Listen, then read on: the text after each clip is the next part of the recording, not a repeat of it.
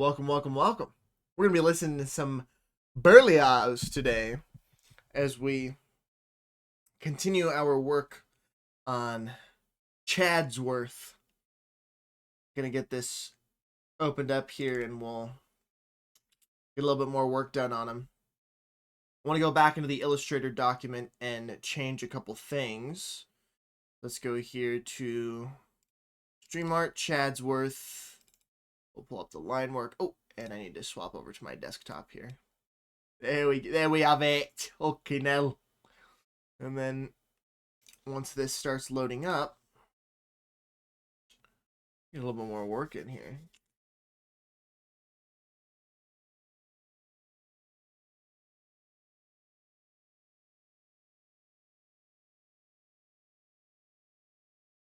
Chadsworth.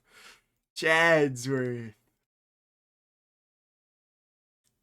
Okay, so when I was looking at this, there were a couple things that stuck out to me that I need to work on to really get this going the way that it needs to be going. Okay. May also get the camera up just a little bit more so I'm not clipping off the top of my chrome dome there. And honestly, I'm gonna switch the category to art. Because we are doing art right now. Though to be fair, if it was in No Rest for the Wicked's category, I would probably get more traffic to the video, at least right now, but I want to at least show my viewers that I'm also streaming art too, you know? People that maybe aren't familiar with what goes on around here. What we're going to do is we're going to take this line and I'm going to scoot it over just one because this is looking a little bit too thick for my liking. Like this space here. And this should help to balance it out a little bit more. Yep, there we go. Looking a little bit nicer there. So boom, chiseled jawline right there. Okay, the other thing, there were a couple lines that weren't connecting. And if this eyebrow's going up, and you know, I've noticed this right now too, so we'll take this, get it nice and connected. The other thing is that if he's doing the sigma alpha male fucking, you know, GIGACHAD one eyebrow up, this eyebrow's got to actually be a little bit further down. Like there.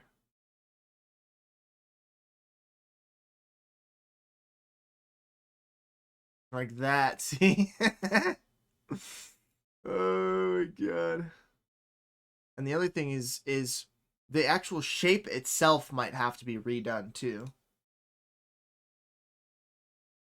Now, just purely because, you know, let's also take this and move this kind of down here, but give it a little bit more curvature right there.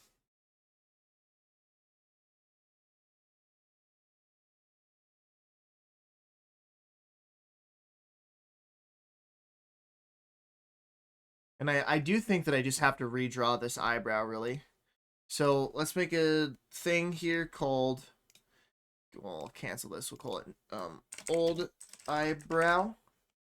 And then let's move this eyebrow to the old eyebrow spot. So let's see, transform. Or sorry, arrange every single time. Send a current layer, and then we can kind of keep that there for reference, but we're going to lock it so I don't accidentally draw over it again. And then here with this brush, we can, let's see. How would I do this? Because basically, it would have to kind of swoop down. And even again, this isn't bad. Right here, it's just a little off kilter, right? So like if I do this eyebrow is a little, it's pushed in, or sorry, this one is pushed in, and it's kind of flat and straight, and then they've got these lines going up this way. Some stress lines going up here. So, as a matter of fact, let's start from here. Let me do this one more time and look at myself. So the eyebrow really kind of goes straight across and then maybe has a little bit of a dip down.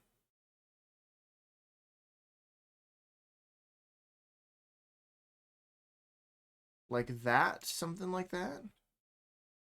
And of course, we need to give it a little bit more shape here.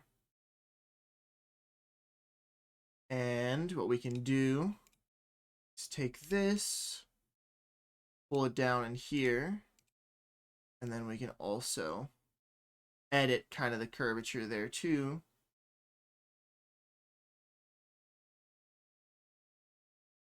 Now, if we look at that compared to the new one, I'm sorry, the new one compared to the old one. The old one does give more character. Honestly, we might even just keep this, but I have to mess around with the shape a little bit. And especially with this wrinkle here, because the wrinkle needs to go basically right there. So, keeping that in mind, I don't think it's going to be as simple as pull this down and move it out. Because then this whole dealio will probably get moved down one. Put it there. Then move this here. Let's stretch it out just a little bit further to take up that space.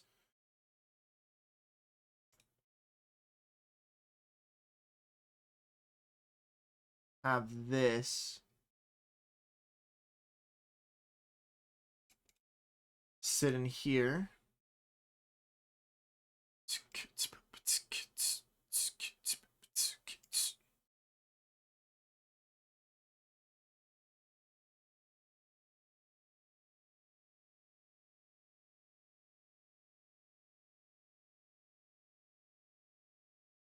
If I look at my own wrinkles I got going on here.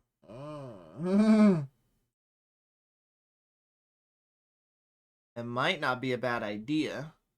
As a matter of fact, you get rid of this and have this line kind of do its thing as well. Then put another one down here.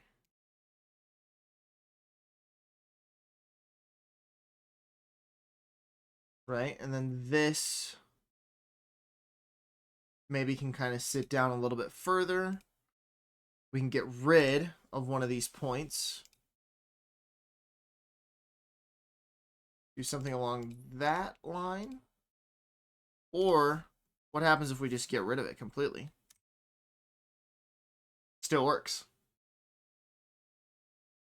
I think, well, this is what we're going to go with. And then this little connecting portion up here. See how it's kind of sticking through there?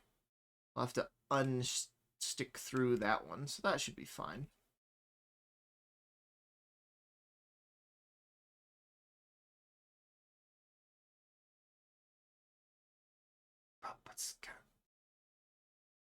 And let's see.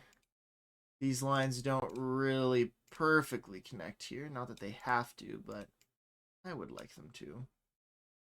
And let's make this flow a little bit more.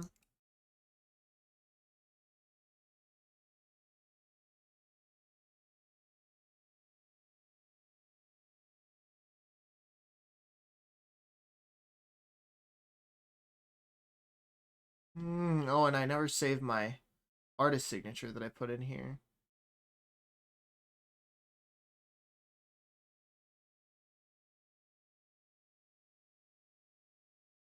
Maybe instead of putting it inside this, I should probably put it like up here as a little scratch in the thing.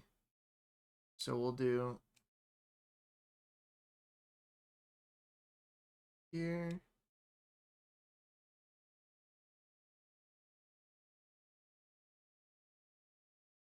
like that.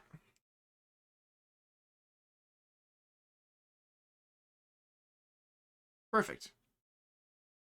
And then got all that.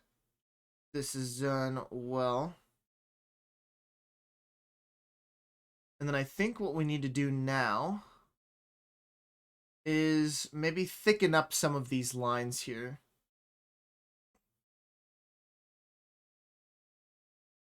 Like this line that kind of outlines everything. Maybe we can make this... I mean, it's not as easy to do here on Illustrator, unfortunately. And I'm telling y'all, once I have my graphics tablet, that's when we're going to start really cooking here. It'll be real nice. Oh, yeah, but...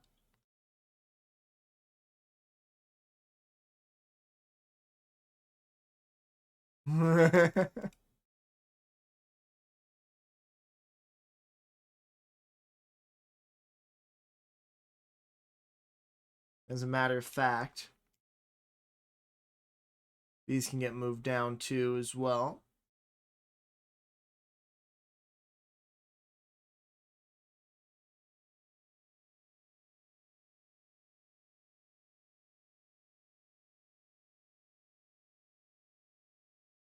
Okay. Let me see about what lines I would want to make a little bit more bolder. Like maybe his jawline, for example.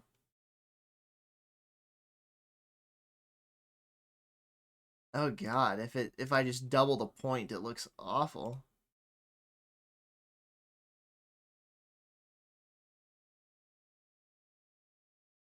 Well, 1.5.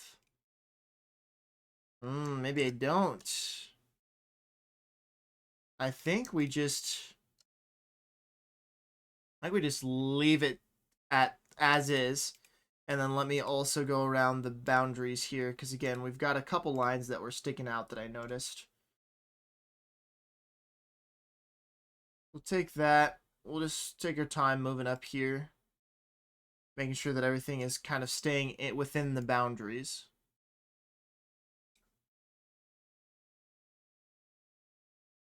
Everything there looks good. Everything here looks good. This one's got to be pulled in just a little bit more.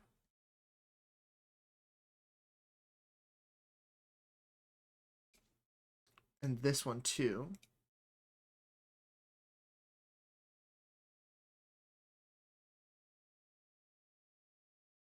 And then, like, for example, this line will pull in as well.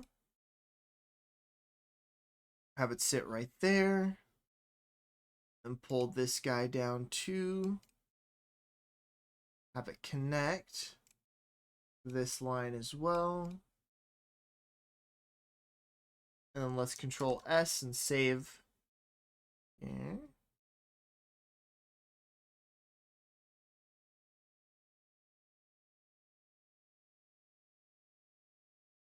And again, we're just kind of making sure that all these lines are actually starting and ending where they should be.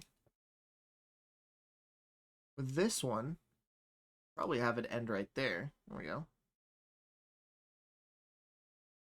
Make it look a little bit more cohesive, if you will.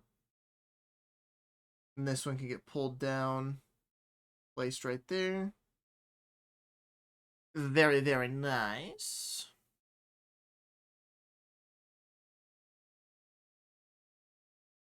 This can also get schmunged in there. Yo, good morning, Mike. How you doing today, man? 2, let's pull this in as well. And this line could use a little bit more love there. These aren't quite connected. And this is looking a little shoddy too. Let's get this to flow a bit more. Yeah. Get this line pulled back here. And this line up here. Perfect. And then this line can also get pulled down so that it's not, you know, tipping over the edge there. Not too shabby. About to sand a truck bed. Well, hey, glad to hear that you're doing all right, man. That you're doing not too shabbily. About to put the old boardy to use. Sand a truck bed.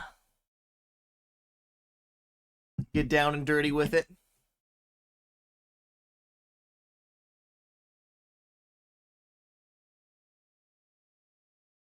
I dig it, dude. I dig it. You're making the world go around, Mike.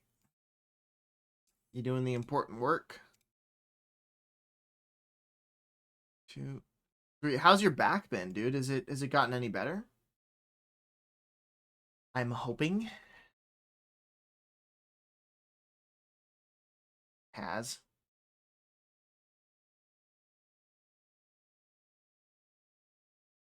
Okay. Everything's looking pretty good. Let's zoom out. And methinks we're getting pretty close to being just about done here.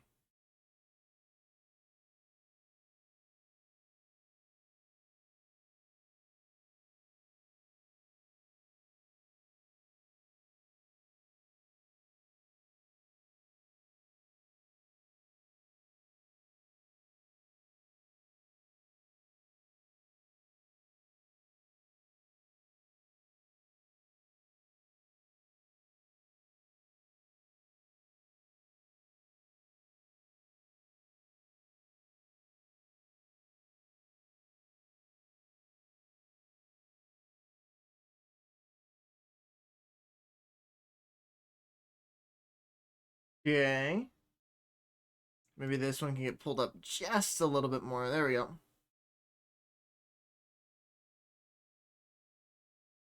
Up here, all of this is looking great. To this.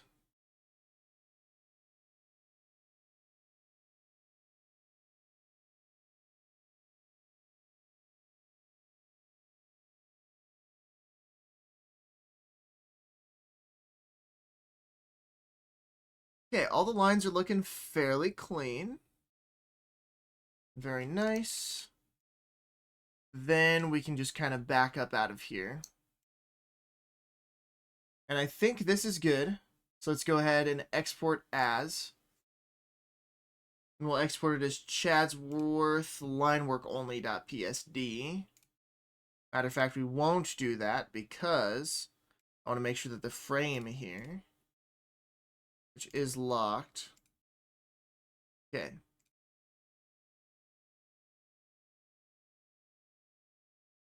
Chadsworth. Let's see. Chadsworth final. We'll just call it. Export that. Then we'll save this as well.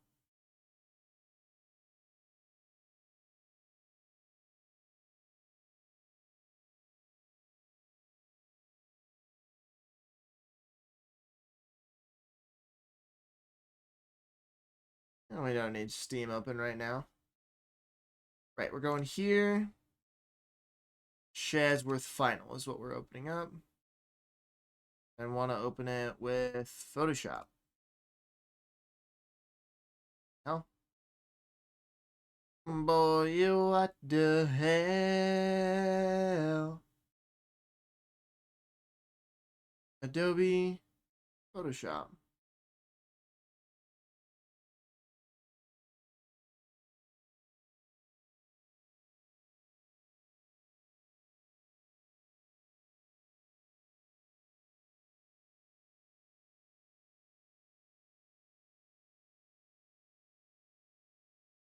What the fuck? Okay, hold on. Give me a second, gang. Let me try and get this figured out here.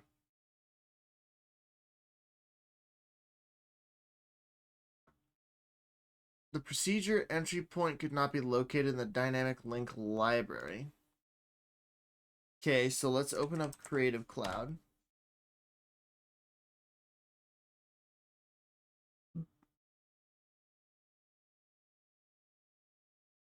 Annoying. It is indeed. What up, Cry? I hope you're having a good morning so far, man. This is why Adobe products are dookie. Oh, well, that's why Photoshop is updating right now. How nice is that? We just straight up can't use it.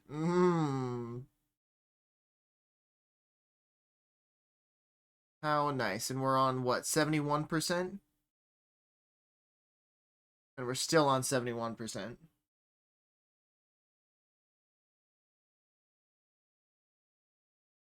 I got a feeling that this is going to take a long time.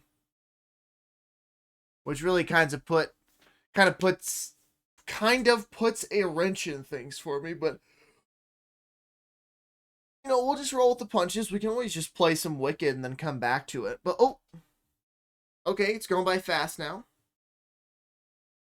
Fly out to Missouri and help me work on my Jeep. I don't have any friends. LMAO.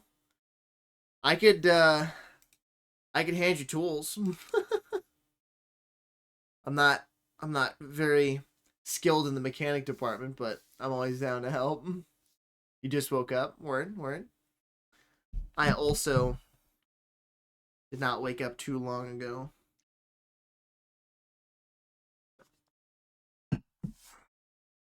Slept in too late and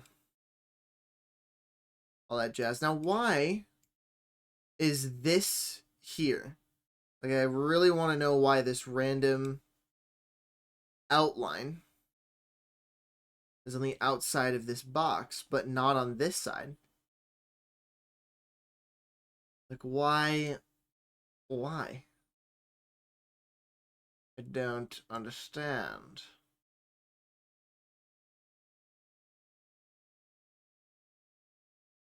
So maybe we take our bucket tool here.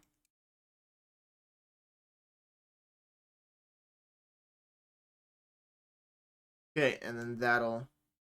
Oh, but then it hits the rest of the line work too. That's... God, that looks not great. Oh my god. So maybe when we do... Well, I don't know. I don't know why it's like that. I really don't want to go over it with just a brush, but I think I might have to.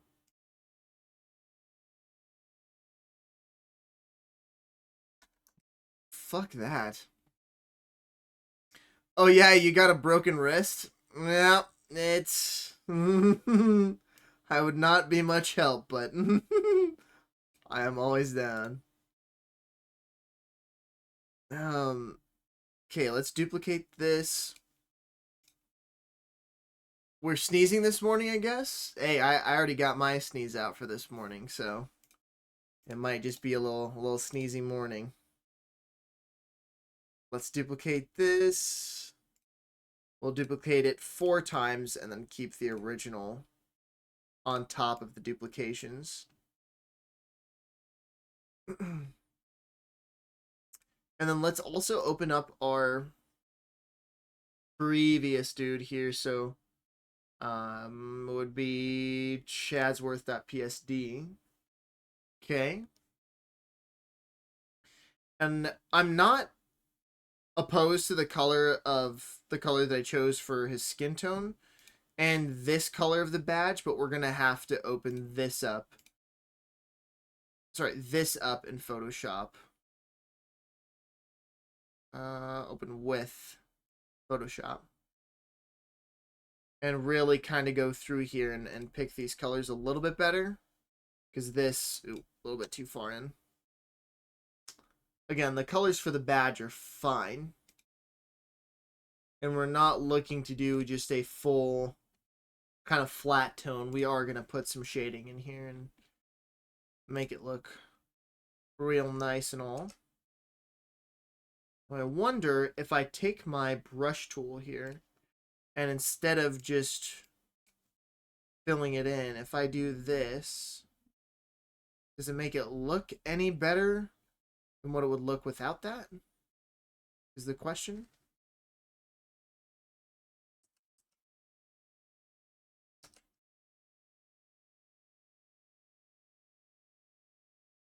No, it's basically the same. So we'll just do our excuse me, our fills then. And we'll put this, we'll call this the background fill layer. Also, hold on one moment. Pull this down, then call it the background fill. Background fill. Also, I have determined that the fitness streams are still going to happen, but I need to take it a lot easier on my wrist because it's starting to feel a little bit worse, and don't want to be going worse, want to be going better. So we're still going to do our strengthening exercises on stream. However, I don't think I'm going to be doing any hammer curls or many arm things anytime soon here. And you know, maybe I try with a lower weight. I really don't want to push it.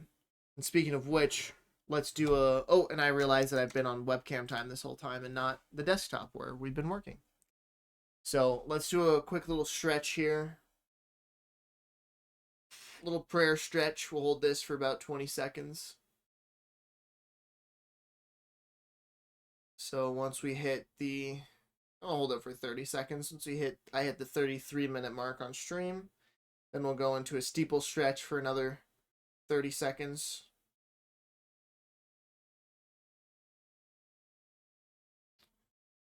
Reasonable? I think so. And we'll hit, maybe we'll focus on legs a little bit more, find maybe some other ways that we can work out our arms that maybe don't require our wrists as much, which I don't exactly know what that entails, but I'm sure I can figure something out. Okay. Into a steeple stretch. We hold this for, let's say 20 more seconds, so 33 minutes and 40 seconds, and then get back to it here.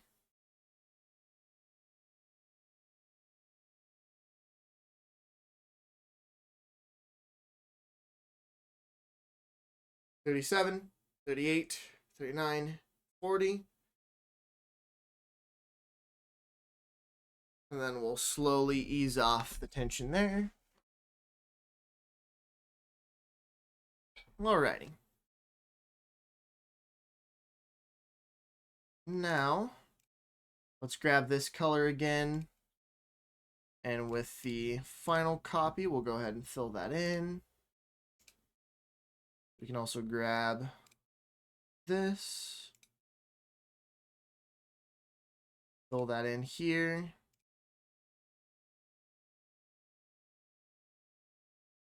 Make sure that all the parts that need to get filled in with that color get filled in. There we go. And then the scrapes and scratches, if we look at our piece here, they've got to be kind of the same color as this emblem, which looks more silver than it does this grunge, because that might just be shadows. So if we make it kind of this color here,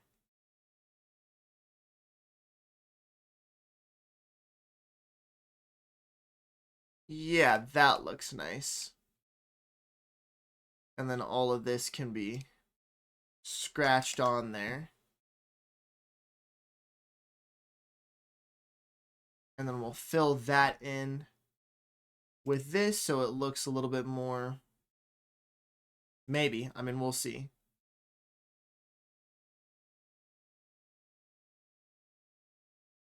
I think just keeping it black will be fine. Yeah. Yarp. And then is the tongue the same color? Mostly. Okay. And then that little thing there, is that a scratch? That is. So we'll grab this gray and color in the scratch that color. Okay. And the skin tone's gonna be, I always struggle with lighter skin tones and getting the right color. Again, this doesn't look too bad here. I think maybe just slightly lighter might be the move. Also, let's Control S so that we save our progress here. And this can be kind of the base tone, and then we can darken it like down here for the shadows and whatnot. Then if we look at his lips, okay, this will probably do just fine right here. This kind of slight red added. I think that'll be okay. And then instead of just taking this color, like that,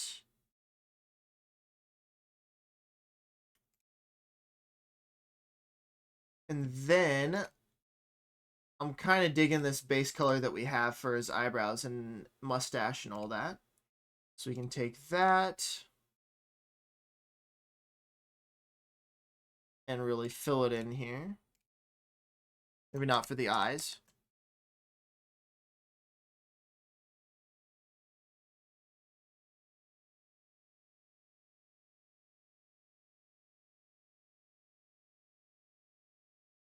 This should fill in this entire area. Oop. I believe. Okay. And then we can fill in the mustache and the eyebrows as well.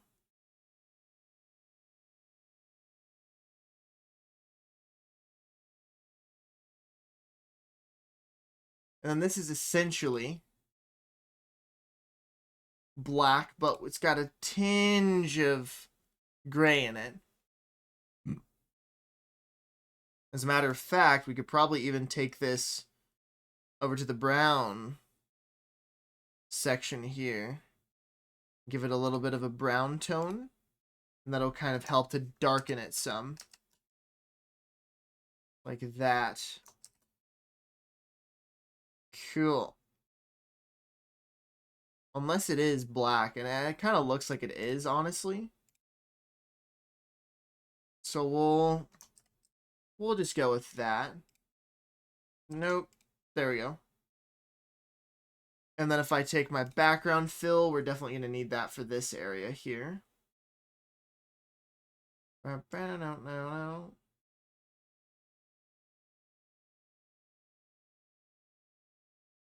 Okay.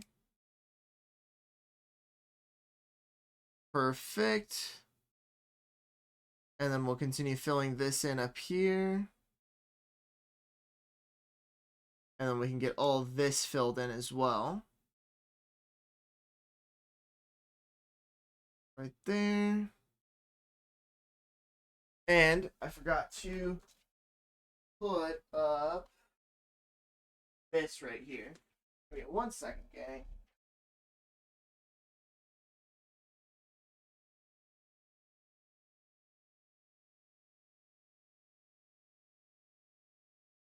Okay.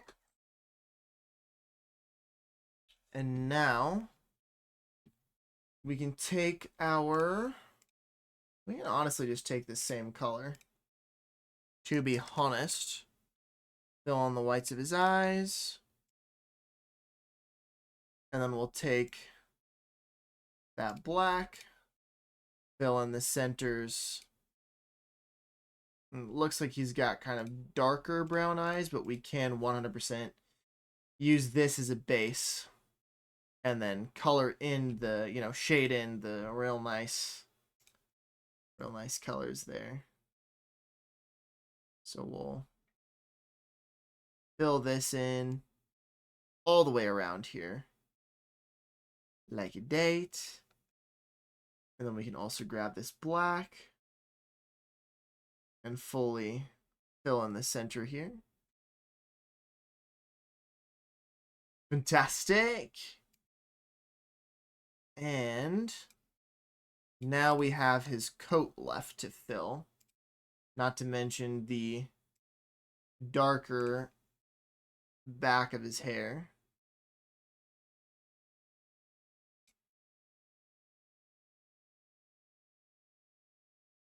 Should be in here.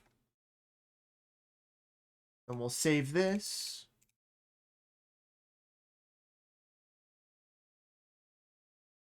Wow, and we're already to the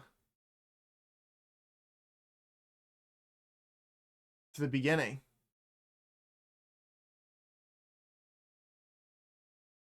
It's just so good, dude. He has a lot of singles. It's like Deep in It, for example. We'll wait for Ascension to finish, and then I'll play Deep in It.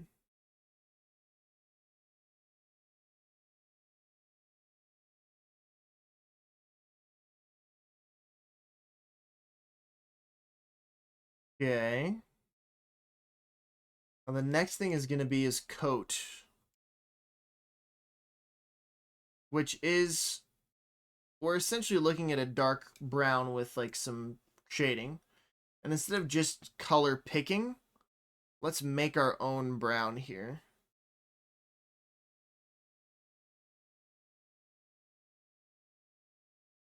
So that shade of brown that we were grabbing was like somewhere over here. I want it to be a little probably like in this range, I think.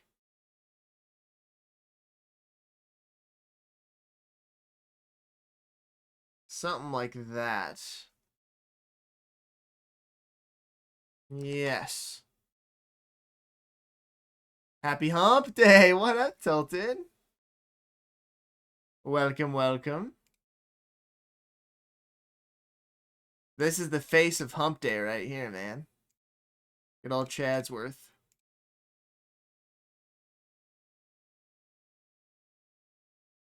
Again, we can fill it all the way like this.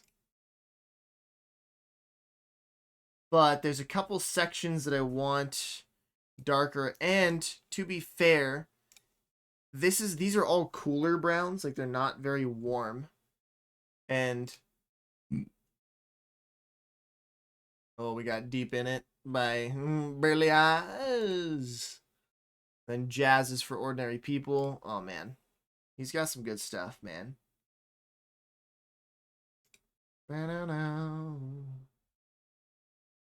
So all of his browns, the browns on his coat, are much cooler than what I've picked here. And again, we don't have to 100% stick to the source material because, again, we're not making like official art or anything like that. This is just some fan art, but I want to try and stay as accurate to it as possible because, you know, why not? Now, the question comes, we've got this kind of darker, cooler brown. We can use this as the base for all these spots, but when I'm looking at this, yeah, we'll just use our brush to fill in the darker areas. So I just want to get the solid color in first. Then for our, let's see, background color.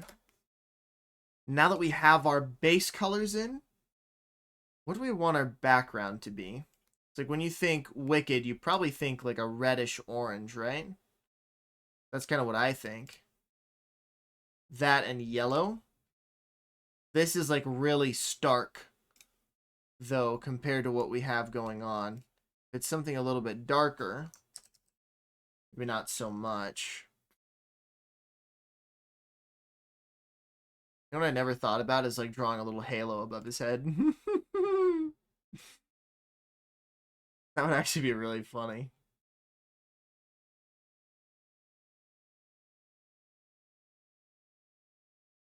Wait, chat, should we do that? Should we give him a halo? I don't know how to do light That would be a fun little thing to learn how to do.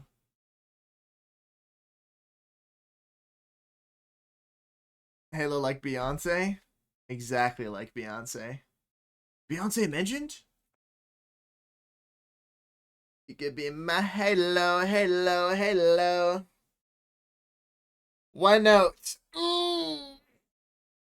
That's what I'm saying, dude. Why not? Let's do it.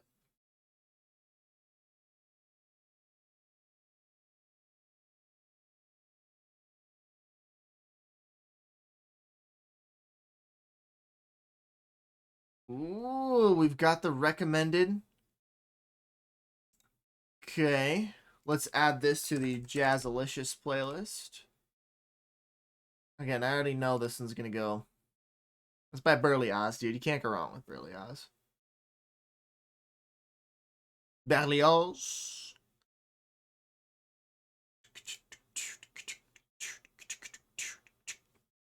So this entire thing here will get moved down, except for we need that selected as well. So move him further down. Take this box, extend it up a little bit. And then the simplest way to do a halo would just be to take our circle tool.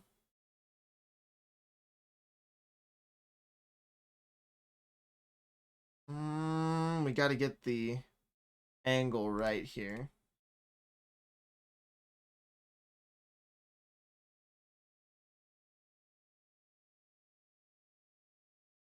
Okay.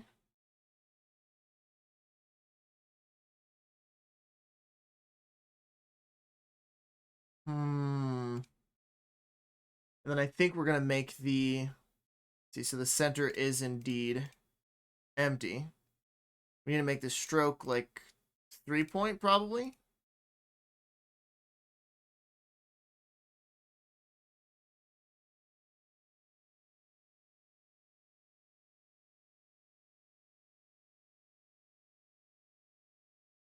Oh, that's different than what you were thinking? What were you thinking? Oh, were you thinking like this? You're thinking like one of these dudes? Like the circle behind his head? Like the fucking... Like they're like in the religious text where they've got like this fucking...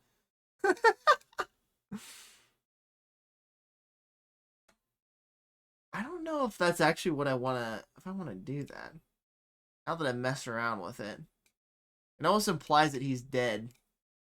And as far as we know, he's not dead, but who knows? Maybe in the future, he does die in the story. Yeah, like the Catholic halos in Ming. Yeah. Ooh, also, hold on. I gotta make sure that this gets added. Talk to Me by Bolden, yes. Oh, Bolden makes some... Maybe we look up some Bolden as well today.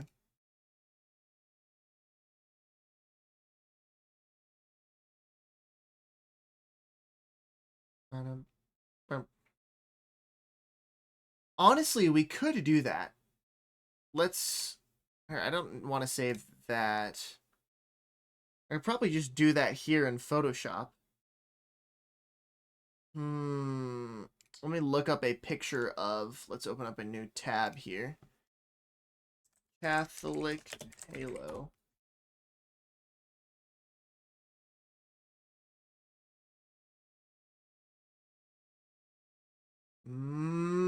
I see. Okay.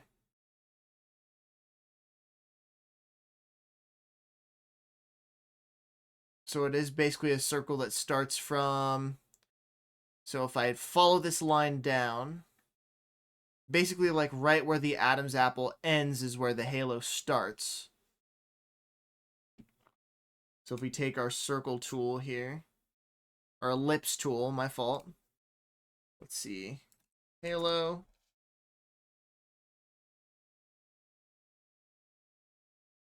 It would need to... I mean, we would need more space on top of his head to make this thing work properly. It would be something along the lines of this.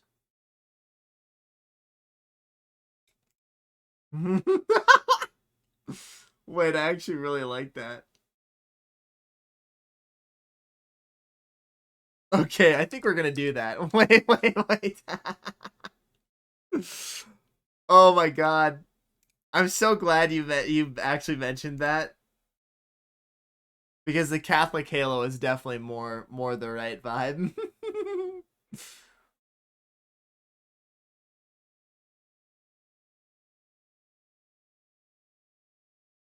In mind, yeah. Hmm.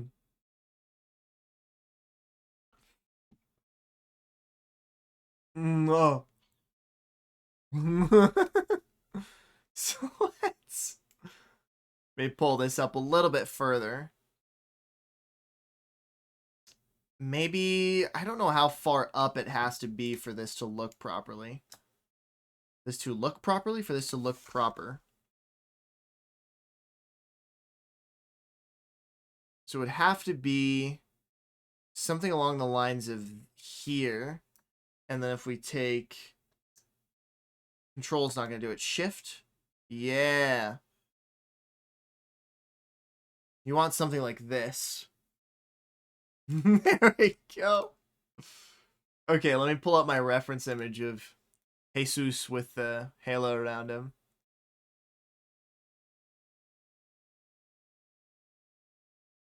Okay. That looks about right.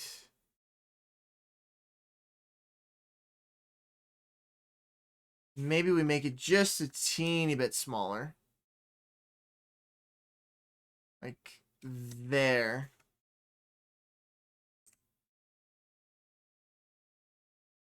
And then I think it also needs to be moved over this way. Like one.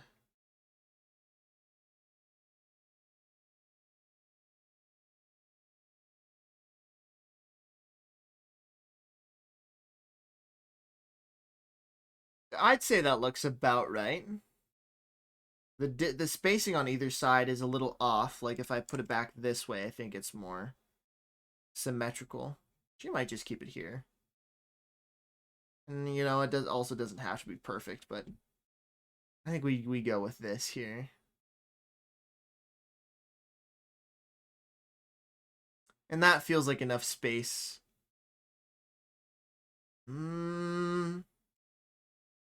Let's pull this up so that the spacing is equal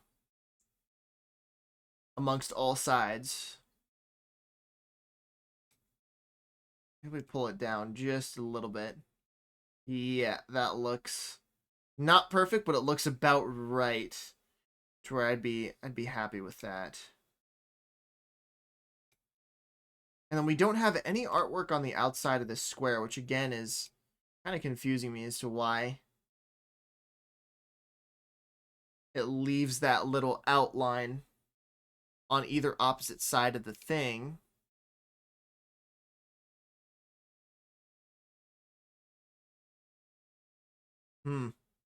Okay, so what we'll do now, as a matter of fact, is let's move in here. Let's add our anchor point in on this side of the circle.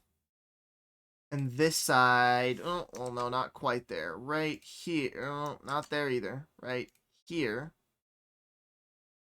And take this, delete that.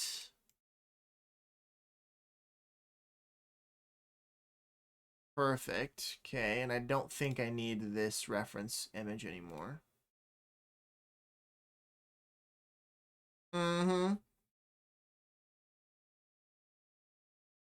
I'm vibing with the jazz. Makes me feel like I'm in the menu of Gran Turismo. Hell yeah.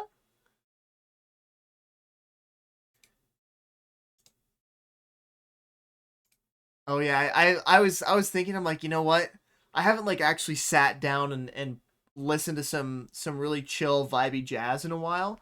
Like it's just always kind of come up here and there on either the compendium or like whatever other playlists I've been listening to. I said, you know what? Let's do some jazz for the art stream today. I'm glad you're vibing with it, man. I am too.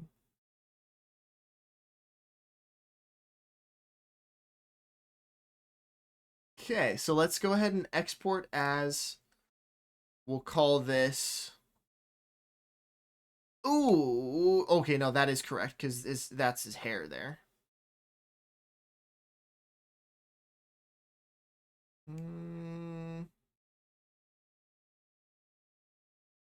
You know, I almost don't want to add the circle in Illustrator. Because if I add it in Photoshop, I can really, yeah, we'll just do this. So file, we'll export as, we'll call this Chadsworth with Halo.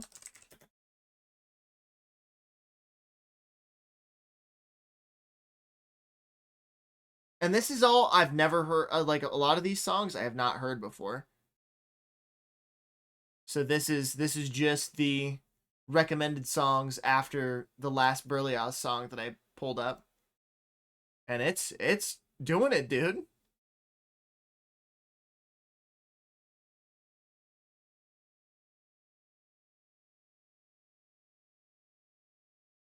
Scography is doing its thing. Okay, and then let's see if the frame now, the thicker frame, if that'll help us. So Chadsworth with Halo. See, it's still, and now it's got an outline on the edge of the whole thing. Huh. And it's a full 1 pixel edge. No shit. Huh. Wonder why. And it's the same here, but it's just been darkened. I don't know. Very odd. Maybe it's with how I'm exporting it. Oh, whoa. Yeah, it probably has something to do with my export settings. Maybe nearest neighbor is not the correct way to go about it. So we can see here. If I export as Chadsworth.psd, and we'll say Chadsworth with Halo. And let's also close this before we get into any shenaniganery there. So like resolution, we'll say, of course, art optimized, I would want. High, RGB, flat image.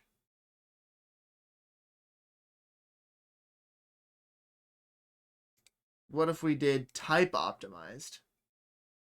I highly doubt that that would change it in a meaningful way. No. So let's close this.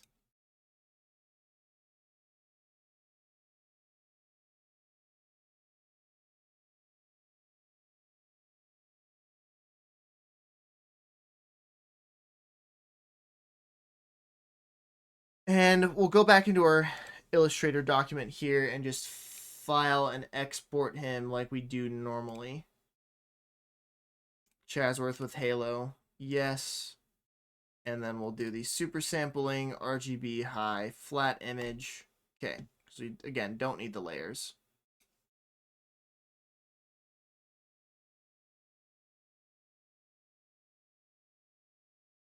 And then we need to open up Chadsworth with Halo.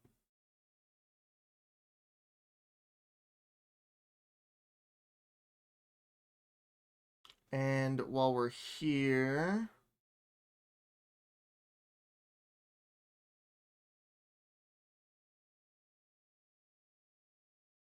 now we can use the duplicate this. Let's see, once, duplicate the original. Yes.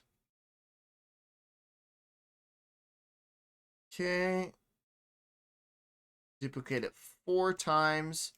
Put the original on top. And then we'll move these like this. Boom. Add this here. And let's see, color. We'll call this Halo.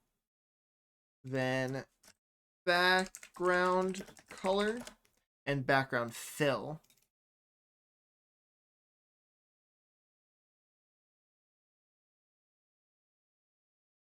The background color has to go underneath everything else.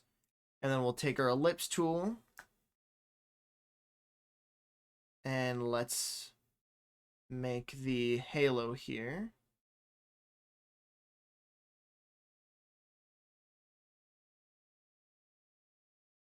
Okay, let's do a quick little zoom out before we finalize this. Have it start here. So this is centered right now within the image on this line.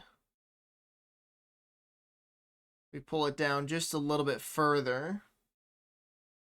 We can make this area and this area a little bit more even.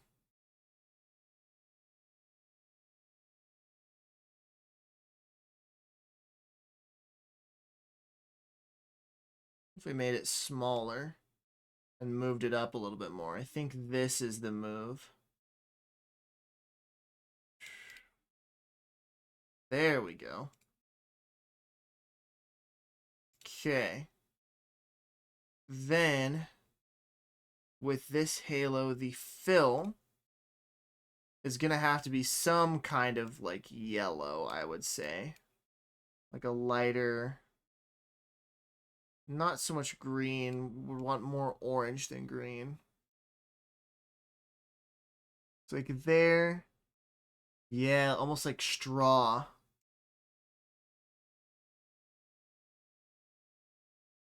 There we go. And I'm sure if I select, cool. So we can always go back to the halo and edit that. So Chadsworth with halo copy. We're going to move this one over here and copy all the colors from this guy over to here. So fill him in here.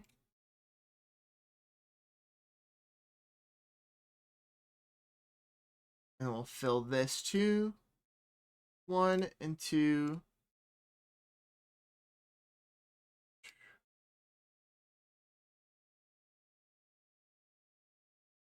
Okay. Fill all of that in. And then let's also fill this in as well.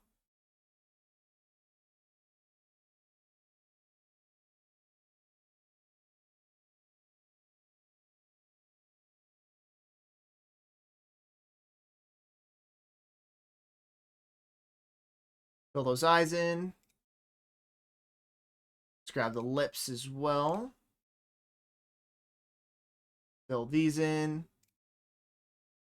And we'll get the kind of darker color inside his nostrils. Fill that in. And we can grab his neck shadow color. Perfect. And the next thing is to copy the silver on his emblem here. I think what I'm going to do is give it a slight tan tinge. Yeah, there we go.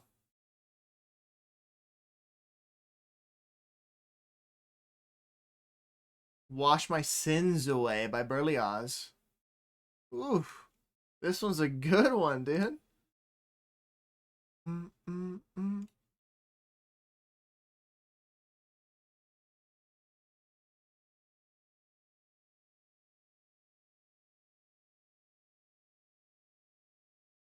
And then we can fill all of this area in too.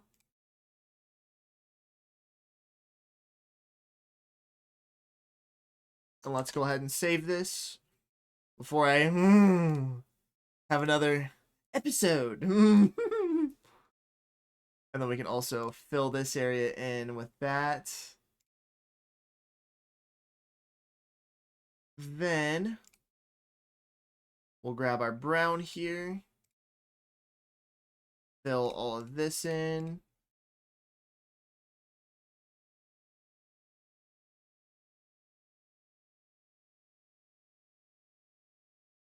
Here. All of this as well. And color this in. Boom. I think that's all of our solid color minus the background. And then I think for the background fill, we'll probably do something along the lines of like a red. And then that way we can keep to like the wicked coloring, right? The lost mixtape, or rather lost progress. Yeah. It's sad. But it's all worked out for the best, I'd say. We ended up coming up with a version of him that I'm more happy with. So, and I think the orange honestly is a little bit more of the right vibe here. Give it a bit of a warmer tone to complement these cooler. I mean, maybe we do keep the piece cooler though, because again, all of his skin tone's very cool. The coat is very cool. But a cool orange would look like rusty, so it would need to be blue. Or maybe even this teal. I doubt that that's gonna look good. Doesn't look terrible. Really am liking this orange.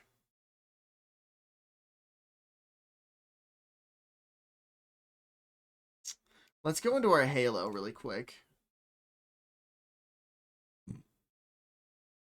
And we'll make the stroke a very light. There we go. So I don't think we want the halo to have an actual thing to it.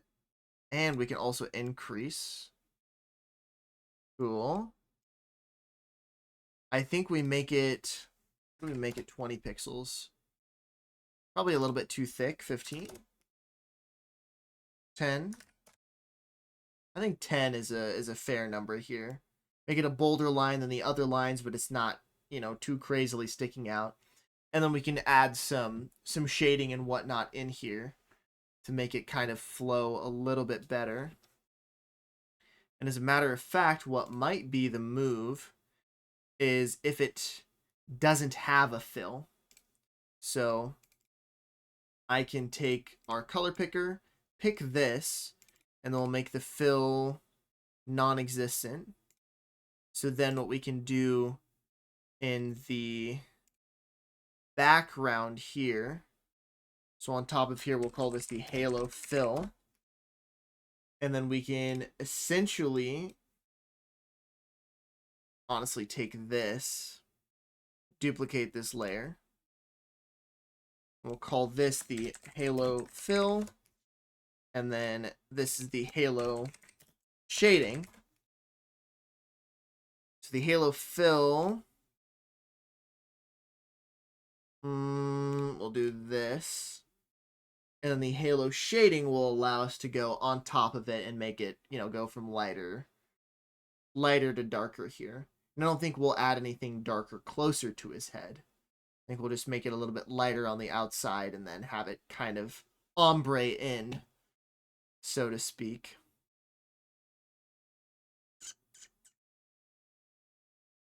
And this could even be multiple circles too.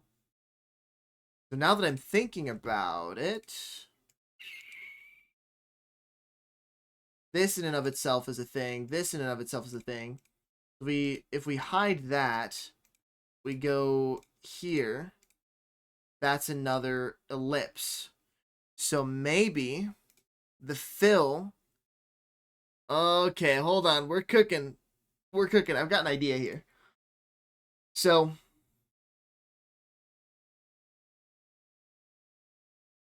okay.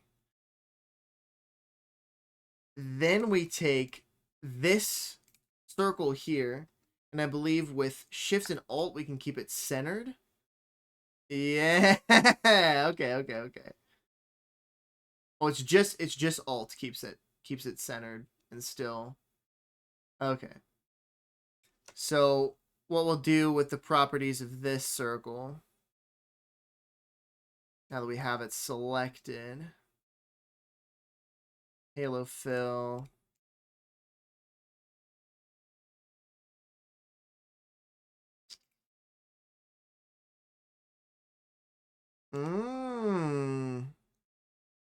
It's not considered a shape because this was just copied as a layer. So then how do I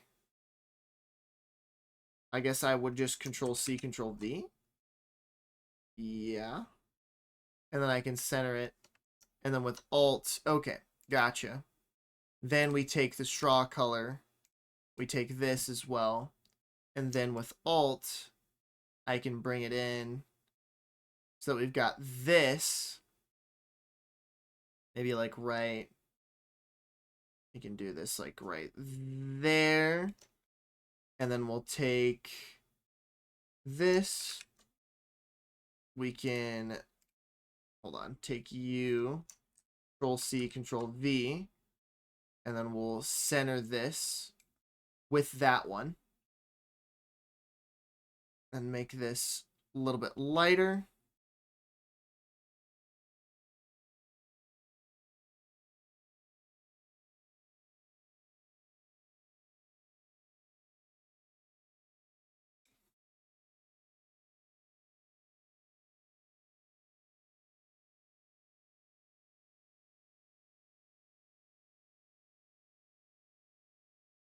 This has got to be some more Burly Oz, is it not? No, this is called Gloria by Dawson. Oh. Dude, this is groovy.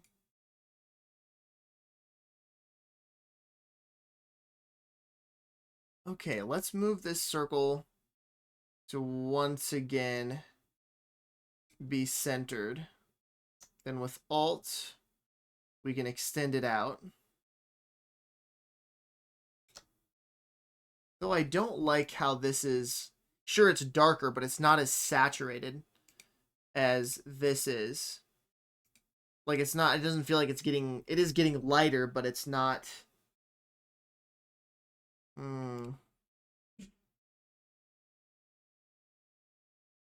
Yeah, we need it up here.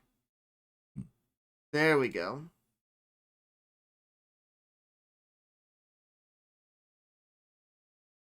That's kind of more what we're looking for there. Then, in theory, we take Alt, make this a little bit smaller.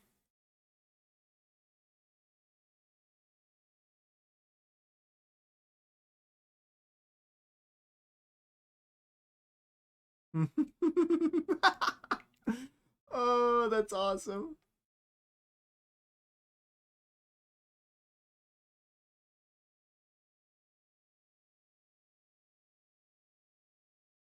And then, as a matter of fact, you know what we can continue doing too is we can take this background color. So, like for example, let's take the biggest halo that we have out of here, which is this one. Select that, copy and paste it, center it, and then we can make it, you know, like the color. So we'll just say red for now, so that I can see the difference between them.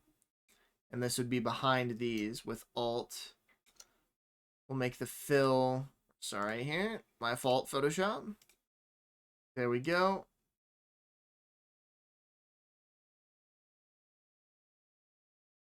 Okay, okay. Hold on. We might be cooking here, ladies and gentlemen. We grab this with Alt and pull it out, and that can be like the outline all the way out here, right? So completely covering this would be this big red circle. Okay. Then let's take this one again. Copy it. Paste it. Move it up, move it down. Then we'll change this color to the same background orange that we had picked out before. Oh, my fault. With Alt, we can kind of make it circle out like that. And then maybe once more Control C. On now. Control C, Control V. Yes. Then our new. Well, hold on. That didn't. There we go. Okay. Then we'll move this down. Move this circle up. So, oh, not that one. Move this circle up so that it is centered once again. Then we want to change this color to, say, maybe like a brighter orange. Just something to differentiate between the two for the time being, and we can mess around with the colors later.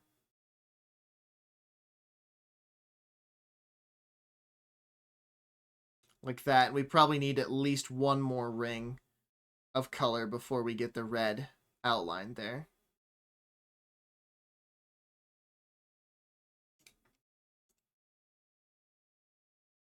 Rouge by Saint Amour and Cézanne. And this is La Danse. Oh yeah, I like La Danse.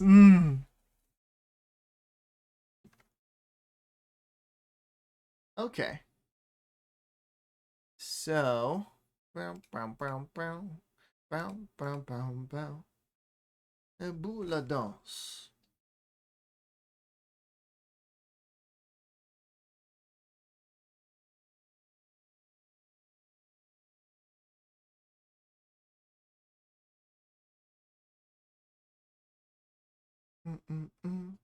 Ba ba ba da bum bum.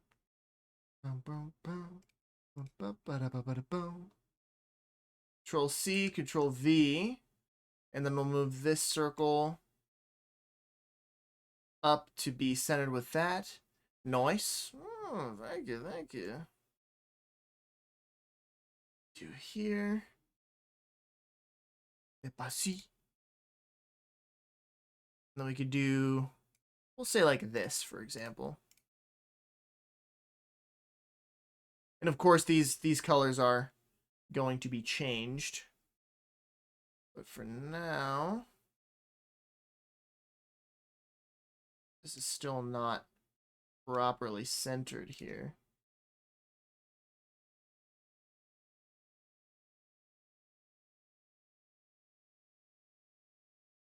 No.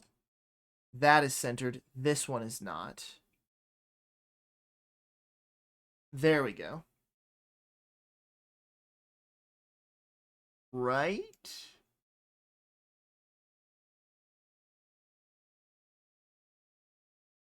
Okay. Then we take our Alt. Dadgummit. I want this one selected. And then this one will get pulled out here. Oh, great. Now I got a little danse. Down, down, down, down, down. Living in your head rent free. Alright, we can put a little danse on, dude. We can do that. We'll make a little detour. A little danse. Down out. I've added it to the queue.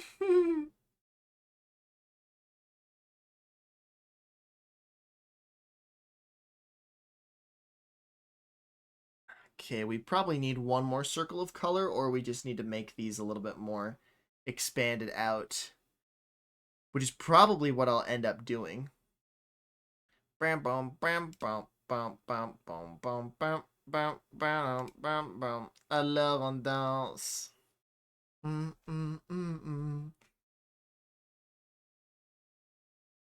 Alors on do different way. Des dépenses, crédit, créances. I fucked that up.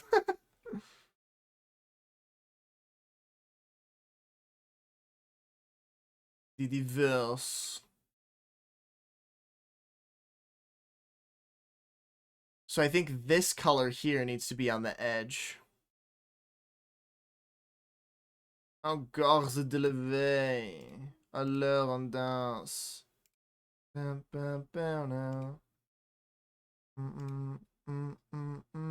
Alors on danse. Alors on danse. Alors on danse. Alors on danse.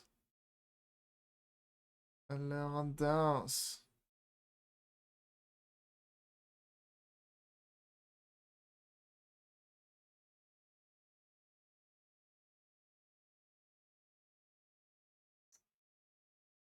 Okay, so like, we'll say about that's probably enough for this line. You can grab this. Pull it out a little bit further. Same with this one. La la la la. La la la la la la. Alors on chante.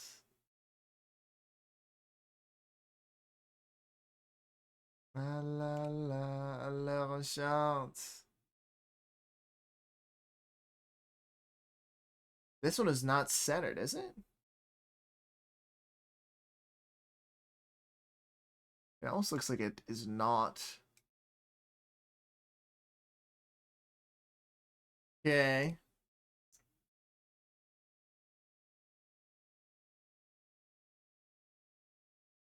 Why are these all looking like they're getting less circular?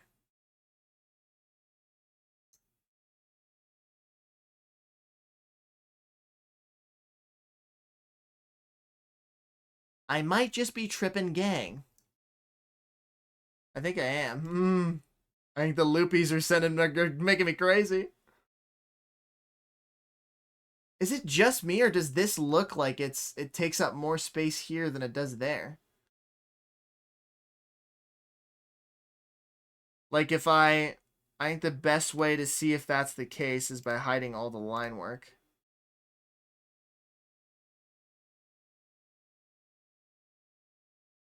No? I think it's just a trick of the light.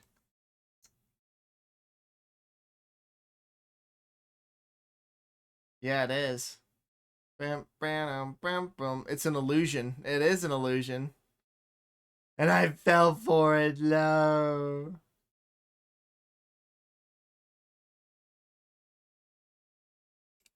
And as a matter of fact, we can make the background color black. And we'll just go ahead and take our bucket and make sure we're selected on the right layer. There we go. And now when we put Chadsworth back into place, the border is as, well, it isn't as it should be, but we have a little bit less that we have to fill in here.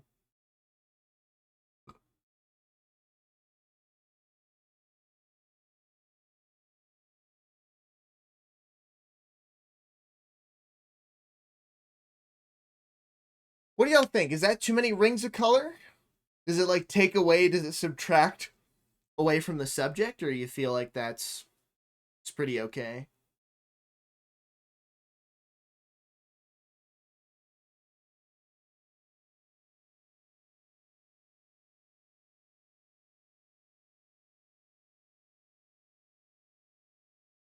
I think part of what'll help making that decision is once I actually shade him in as well.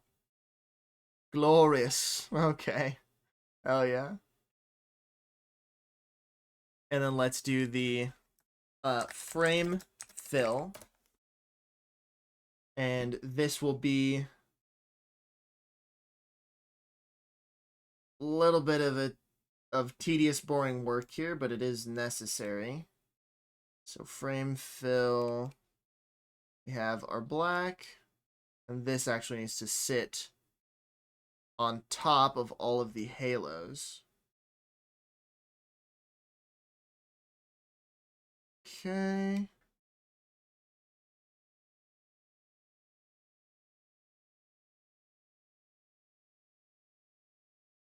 And this is more Bolden. Oof. I'm hoping we get to listen to more Bolden, because Bolden has some fantastic jazz. And if this recommended playlist starts shitting the bed, we'll just listen to one of Bolden's albums.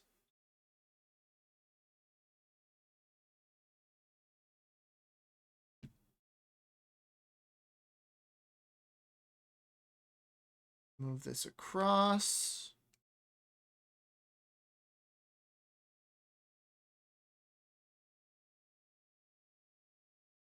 And move that across. And just keep going and going and going and going and going till there. Move this down.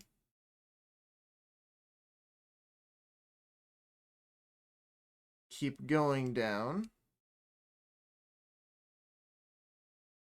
Boom. Okay, and now everything else should be filled in with black. Perfect. Ooh, actually, this bottom line is not because of that circle. So that whole area is still red. Just like that. Perfect.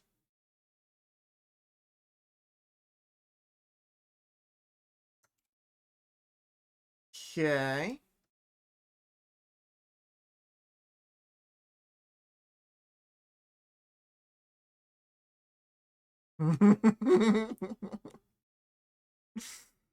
Oh man, Control S to save because I have not saved in a bit. Also, I have not done a hydration reminder today. Gang, please do drink some water.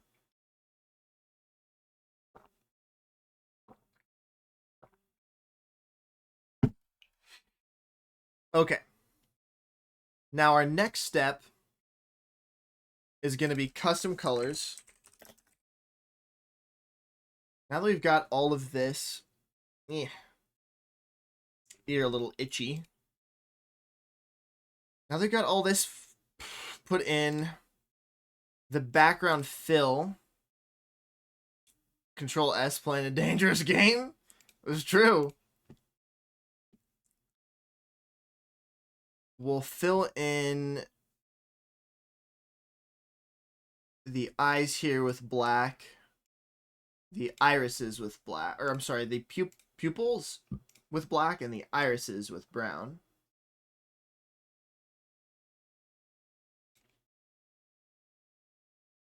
And yes, I'm aware I should have done it in the opposite order because now I have to reapply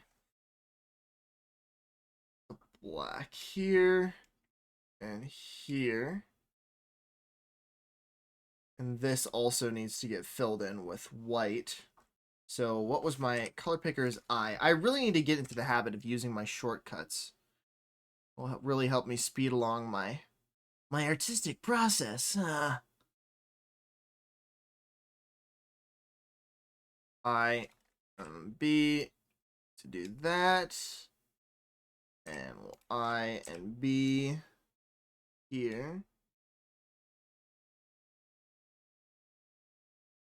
Yay. Okay. Get that filled in real nice and good. Okay. Then this also needs to get filled in here. Looks like he had a little bit of mustard on his mustache there. And then we'll need to do the same here as well. Which, as a matter of fact, this needs to go down to like 5 pixels so that we can do some very specific work in here. And really, I think the way to counteract this simply is just by going on here and double filling this in, but it makes the lines thinner. See how it kind of pushes those pixels back? Now, I don't know. Oh, okay, wrong.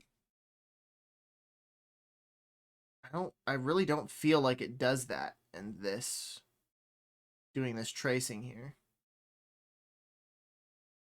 If anybody has a better technique to this, please do let me know. Because this is quite time consuming for what is arguably something that shouldn't be so complicated.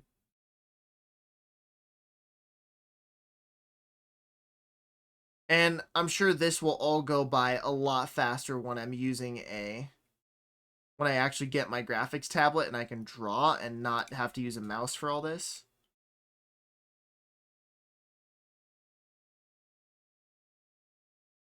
Which should be fun little thing here. Should be coming in the mail. I should be getting my hands on it within the next couple of weeks, along with the new PC, and we'll do a PC build stream. So any of y'all who want to tune in for that, be building a PC on stream, and hopefully it doesn't take me as long as it did last time, or else we're gonna be here for a while.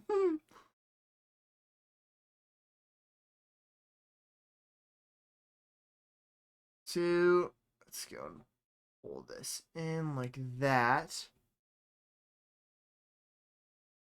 Nice, and then we can just kind of fill in my signature here. Fantastic. Then we can also fill in the rest of this line work as well. So let me make sure that this gets this. Beauty in Imperfection by Gabriel and 2 Cents. Sense spelled as in smells.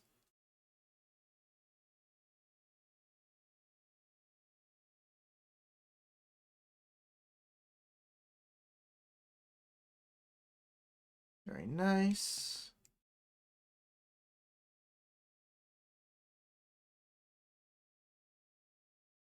And then we can continue this line over here. Get the outline going as well. Boom. And then outline this shit too. Very cool. Then we can take our kind of tan here and also continue to outline this.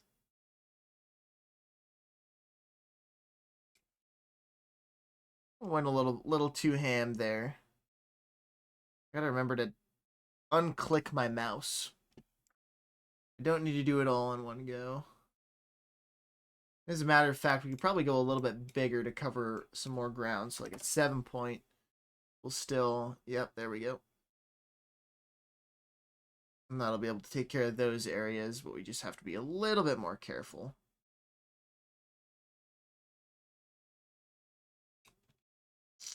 And really, in the grand scheme of things, I probably will just end up giving up on doing this and just double filling it because this just takes so long.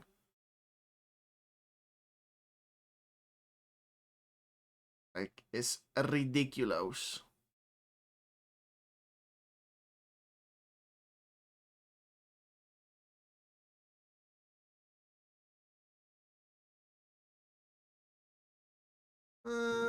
Okay. There we go.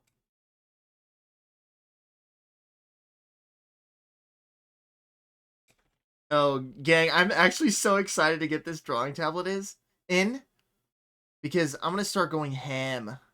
Okay? We're going to be getting back to doing some more regular art streams. I'm thinking Wednesdays will probably just become a full art stream instead of like half art, half game time. And then I'll do at least one other like half game time, half art stream where we're doing some artwork for like the first, 2 to 4 hours and then getting into gaming for the next 6 to 4 or however long I end up streaming.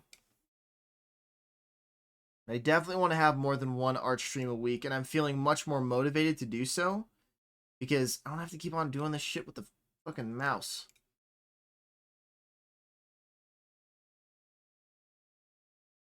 Though, to be fair, my skill with drawing with the mouse is definitely improved for sure. I can tell.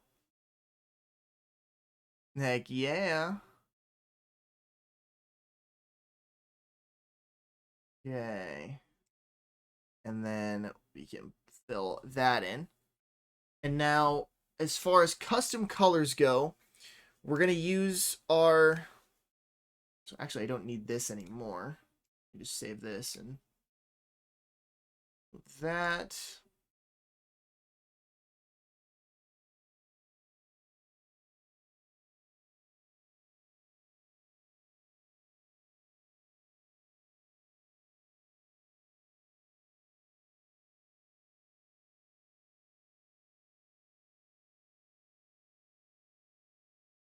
We're gonna need to get into shading here very, very soon. Very soon. And I think we're done with like kind of the color rainbow there. So the easiest thing that we can start doing is get a much darker brown and use our brush here to start filling in. Let's see. Custom colors needs to go here. To start filling in these areas, actually what needs to happen is this right here.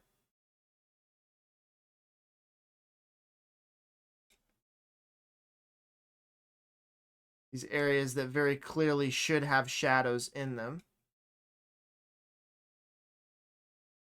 There. Matisse. I haven't heard that in a while.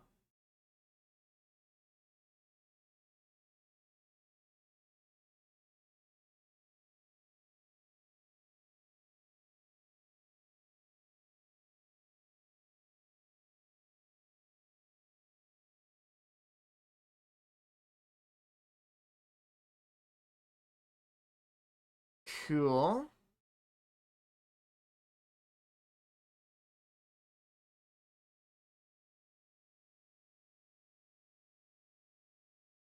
And let's just get all of this filled in here.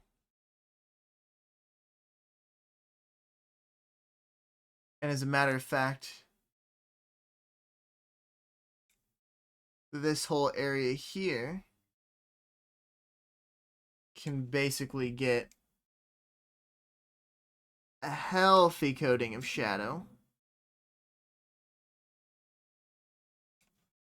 Like that.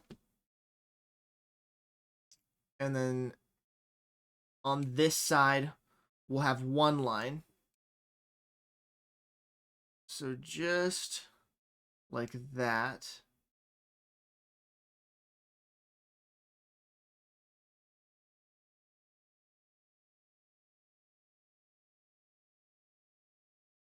There we go. And since these furs are definitely bigger and thicker than the actual hairs themselves, have a little bit of a bolder shadow to them. Like this one, for example, can be quite thin. And then here, where the fibers are closer together, we'll want darker, more intentional, more bold shadow work.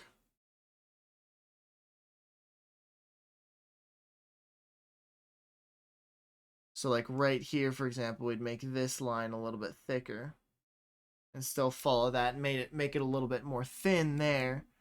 And then here we can take this and kind of, there we go. And we'll have the same deal, not the same deal, but a similar deal here. Where this kind of continues, goes up and stops. And then this can also do the same thing. But we'll have this be a double liner. We'll go do that.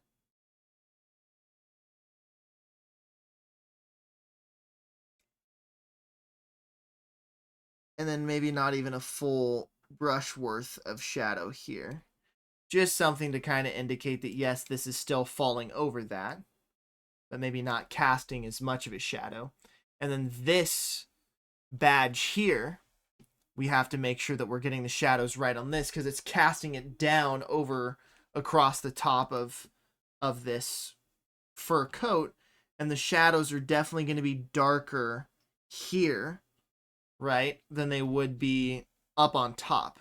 So like there's probably not even much of a shadow up here, but down here, like once we start getting to probably about there, we've got a thin line like this, for example, we can start here. So not too much, and once we start rounding the bend, it gets a little bit thicker till we get here, and then that shadow really starts to kind of take place there, right? And we can follow this line down and really kind of exaggerate it here. Let's redo that.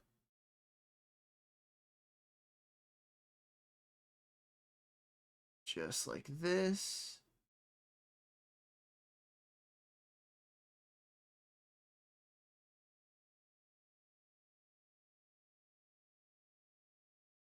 And let's see, somewhere along here, along this path, is where this kind of starts to come out and go down there.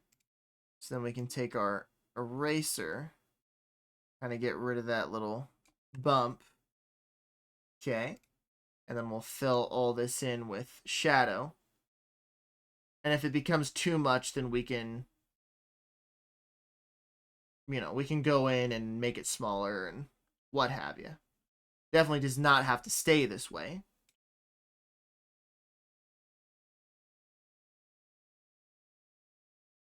Okay. That through. And then do the same thing here. And then since we didn't do the, the little trick that I had talked about previously, we have to actually go in here and do a custom line here to indicate that this shadow is continuing across here. And then we fill this up. And anywhere else, I think here is fine. But there, definitely that shadow needs to be a little exaggerated along that kind of crevice in between. And then we could even do, we take this color again, could even do like a little tiny baby shadow around this whole emblem.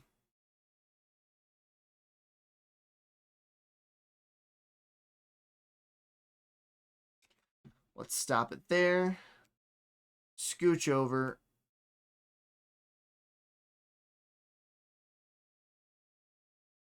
Boom. Okay. And then we'll continue our shadow work here with this hair kind of resting over that. We'll definitely need a large shadow down here, just like that.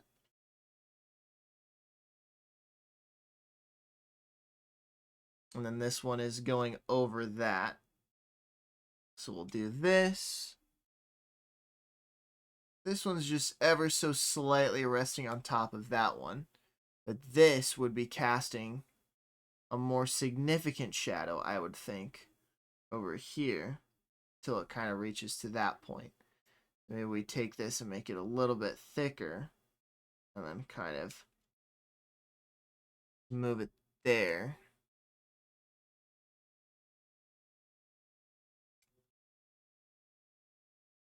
Okay. And this, no, because this is on top of that one. So we don't need a shadow there.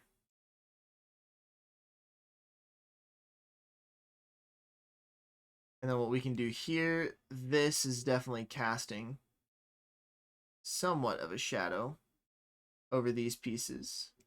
The shadow gets a little bit, there we go, just like that. Then we'll kind of do the same thing over here.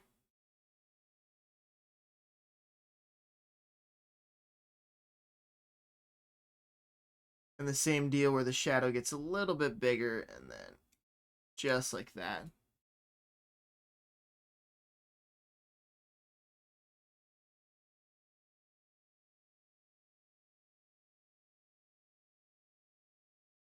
And then we'll pull this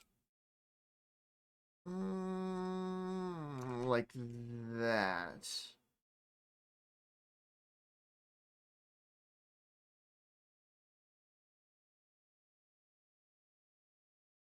Cool. Then this hair is definitely casting a bit of a shadow here. So make sure that we include that for certain. And then this line here can go down. Let's pull this across.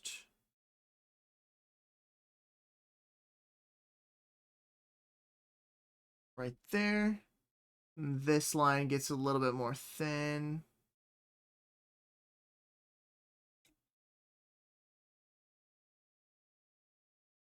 Like that. Okay, and maybe we can do just a slight kind of dealio there, and then get rid of that on the outside. And look at that. We're already giving this way more dimension than what I had before. I mean, just even with those little bits of, tiny bits of shadow, this is already popping a lot more. Oh, yeah. And then we can also go in here and continue this little trend that we have going on. And do a little baby shadow here. And we could even make this a little bit thicker there. And here we'll continue tossing a very thin shadow down this piece of fur. And the same kind of thin shadow can go here too, along with on top of this piece. Again, just ever so slightly on top of the line that we have going on here. Doesn't need to be a lot, just enough to indicate that it is indeed on top of the other piece. Same here. Just like that.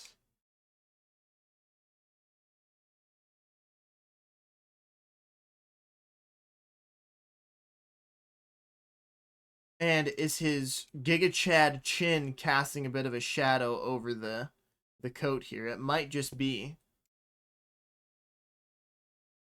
So you can kind of try and take the same shape here.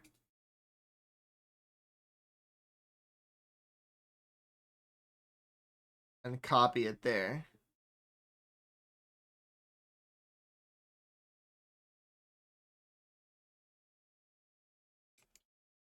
Hold on, I'm going to backtrack because I really did like that song. I want to save it really quick. Paris. Okay. This is called Late Dinner. Okay, let's see what Late Dinner has to offer us. Ooh, excuse me. Has to offer us. And I think in turn, what we should do is take this kind of darker color here and then follow this jawline. Maybe till like there, right?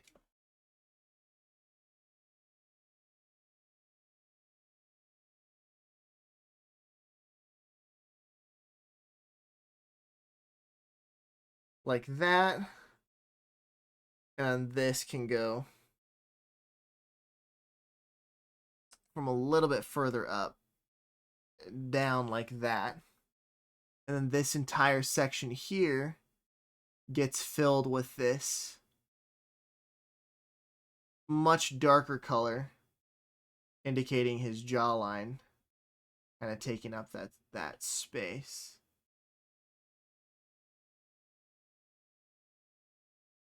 There. And then if we just fill this in, theoretically now we can just double bucket that. But then it makes this outside line look horrible. So we'll just bucket it once and then Fill it in here with one more brush stroke.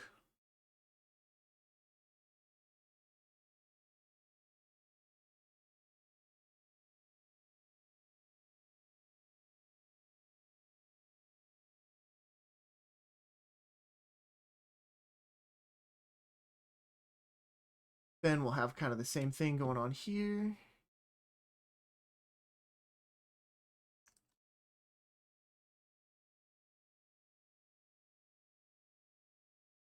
I'm liking this song too, dude.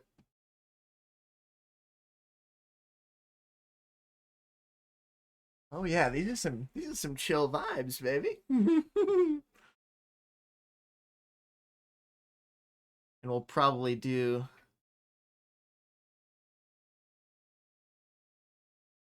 the shadow for the mustache as well.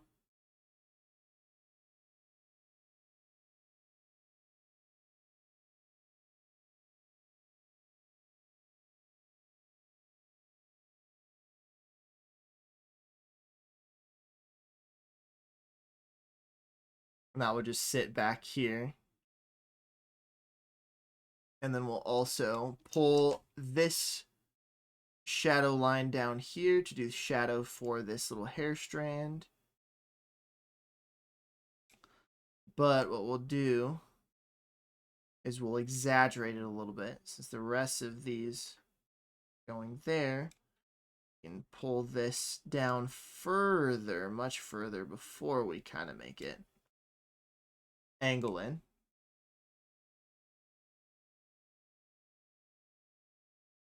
You can also take this color and just slowly start thinning this out. Like that. Although I'm not so happy with this side. Hold on now. Take this. Pull it in just a little bit more.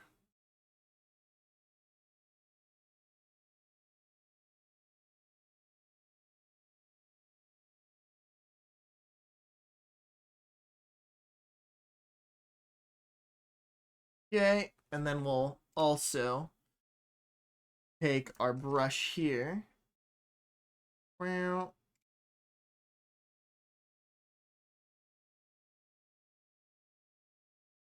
Pull this down there.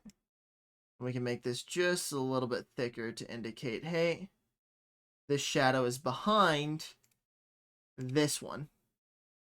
Right? So naturally this one would be a little less thick than that. Perfect. And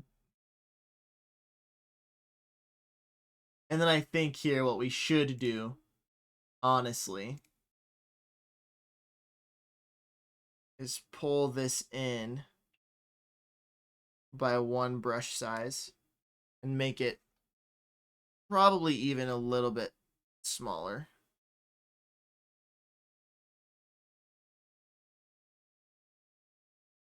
Like that.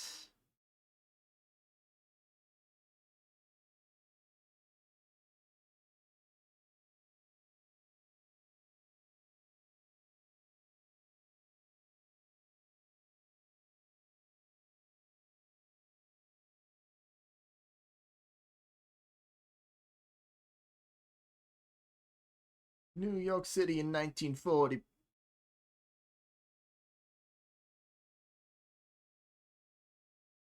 Kill, kill, kill.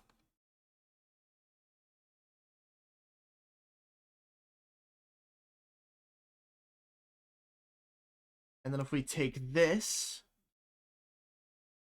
let's take a darker tone here. And we can do the mustache shadow. Kind of in the hair there. As well as following this and making this too thick. 2 brush strokes thick.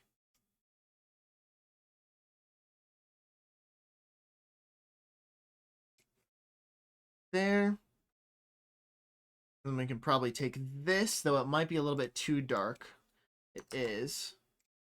So, we'll darken this Just a bit. We'll also need to make our brush size a little bit smaller, so 5 should basically do it here. Okay.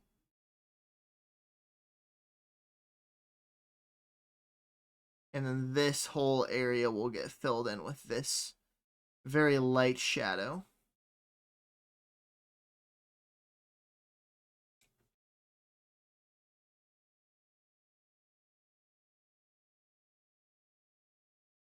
Okay. And we've got a couple more places where that needs to happen too. So, those places being here.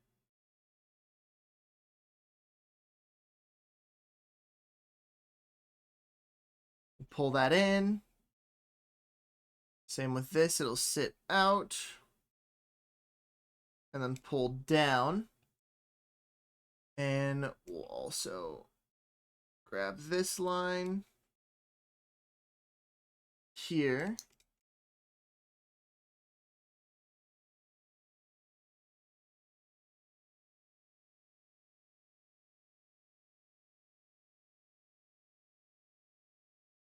Okay. Move this over across there. This will get filled in nicely.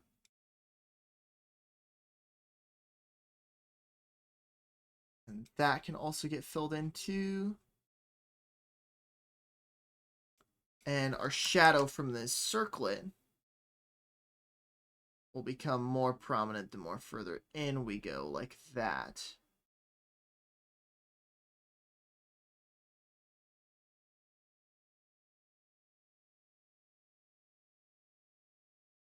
It's very subtle, but it does add something before we get into the less subtle changes that we're going to make here. And let's also change this back to 7. And we can copy this line.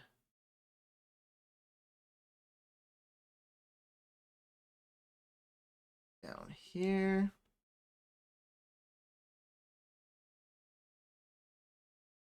Pull this further down as well. There we go. We'll need one more kind of shadow.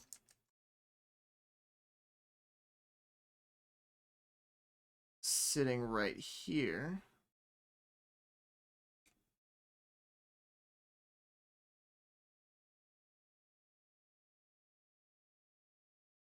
I've already got that shaded there. Perfect.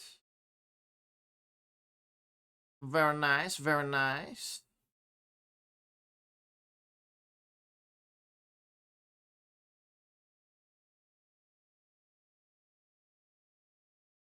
Okay. Then let's zoom out. Oh, it's looking good.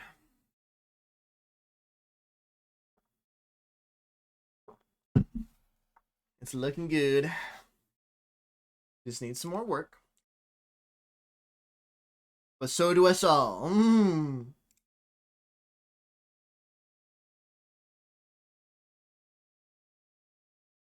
Okay. We can take this. Give him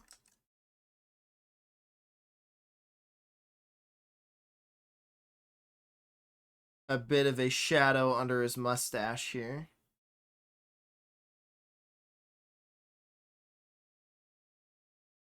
Just like that.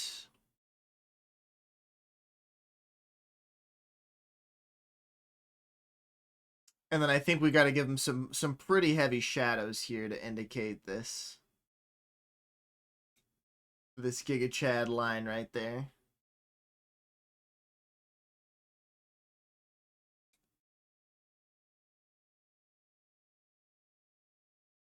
Just like that.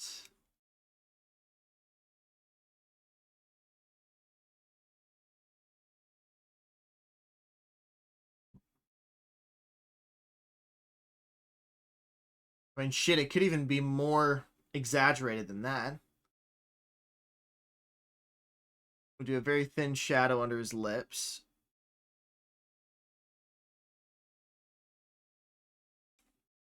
And then we'll also grab his lip color, make it a bit darker. And that's where we're going to add the shadow from his mustache.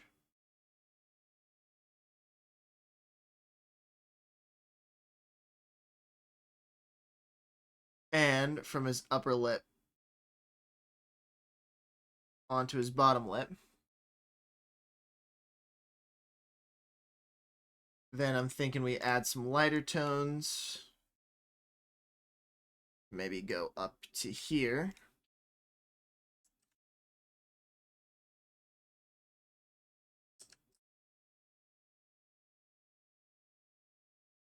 We do a little spot here and here.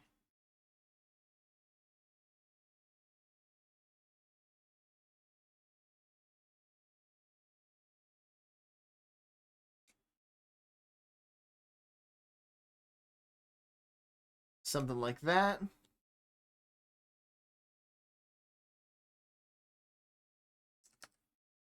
We'll have to figure out something else there. But we'll definitely do some more shading there in the old lip department. And then we'll grab this color. Let's make it somewhat maybe darker in this department.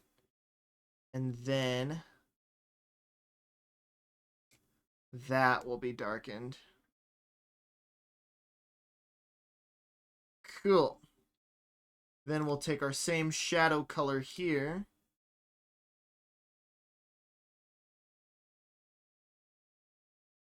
Let's darken this up. Right there. Boom. And then Yoast like that.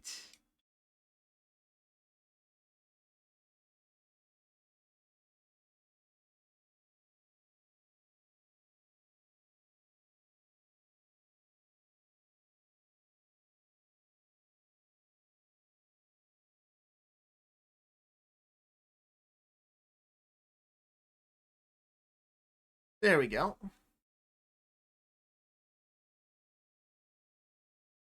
And honestly, this whole area here might as well just be shaded.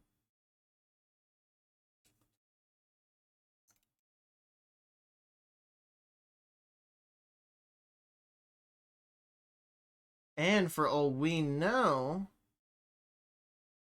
he might have a bit of a 5 o'clock shadow going on. So, I mean, I don't think he does. He might. But when we look back at our picture here, it kind of looks like he is clean shaven again. This looks like he's got a little bit of a thing going on there, but I think that's just the highlights from this screenshot that I took during one of the cutscenes. And from the other pictures that I've seen of him, I don't believe he's got a 5 o'clock shadow.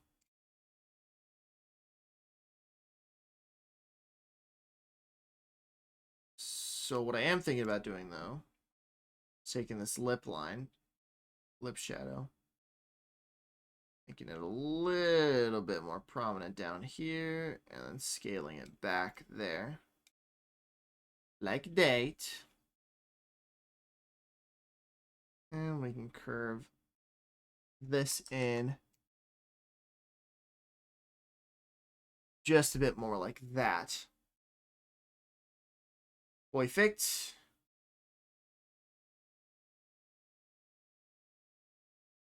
Then over here, we'll need to pull a shadow underneath his circlet that's about the same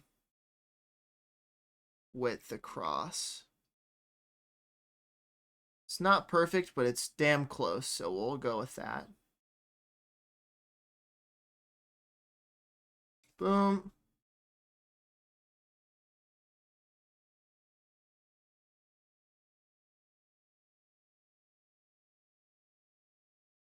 And this will go across there. This there.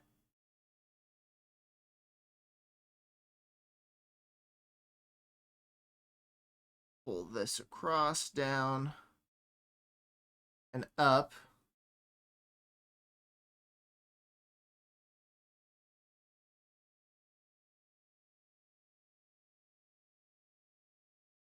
That.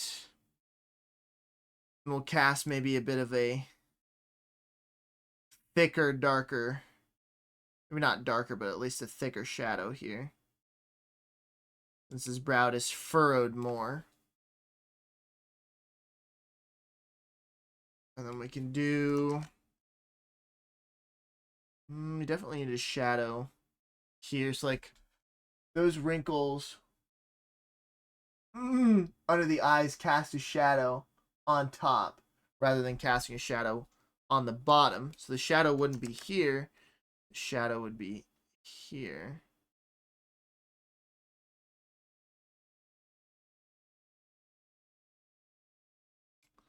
Like that. And then we can do a little bit of shadows under the eyes.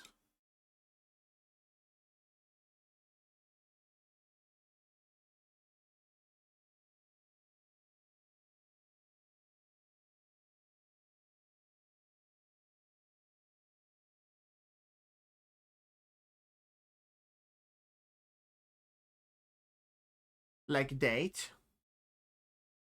And again, a little bit of baby shadow right there. Right there. Not quite, not quite, not quite, not quite.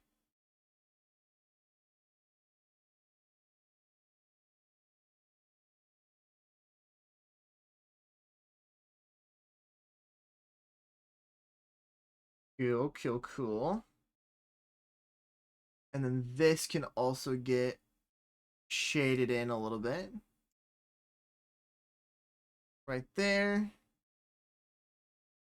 And maybe just a little bit of shadows there too. A bit of shadowage. When we zoom out, it's looking quite nice. We definitely need a bit of a sparkling forehead going on up here. We get the opportunity to do so, and we're going to need some shading around these parts as well. Kind of something similar as to what I did with my sub emotes. Or not sub emotes, the sub badges. And I do really want to exaggerate these shadows much, much more. So at a minimum, we'll go and take that in by one more brush stroke. Probably this side can just use that. What needs to happen is that brush stroke comes up and this really gets exaggerated out like that.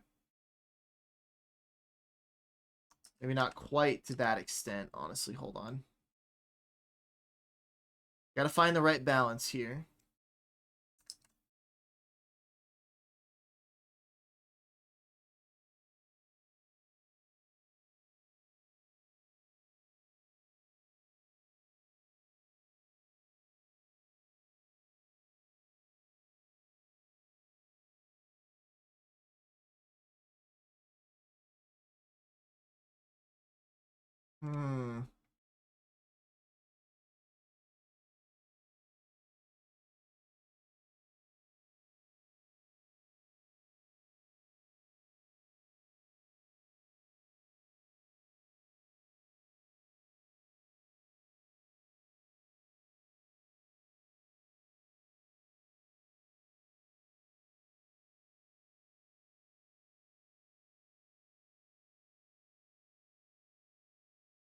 Okay.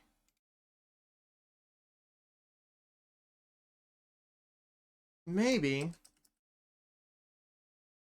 I think I like this better. So we'll do that. And then we could use a very teeny tiny shadow on the outside here.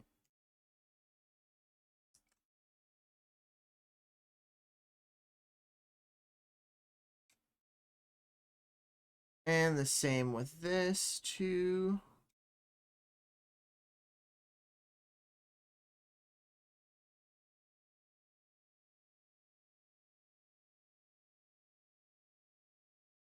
Very nice, very nice. Oh, and I realized what we're missing here is we're missing a shadow for the hair.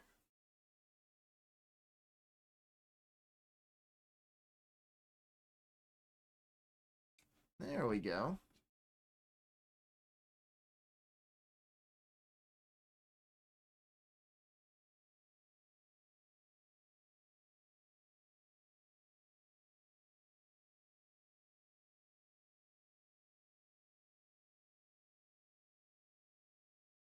Okay. That is much more to my liking. Also, another hydration reminder, gang. Please do be drinking some water.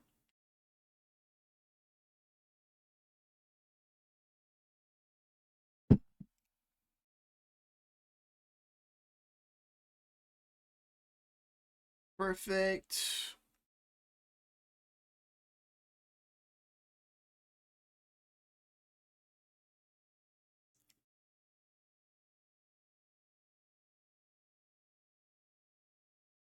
And then we'll do the same up here too. Pollen by Doublon. Oh, this is... Oh! This is already in my jazz playlist. Huh. Really?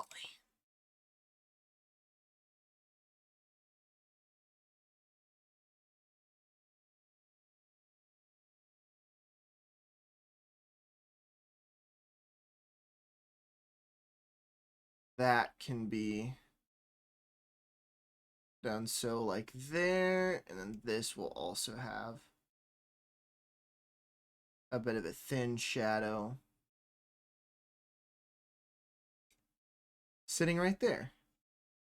Very nice. And then we'll also do the same here. A thinner shadow. And then when the hair trails off, doesn't need the shadow anymore. And we'll need to continue the circlet shadow from over there to here as well.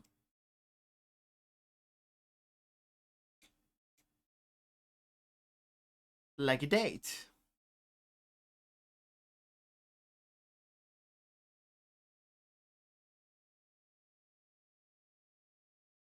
Go over here.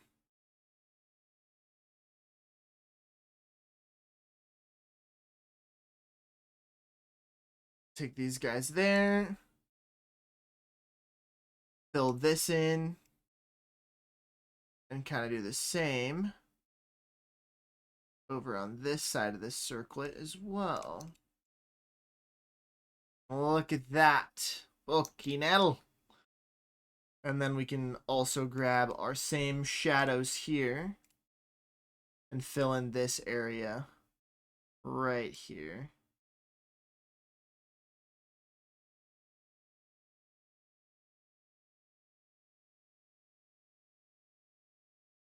And of course, his GIGACHAD cheekbone's going to cast a bit of a shadow there on the hair too.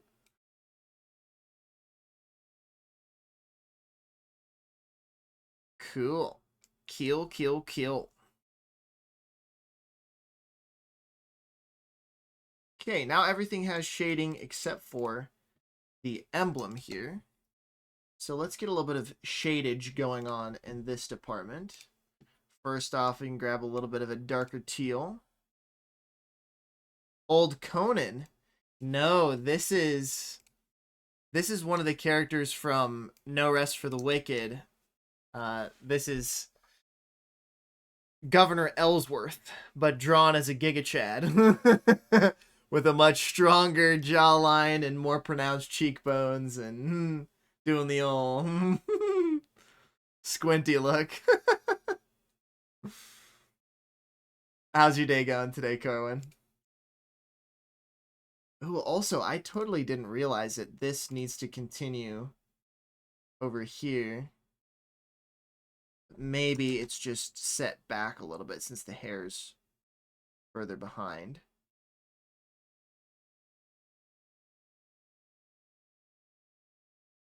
Yeah, it needs to be set back just a little bit further. And I need to keep the same angle. Just like that.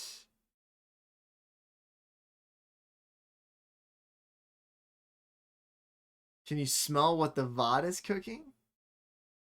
Can you smell what the VOD is cooking? I'm not sure I'm picking up what you're putting down there. What is a VOD? Oh, can you smell what the chat is cooking? Oh. I might be able to. I might be able to. Typing too fast. No, you're good. I totally could have picked up on what you were saying there. I was just ugh.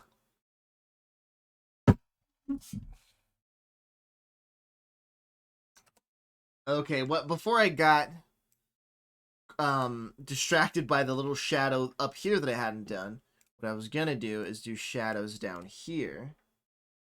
And we need to shade in the artist signature. Oh, a little bit too far. Don't want to see the pixels. And then we'll swap over to a 5 pixel brush. And let me shade in underneath here.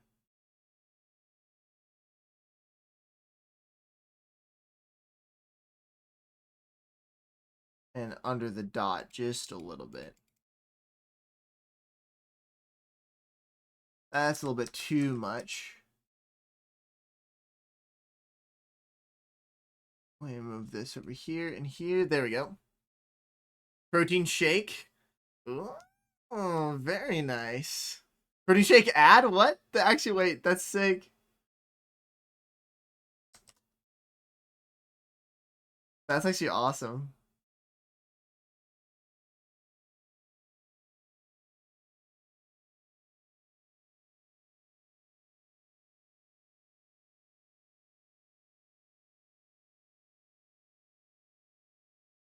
Do a little bit. Hit the shading there. Now vitamin ad. Dude, it looks like it's paying off, man. Twitch is picking up what I'm putting down. They're like, yo,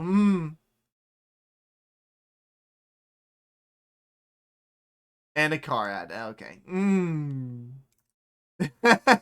That's a jab, dude. That's them telling me, bro, you need to get a car, man.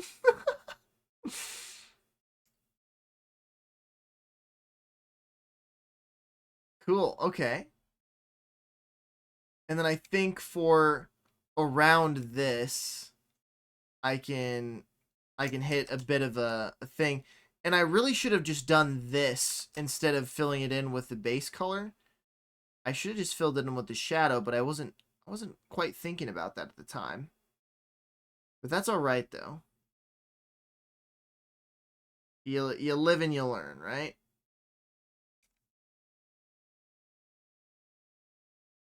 Finishing with a cast iron pan set ad. Very sick, dude. All about that. It's been hearing me talking about meal prep, and it's like, hey, dude. But I'm assuming the ads are more tailored towards the viewer than they are the streamer, maybe? I'm not sure. I'm not 100% sure how they determine what ads play, but I'm assuming some of it probably has to do with what I'm streaming to appear, appear to the audience, that targeted advertising or what have you. A great run of ads altogether. Yeah, it probably is just kind of a combination of both. To be honest, we can put that there. Do a very slight shadow around this corner. Same with the ear there. Okay. Now, if I'm zoom out, that adds a little bit of dimension to it, but we still need more. I don't think this needs shading. I think it needs highlights. Kind of similar to this picture that we're working with here. See how each of these corners has a little highlight to it? I think that's kind of what we need to try and hit on this. Is the dark green supposed to be sunken? You know, I'm not sure. From what I'm looking at here, I think the dark green is supposed to be behind everything. Like sunken in, and then this is on top of the dark green. So it's behind the, you know, this kind of outer crest and the actual artwork here.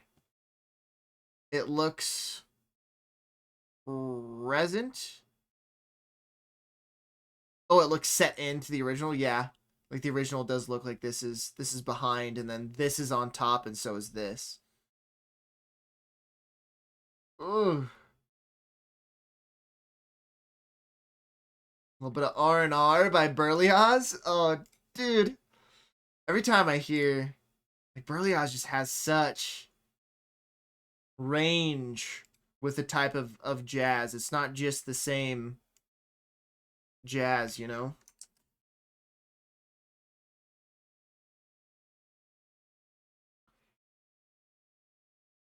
Okay.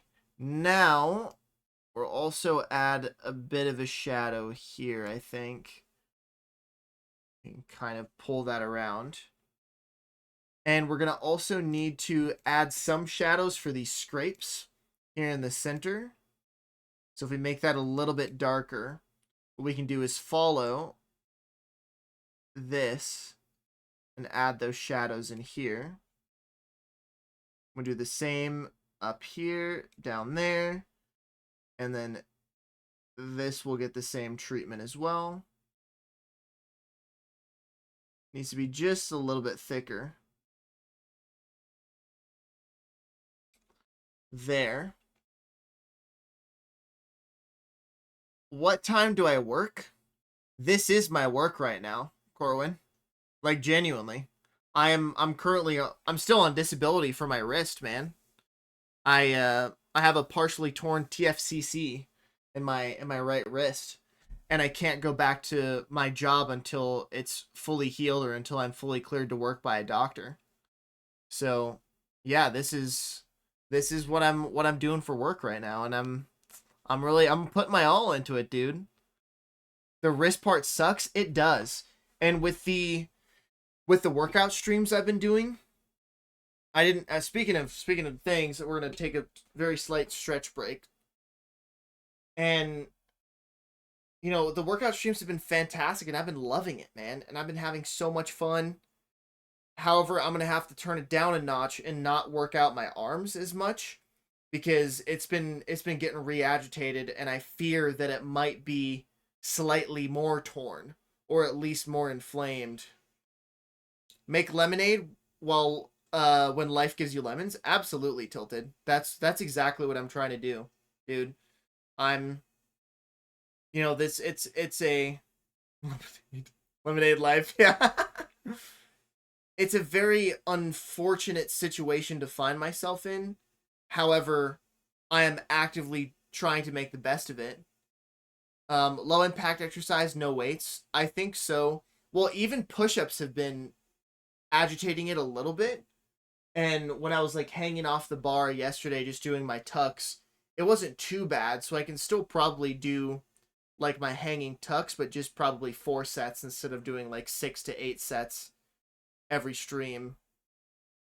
And as a matter of fact, I am going to be using this 2-pound weight for my like rehab exercises where I've got a flat surface and I do these bad boys here. Same thing on the other side, and then these sideways doohickeys. So I'll be doing those on stream as well, and I mean on top of what I'm already doing off stream, which is just basically more like kind of like static stretches and, you know, stretching out like this and whatnot. Speaking of which, I could probably use a quick little stretch here. And see, even pulling back right now, I can feel strain. Like just that pulling back, I feel that strain in here. It's more down here, like off to the side. Man, this shit really does suck. And it's been going on for a while, man. I got an MRI done, and that's how I know that it's partially torn. How am I gonna do these? How the hell am I gonna do these highlights? Something along the lines of this, I think. We'll definitely need a bit of a highlight along the tongue here. Definitely something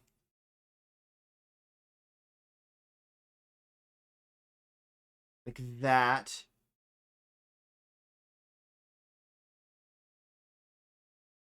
And there. Would appear to be jazz. Is there this song by Bolden? Ah, dude. Bolden knows how to do it. Let's do a call soon. I'll show you some of the stuff I did for rehab. Yeah, absolutely. I would love that. I don't pay to see a doctor, so I'll just pass on the knowledge from my time with the fucked up elbows.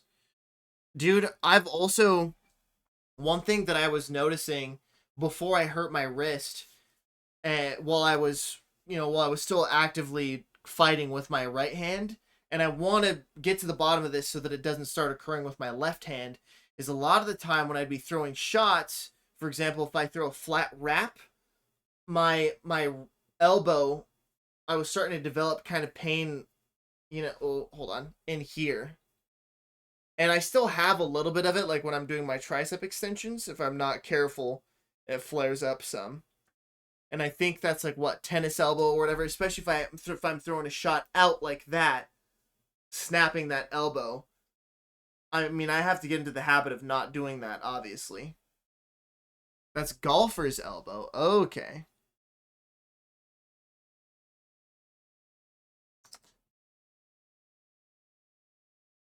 Let's get a little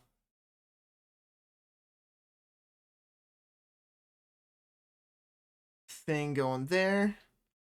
Tennis is on the outside. Ah, okay, and this is on the inside. I had both. Oof. That's awful, dude. But the key is that you had both. So you've done the work to make them pace off. I fought left-handed for a year while I rehabbed. That's what I'm doing right now, dude. I'm fighting lefty. And it's a trip, dude. I am not used to fighting with my left hand. I almost feel like I'm a noob again. Not saying that I'm crazy cracked at fighting or anything. I'm definitely not. It definitely feels like I'm starting to learn kind of like the basics all over again.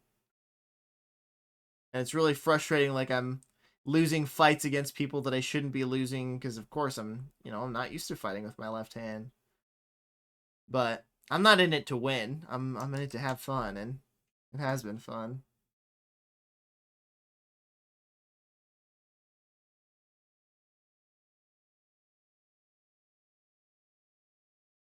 Let's give that a little bit more dimension.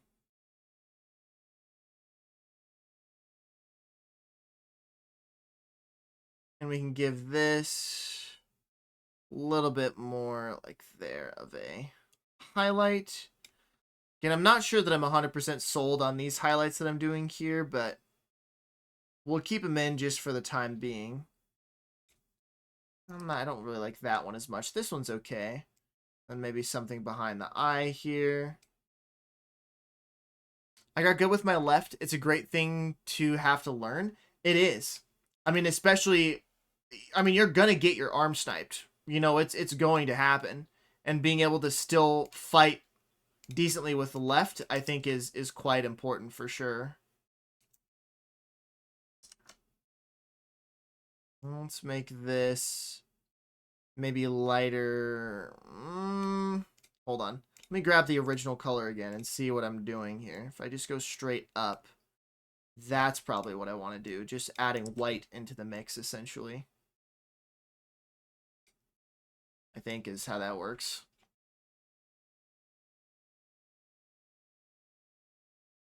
I'll add a little bit of a highlight here.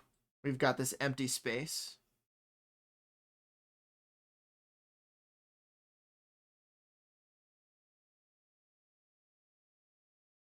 And I think as far as it goes for highlights with these pieces, we'll go up here to a little bit of a lighter cream.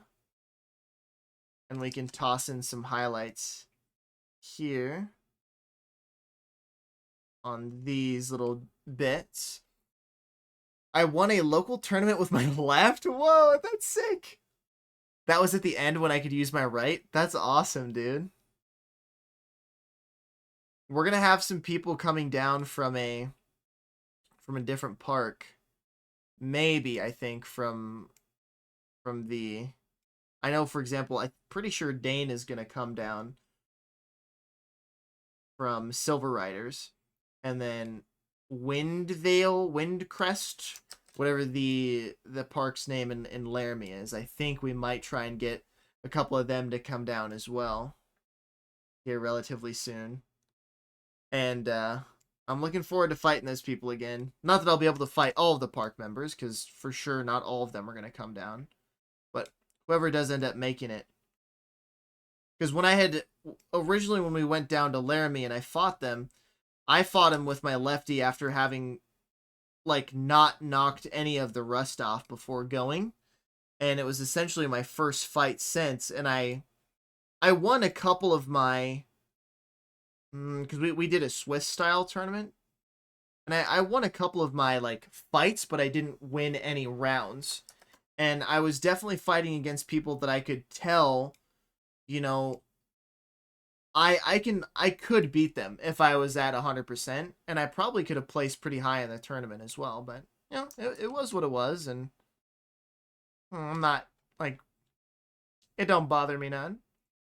I'm just happy that I was able to at least go out and make the trip happen, you know, and hang out with these people and meet new cool people and have a grand old time.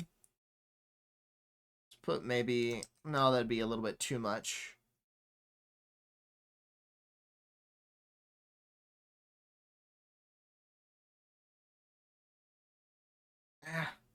Those highlights, I don't like that. I refused tournaments when I couldn't use my right, but that's a hard story to type out. Yeah, no, dude, that's totally fine. We can just talk about that.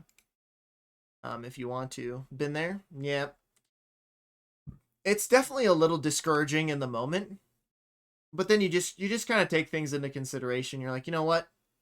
It is what it is, you know? It is what it is, and I'm just going to use this opportunity to practice and try and get a little bit better. And again, making some lemonade out of those lemons. Because a lot of the times, that's really all you can do, man. And I found that life really has a way of kicking you in the nuts when you're down.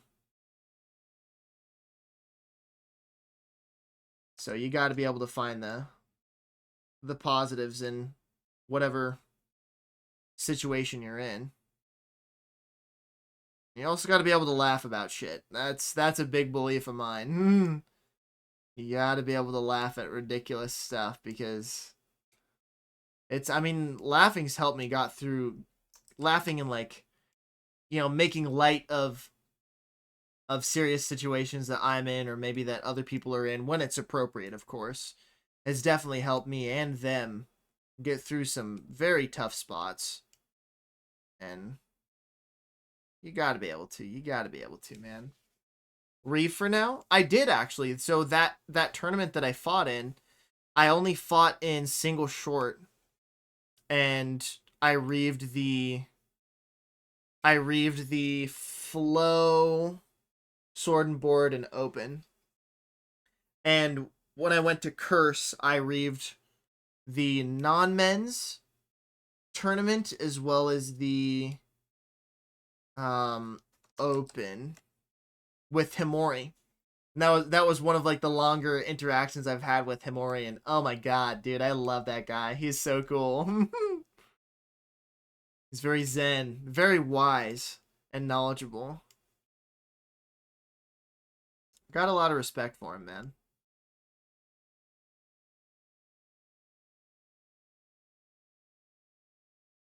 Let's pull this here too. I'm again not 100% happy with these highlights, but I've got to just move on to different spots and not get stuck on this, and I can always come back and revisit those highlights, you know? They don't have to be permanent. Hmm. Now, what is the next thing that I should tackle here? Probably these furs. And I do want to try and finish this today. And I do also want to play a bit of Wicked before I have to leave. So we got about an hour and a half.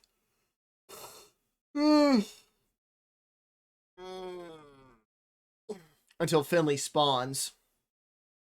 Also, we're not going to count these towards the reps, but I've been sitting down for a while. So I'm going to get up. Hold on, let me move this over here.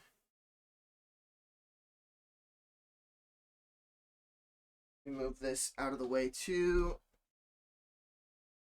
And do just a little bit of stretching. Nothing crazy. But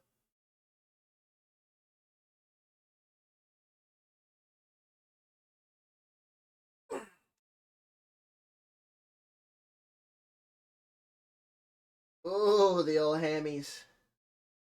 The old hammies are feeling it today. I can't quite go down and touch the ground yet. Or even my toes. Holy smokes.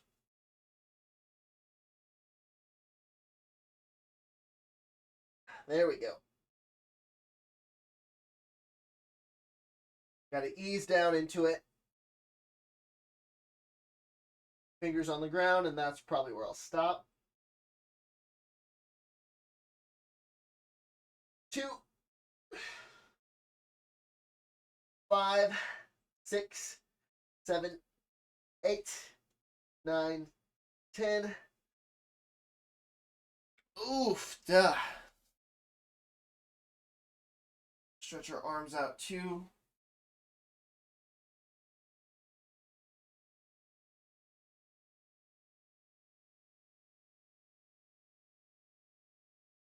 Ooh. Do a little couple of these twists. 4, 7, 8, 9, 10, 12, 13, 14, 15, 18, 19, 20. I want to do these two. Take them easy so I'm not putting too much strain on my wrist here. Not going crazy with the slapping.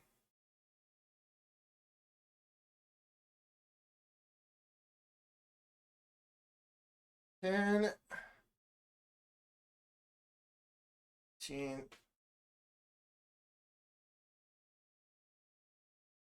20. It's also stretch these legs out too.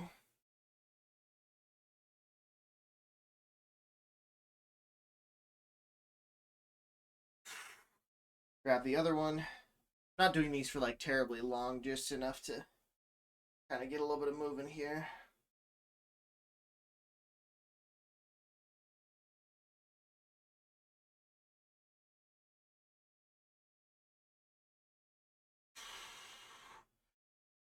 Okay. We'll stretch out our quads too.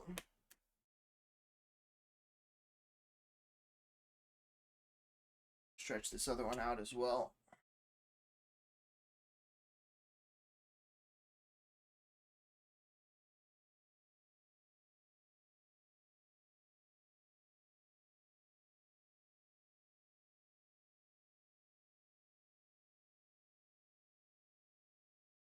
Okay. Now let's get back to work here, eh? Goddamn. Get good old Ellsworth drawn up.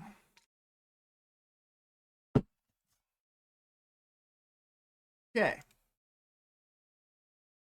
Now, what I'm looking to do is probably add the bit of shading in his eyebrows like I did with my sub badges. So we're gonna switch out sub badges. We go to 1 month. Let's open this up in Photoshop. We can see that I just took a darker line and just drew lines in there. We could do that with Chadsworth. Let's just see how that ends up looking.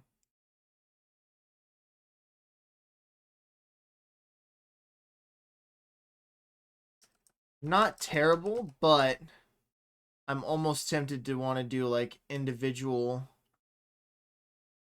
like hairs, you know?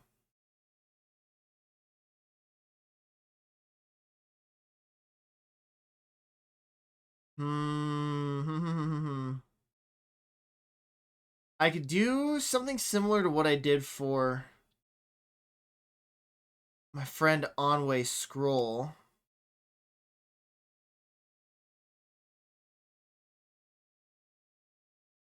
Right, where I kind of drew individual strands.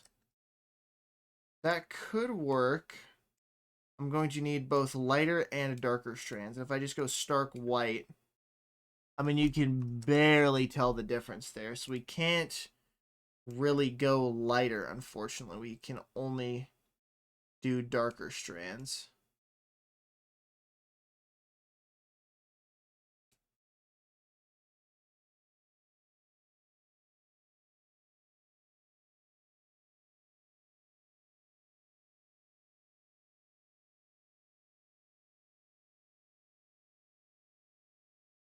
Some more Bolden.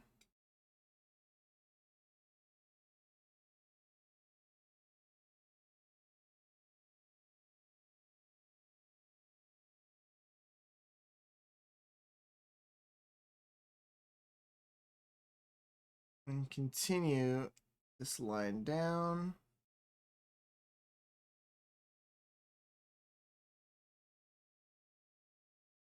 Here.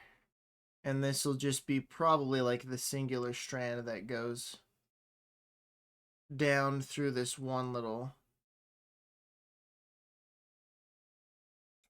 I want to say tuft of hair. That's not quite right, but I think y'all get the vibe. I think y'all get what I'm trying to say here. We can get this to go down there. Maybe not continue the line there. Okay.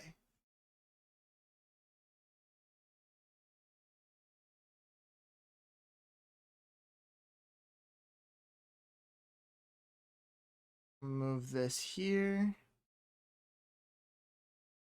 Pull this up a little bit further.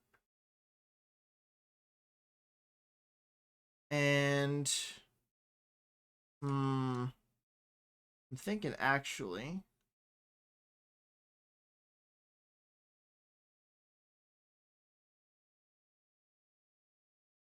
there, this can get pulled all the way up. Then we can take another strand from over here and have this go a little bit, like not as far. And this can go up as well.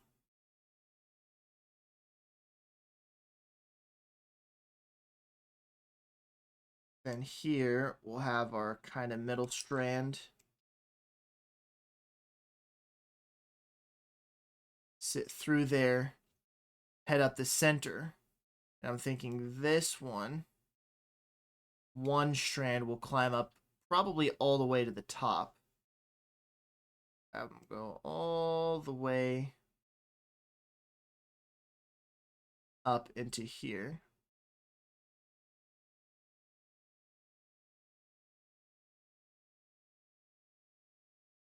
And then we can have, how do we do this? It's definitely a little tricky, but we'll get it.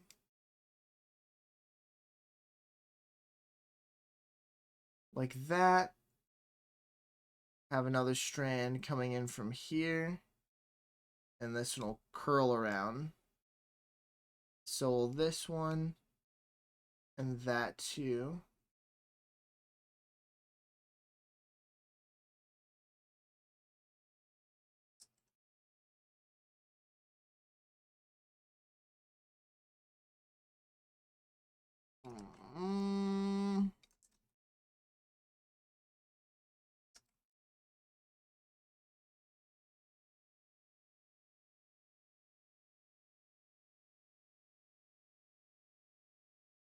Okay.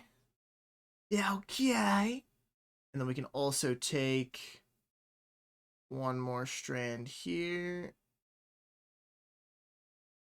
Get this guy going up. And the same with this as well. Fantastic. Then this strand can also come up here, and we'll say we have a second one that goes down and connects into there, which turns into this piece of hair that flows down. This can also have one strand that kind of rides through the center. And we can have this dude also go all the way up and sit in there.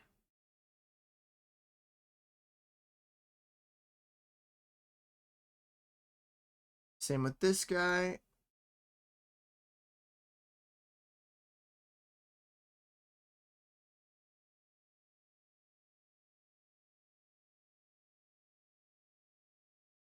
This strand can then also head down here.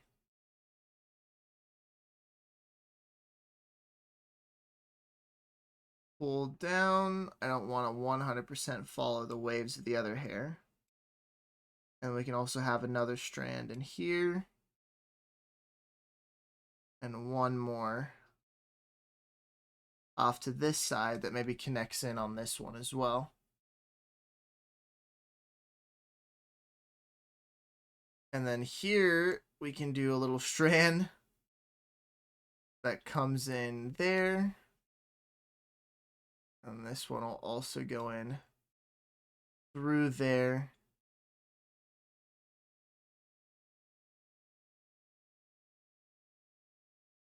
And there.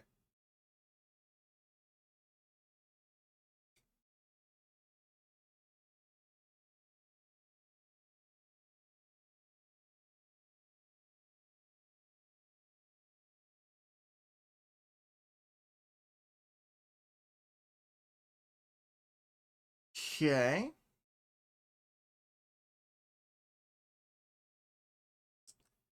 Have another slight line there.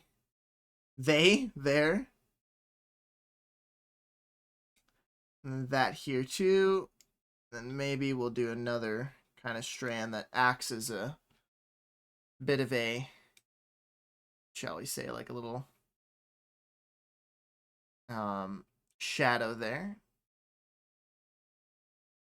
This can also head down here. And this goes up across.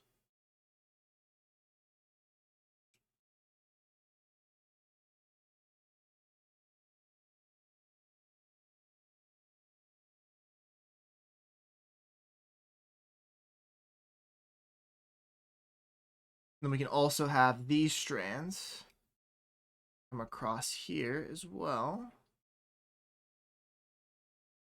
Have them flow down the side of his face. Make sure that they do arc from the same center spot. And this is where not having super steady lines actually works in my favor, because it gives it a more natural look. Instead of just having a super straight line, we can get those that little bit of dimension kind of coming in from these strands.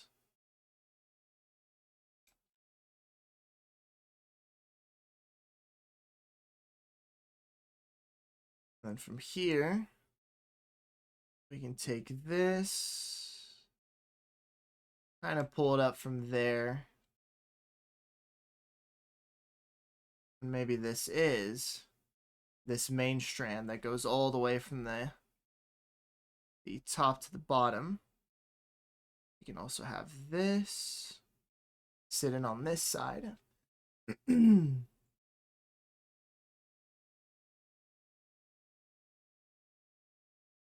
Keep moving up.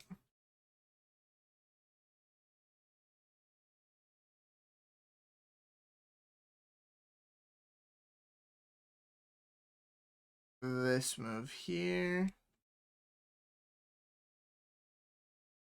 Have that go down.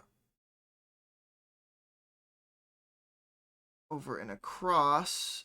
And this will also sit there. Then we can have this line kind of maybe continue up. Connect with that. Be kind of fun. And then here we can also take a couple more lines of hair as well. Have them just kind of disappear up into there. Again, I have no idea how this is going to look. And if I was smart, I probably would be zooming out to see how the full picture looks. I'm trusting the process right now, and it might not be a great trust to have. Let's also take this. Make it a little bit darker. Draw a bunch of lines.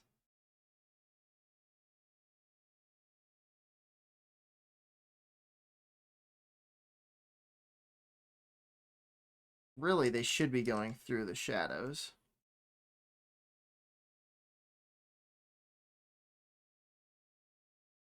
Tips for hair if you want them?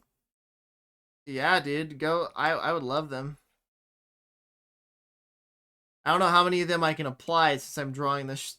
I've drawn this whole thing with a mouse.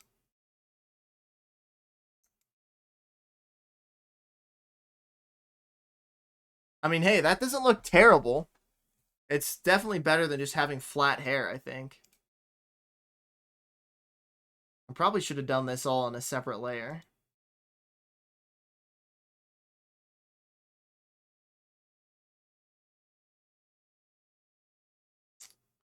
Okay. Oh no, wrong color. We grab this. But yeah, once I have my drawing tablet, I can definitely 100% put them into more use. Seems good. Thank you. Do shorter lines. They don't need to go the full length. Oh, I see.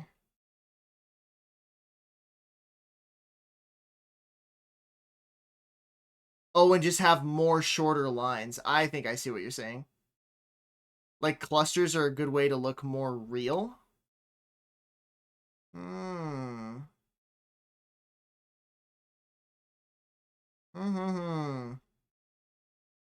I think I'm smelling what you're cooking. I think I'm picking up what you're putting down there.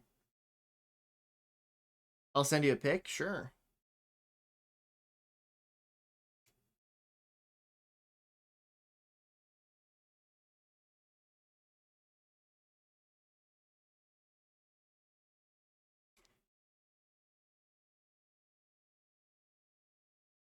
Also, I think a part of the issue is that the way that I've done this is that everything's got to be confined within those lines, right?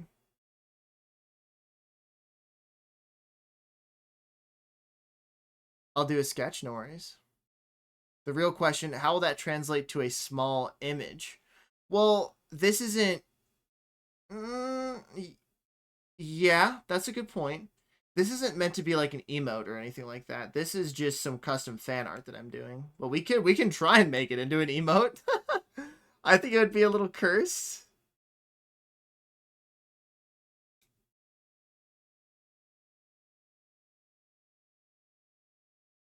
Again, I'm trying to give myself a little bit more time. Oh, this mustache is starting to go downhill really fast. I'm trying to give myself some cred, a little bit more cred before I apply for the Wicked Creators Club program.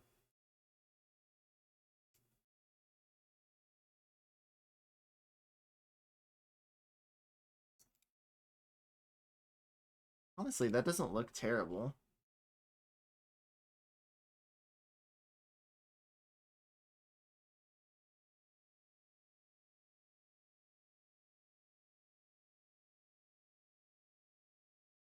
And I need like different colors too.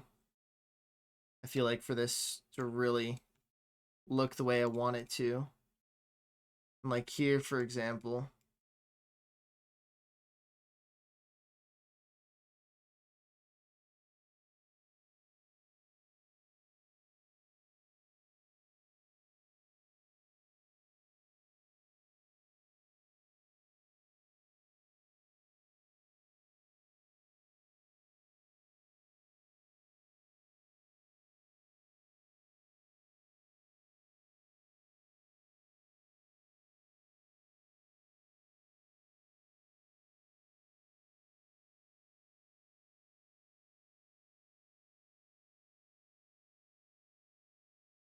Probably something like that, honestly, doesn't look too terrible. It doesn't go with how I've done the rest of it, since I've done like super long lines everywhere else.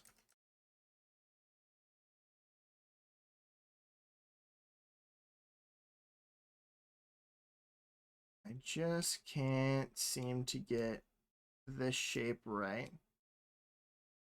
There we go. Let's do this.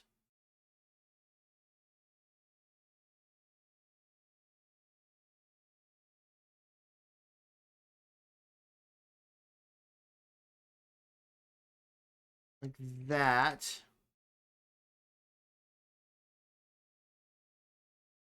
It really doesn't honestly look that bad.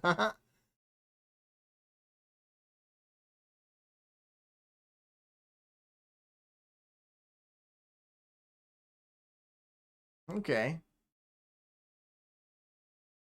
Let's do some highlights here.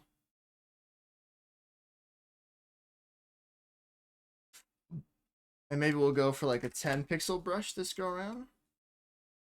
I think we need to keep it to like 8, maybe. Why'd I go 9? I want 8. Yeah, 8 will probably be good.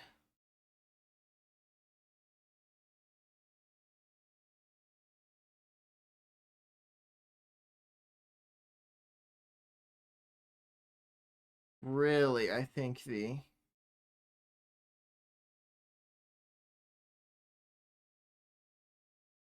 highlight has to follow kind of the curvature here of the old noggin.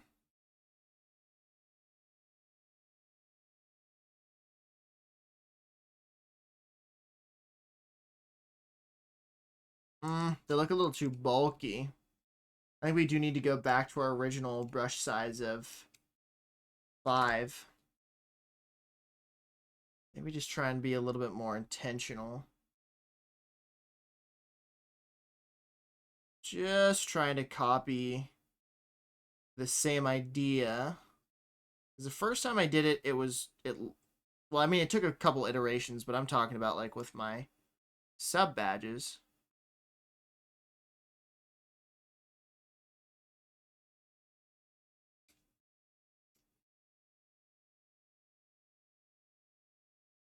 There we go. I think that looks better.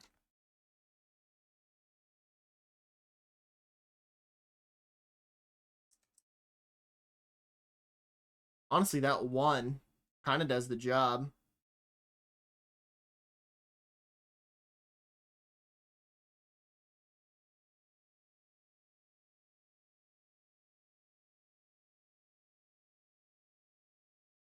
Dadgummit.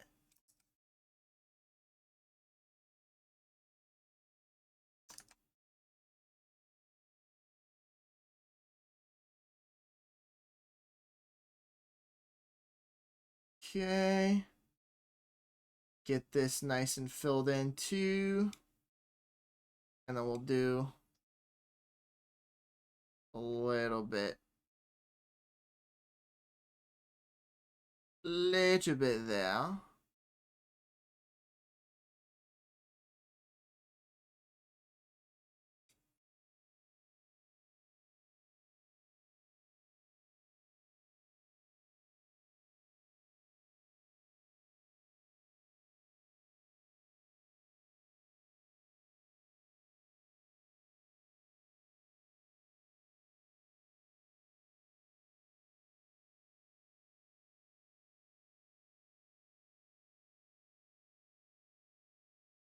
Like that.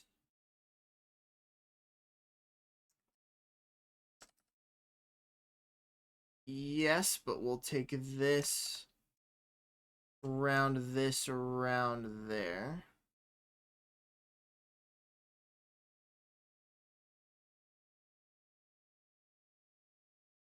Like that. We'll do a little tiny line there.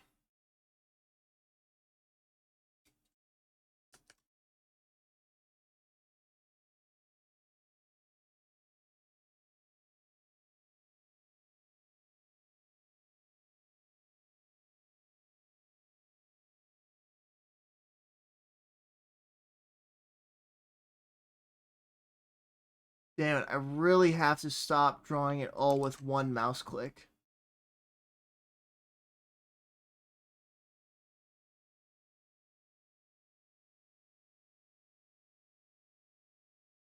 Sent you a Facebook DM with a quick sketch and explanation.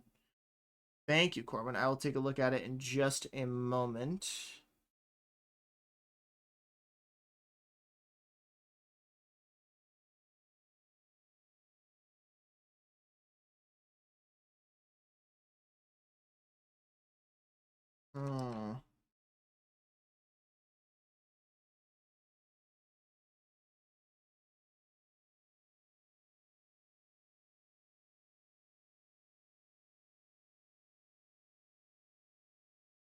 I was never quite able to get any highlights on my lips.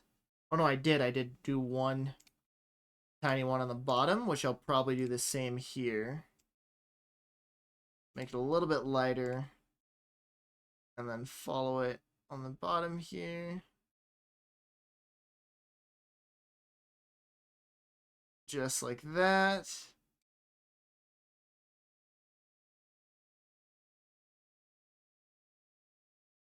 Too much. And this has to be leveled out just a little bit so it's not as thin as this side. There we go.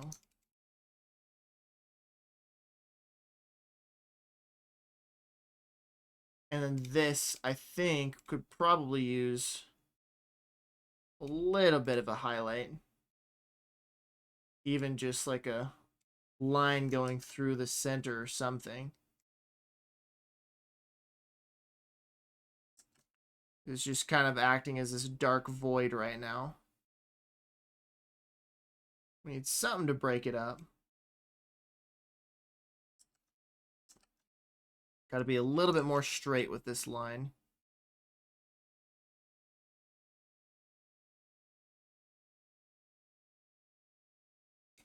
There we go.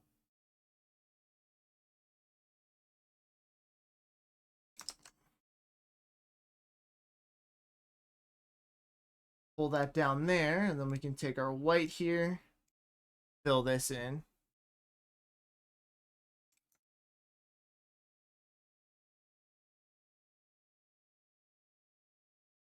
Okay, that is not curving properly, like now that I'm seeing it, but it's a little bit too late to fix that just because of the way that I've made this drawing.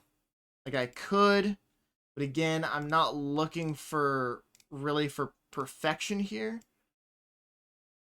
I'm honestly really just kind of looking to get this thing done and move on to a different piece. But hold on, let me grab my cellular device and see what the legendary Maple Prince has sent my way. Let's take a little look-see here.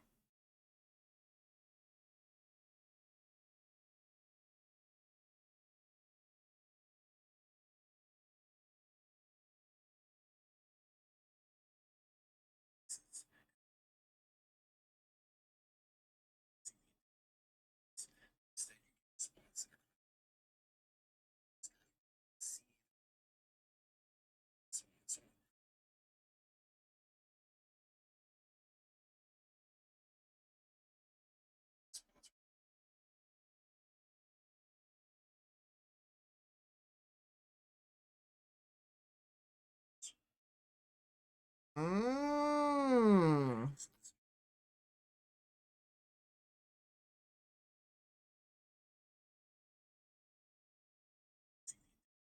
Right. You get the spot. So instead of having small lines and clusters, a rough 1-minute sketch just to get the idea across. Absolutely. Eyebrows are always fun. Yeah, this just looks like a barber pole. Oh my god. I see exactly what you're saying. Corwin. Shit. I wish I would have done this on all of this hair stuff on a different layer. Because I've done it all the shading and everything on the same layer here. So instead, let's see, like hair shading. Hair shading.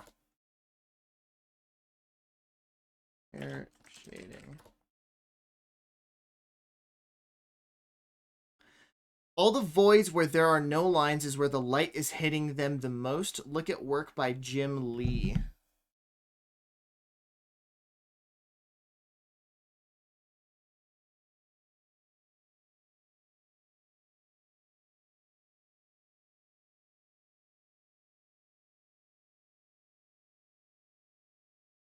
Jim Lee art.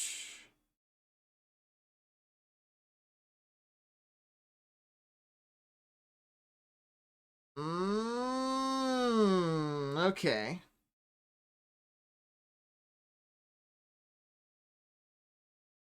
I am seeing what you are talking about.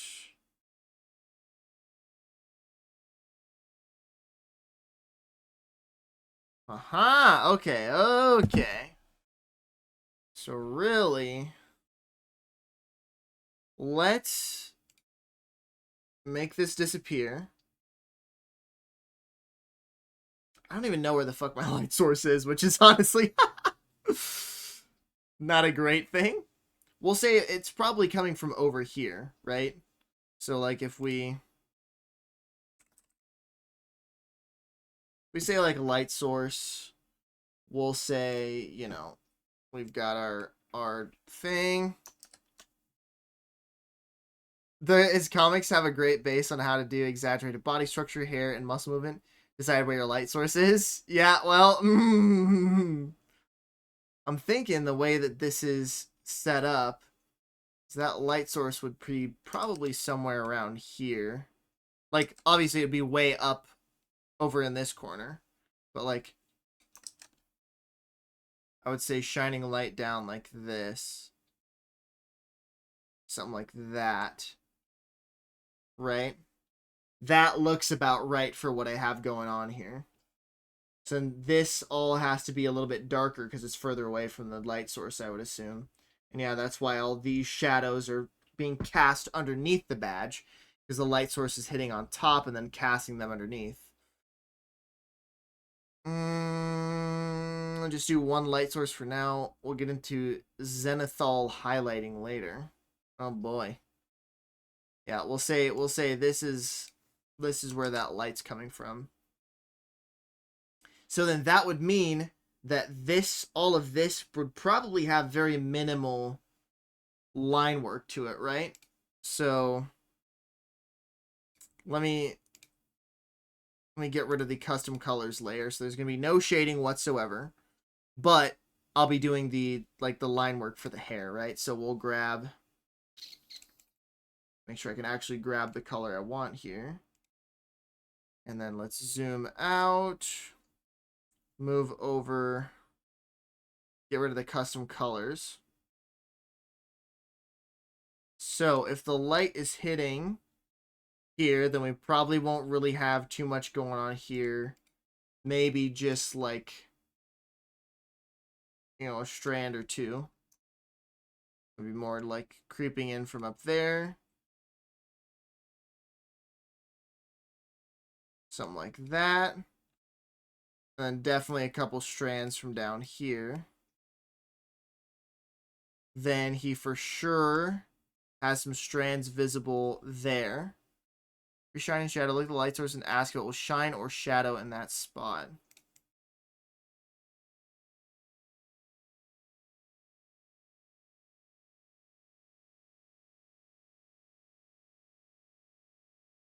It'll definitely shadow back here, especially with this covering it, right? So in that case, we would go take like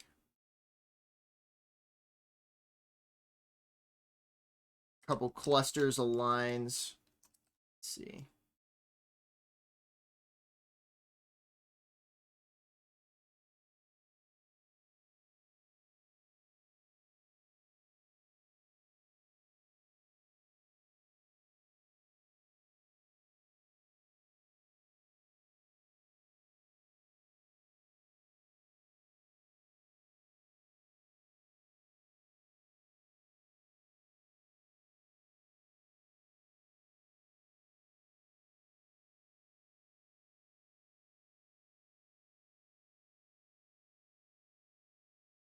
Something like that. And then maybe we do like little clusters of hair things here.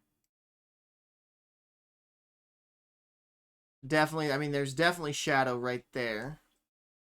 And then if we have that shining here, my brain is telling me, whether it's correct or not, that there's going to be a couple of clusters of hair here.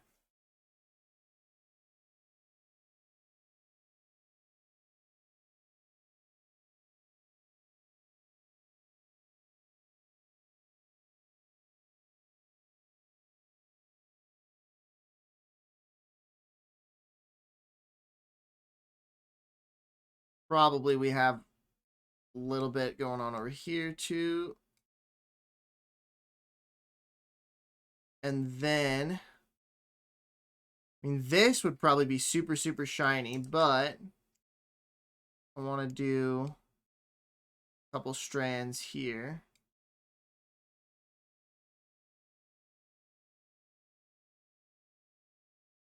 Something that goes along down here. Right? This would definitely be no bueno. And we'd probably be getting a couple strands of hair down here. Definitely a bunch visible in this area. Like for sure.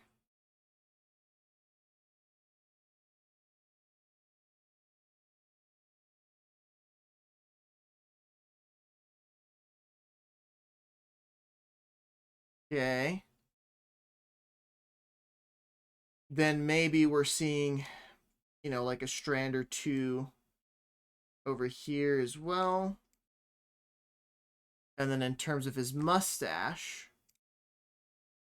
if it's coming from here, excuse me, I would think maybe you'd see a strand or two here making up some shapes. And then maybe, you know, like two over here, one down this way. Got another one going here. Maybe one on the inside.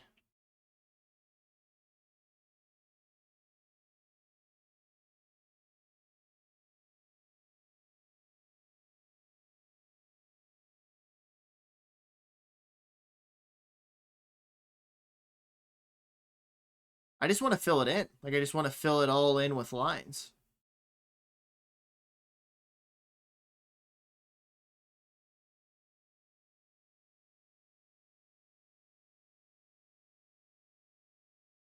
I know that this is not the way, but this is what my brain is telling me to do.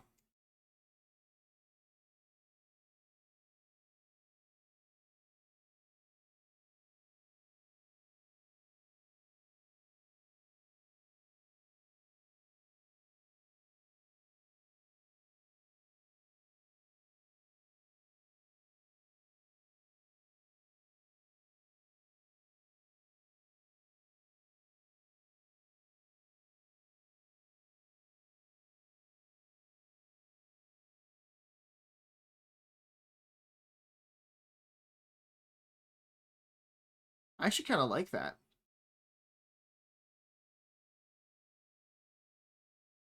Hold on, let's...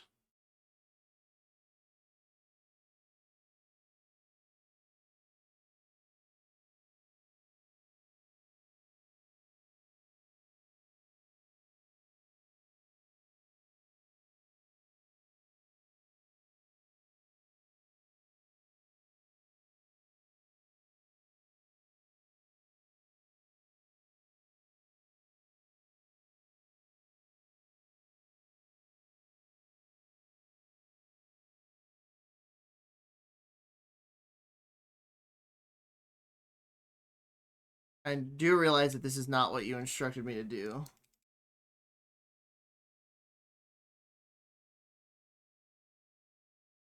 But I'm much more happy with this than the previous line work.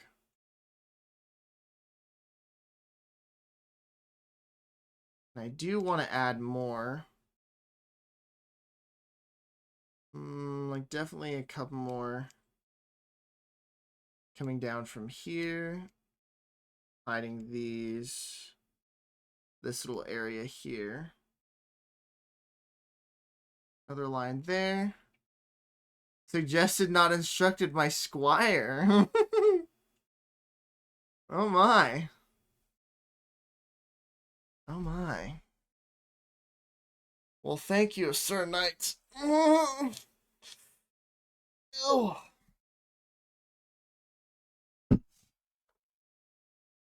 It is an honor.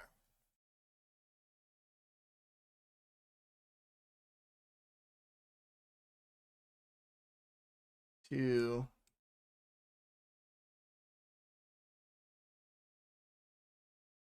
pull this here. That's the... Oh. Oh. Jorwin.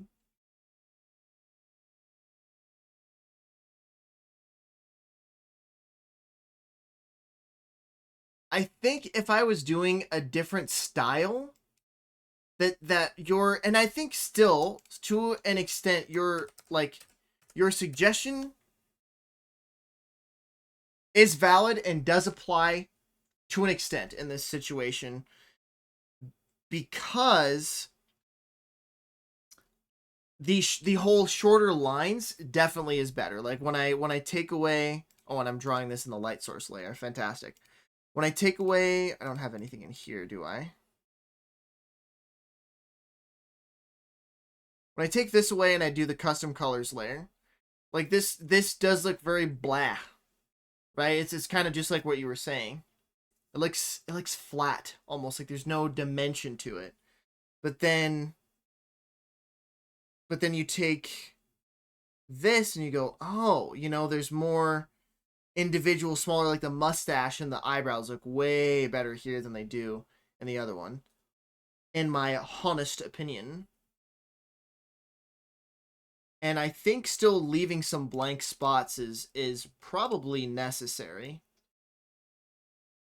Like, for example, here, right? You're doing great. Thank you. I'm trying. Again, even though I really just kind of want to be done with this piece, I also don't want it to look like Dookie, which it doesn't. You know, I realize it doesn't look bad. We are artists we are always our own greatest critics, right?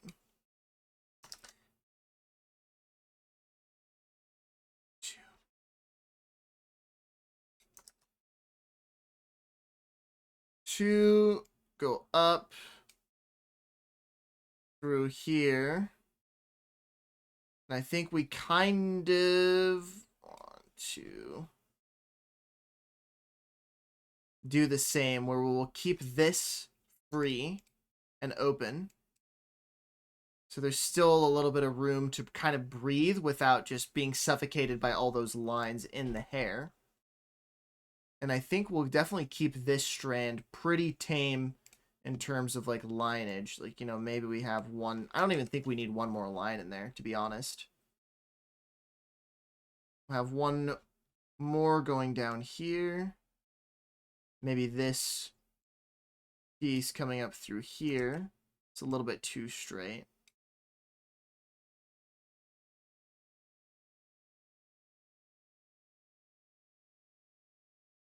Go through that. Two. We can have this coming down through here. And then let's fill the rest of this space in right here, but keep the center kind of empty.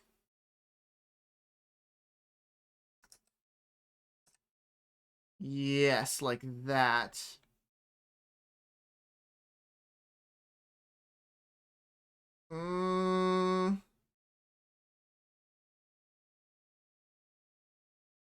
Honestly, I think adding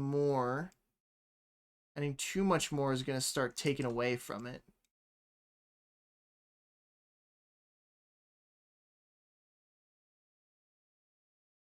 Your light source will heavily affect the shadow and shine on your badge. Yeah.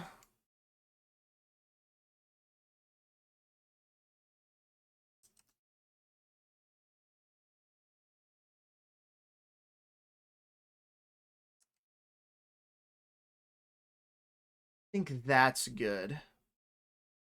I feel pretty happy about the hair now compared to what it was before. So keeping that in mind, this is going to be a bit of a pain in the burtoot. I've got to go in now on the custom colors layer.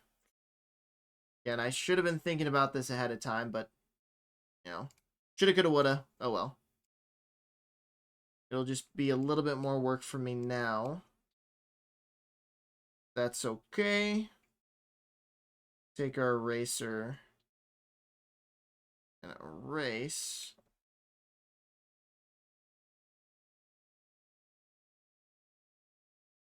all of the ramen noodles that we put in his hair.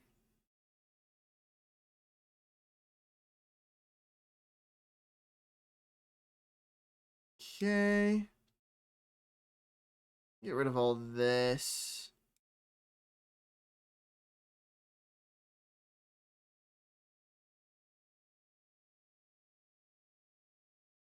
Can't, shoulda, can only, gonna. I like that.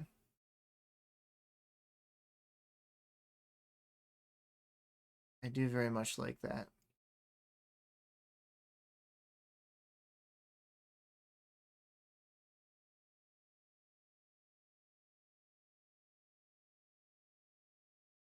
Okay. Piece by piece, we'll take the rest of this line work out. I want to do as much of it with this bigger brush as possible. As much of it as possible with this bigger brush. Then we'll go back to the smaller one and get the rest of it taken care of.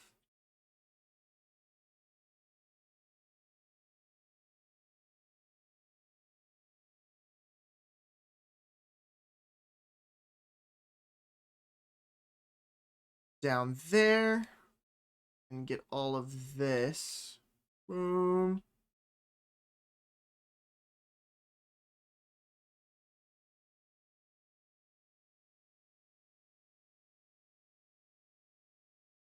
Okay.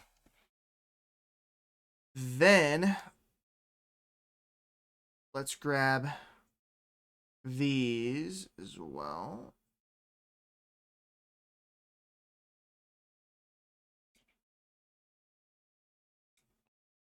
Okay, and we'll do... Oh, hold on. I think I clipped that. I did. Get rid of the rest of the lines here. Then we'll go back to a smaller brush to tackle. Boom. Get all of this to tackle the eyebrows as well as the rest of the little pieces of, parts of the hair that I couldn't get with this bigger eraser. Art is subjective. There's truly no right or wrong way to do art, just to do specific styles. So take what you learn from all the different masters you know and twist it into your own thing. I've been trying, man, and I will continue to do so. I'm gonna continue to do so. Your input and wisdom is always appreciated, Corwin. Always. This is a little fucked here, so I'm just gonna have to redo the shadows there, but that's okay. I did them once, I can do them again. Let's get rid of all this. 2, move over this way. The world is confusing. True.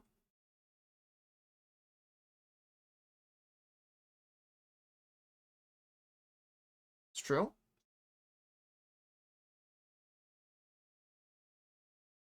Also very true.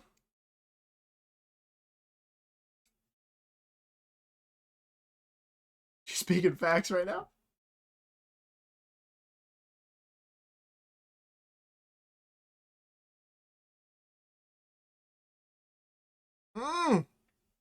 Okay, we're saving this to the jazz playlist. Holy smokes. Another banger by Dawson. Hell yeah.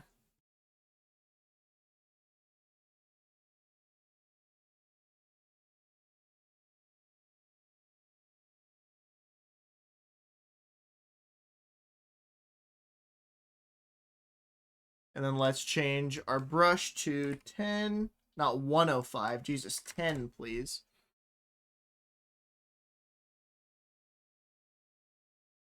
Boom. Let's do this as well. And get rid of that.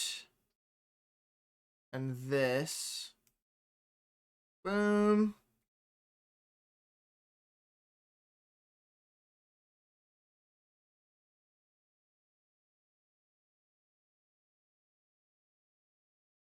And then let's do this as well. Gosh darn, get rid of the rest of these lines. And I think, minus that, we should be golden. Oh, and this line here. Yeah. And the tips of the mustache, which we already got. Okay, and now we can enable this. Oh, yeah. Then we just need to erase. We'll put this back to 25. In the light source layer, erase these lines. Control S to save the work that I've done, because holy smokes am I not going back and doing that again. Then I think what we'll need to do here is take our eraser back down to 10 point. Erase all of this on the... Not... Actually, hold on. I didn't want to erase that. I want to erase this. There we go. Then what we're going to do... As a matter of fact, before I do that, let me grab this color. Then erase it.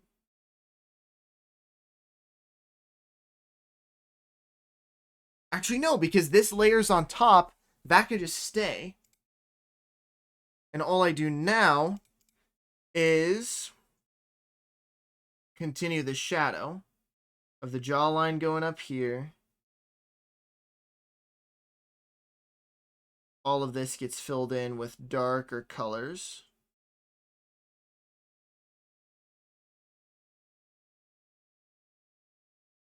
So does this. And then we'll grab the tip of the mustache that goes down there. And it comes back up. Okay.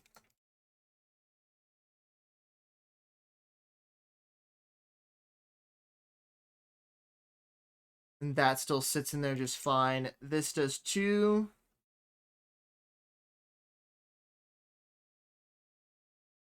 Look at that. Okay. This also, I want to smooth out a little bit more.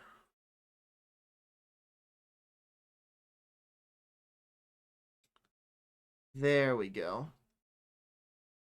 And then I was going to say right here. Boom. Do that. Everything else looks good. Except for this spot over here that I missed with this color. Okay, and that's on custom colors. Righty. Now, I'm going to run to the bathroom super quick. And when I come back, let's see if we can do the like tufts of fur and stuff on his coat. And then we'll probably call it complete. I want to mess with this a little bit more. I really do want to post this to the Wicked Discord today. Or at the very least tomorrow. But anyways, let me run to the bathroom really quick and I will be right back, y'all. Let me pull this here, pull this up. Okay.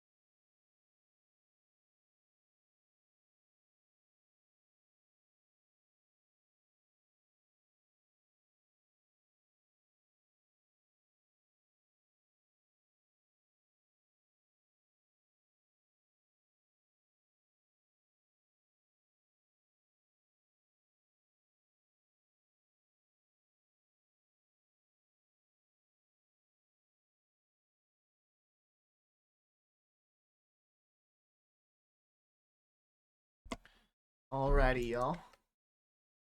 Let me pull this back. Wow, where'd it go? Merge. There we go. Okay.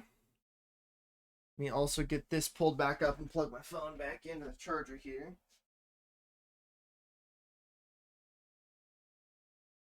Okay. So next thing's next. I love those little gremlins, the Pepe gremlins, so much. Oh, they're so funny.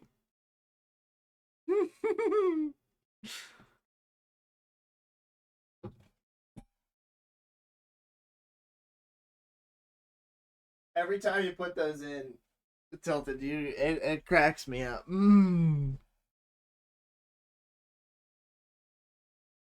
Time to put those little gremlins assembling or scattering. Okay. Now for the fur hairs. I like how they've got, when they assemble, they've got like, they get little rosy cheeks, and when they scatter, they're just like, get out. It's very silly.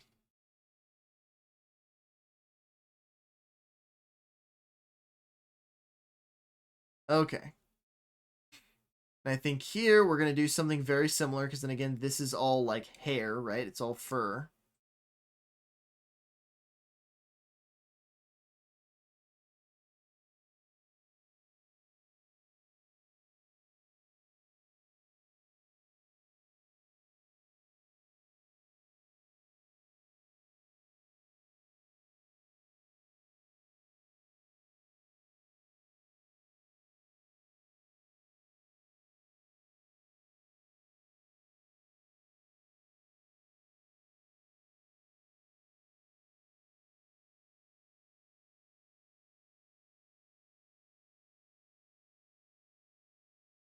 Hold on. Don't want to get too squirrely with multiple long hairs going on there.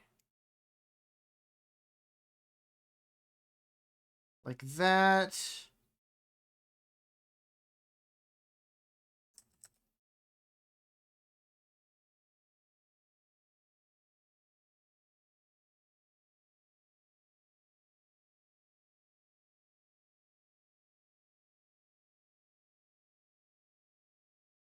Uh, bu- bu- bu- bu- bu- bu.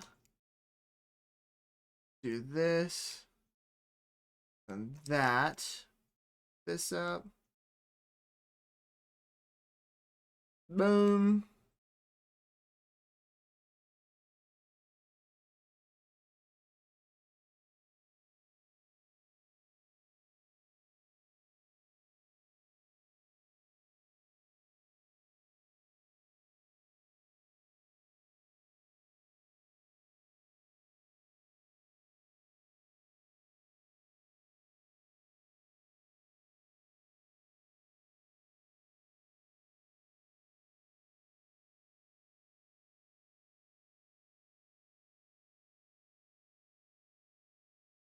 Okay.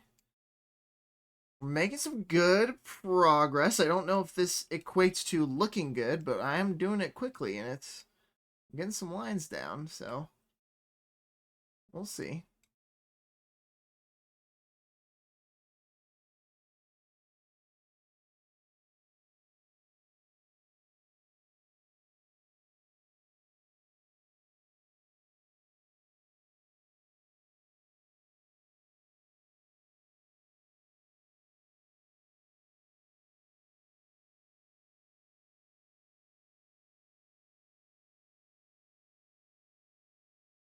Okay.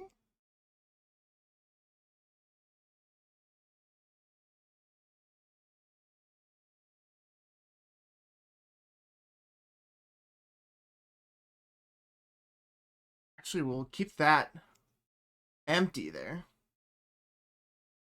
There we go. I think the key here being not to think about it too much and to just put kind of the lines down on paper, right?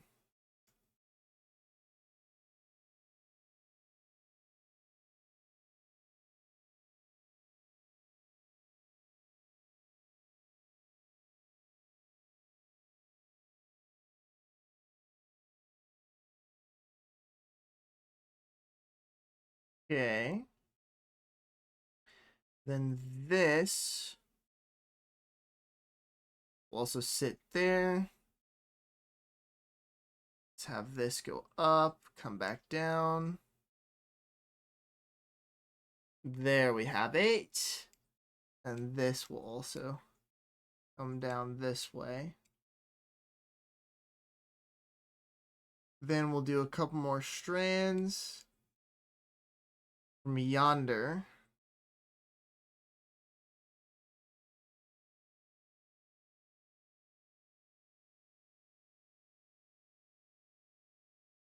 And this too can kind of go there. Swirl a boot.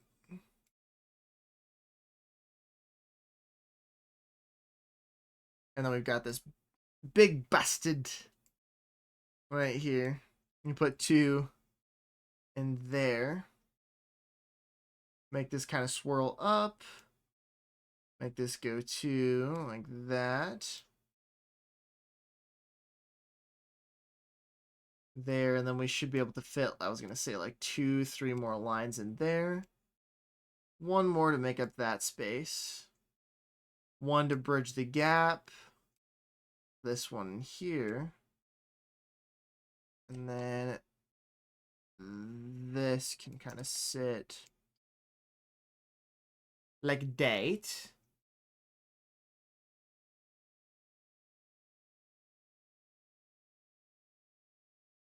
Oh, look at that. That looks great, actually. I think 1 more line to kind of... Yeah.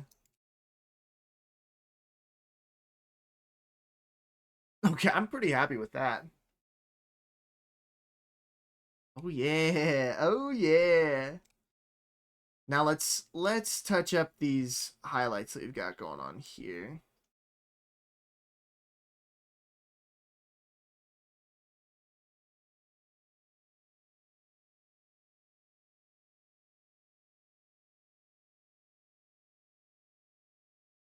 Chase the Sun by Siberia and Chromis. I got a feeling that this one's going to be good.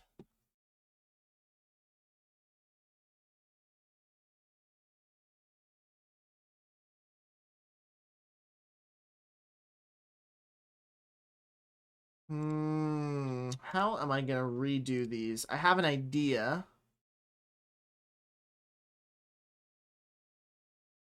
Again, not copying the source material directly, but putting a little kind of what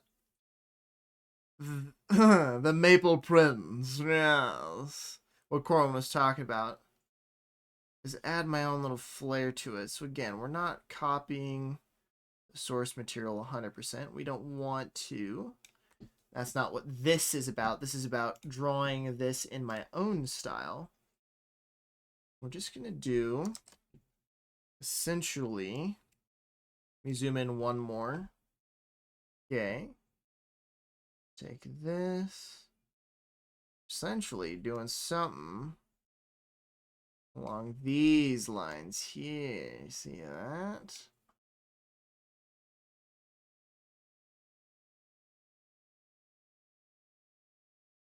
Boom. Like that.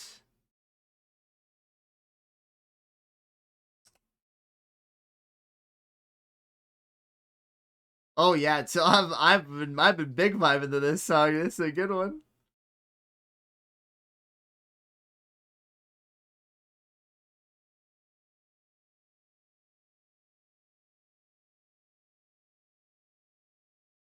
It's a fun little ending. I didn't want it to end.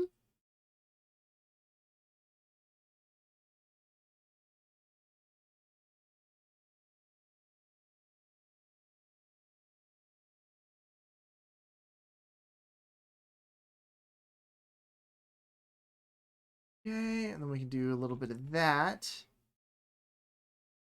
And I think for the most part, when we zoom out, that should look a lot nicer. Oh, yeah. And there's part of me that's saying that this needs to be bigger and kind of like do a little squiggly.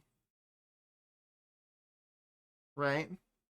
Like the top would squiggle out like that. Bottom one maybe do a little squiggly there too. Something along those lines.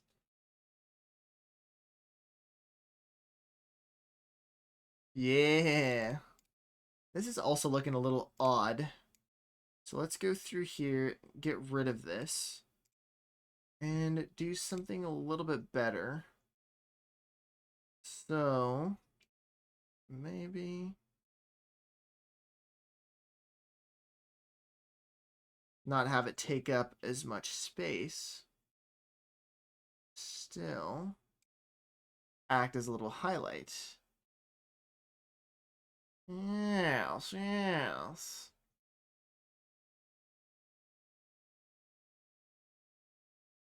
And then as far as it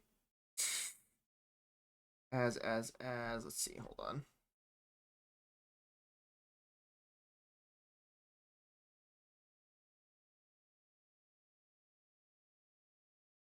You know what we can do, as a matter of fact, for the background colors, is we take one of the copies of the line work. We put it down below all of these, right? Yes. And then what I'll do is I'll take the base colors from this. Whoa, this looks cool. What the hell?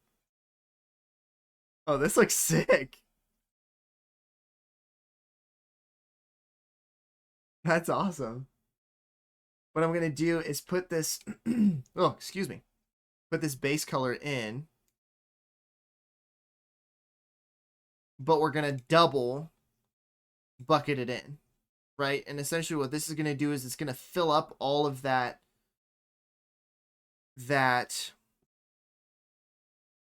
negative space that's going to have the background color seep through without making the lines look all nasty and gross. So there's like a couple things that we probably don't need to do it for. For example, this circlet is fine because it's all fully filled in. However, the hair will do a little double take. 1, 2, 1, 2. And then we'll show this again. Steal this gray back. Then bucket it in on this layer twice. Then hold on, I need to go into custom colors, grab this, and fill in this little spot there. Okay. Back onto Chadsworth Halo Copy 3. Now we got to take these browns. Yep. And then we're just going to double bucket them into all of these areas. 1, 2, 2, 2, 2, 2, 2, 2, 2, 2. Get this one. This guy, we probably don't need to hit that. Oh no, we do. There we go. It's like, wait, something's not looking right there. Do that twice. Well, let me redo this because I fear I clicked on a slightly incorrect spot and it might change something that I'm not paying attention to. And 2, and this gets double bucketed in. And the last thing that needs the double bucket are his mustache, his eyebrows, 2, and then his lips, probably not, but we may as well. Boom. 1, 2, 1 and 2. And then Hold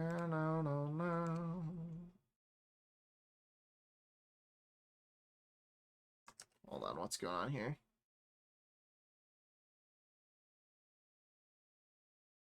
Ah, I see. That's why it's not fully filling in. That's okay. Perfect. And then we'll put this back. Fantastic.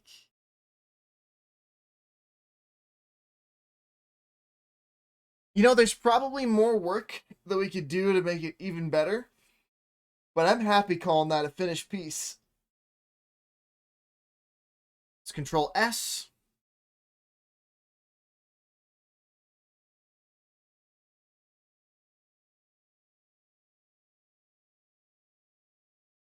I have no idea how this would look as an emote. I mean, you'd think it was just an emote of Jesus. Because of the little like halo in the background and the long hair. That's funny. All right, let's export as. Perfect. Export this, and we'll call it Chadsworth.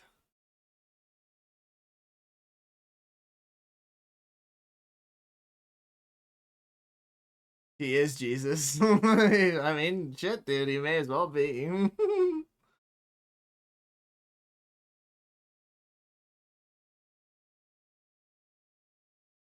Okay, and this is all taken care of. Yep.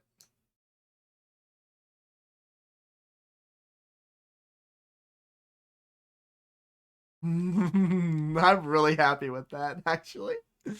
Let me hop back onto the webcam time for a second while I go toss this up on the rest of the Wicked Discord.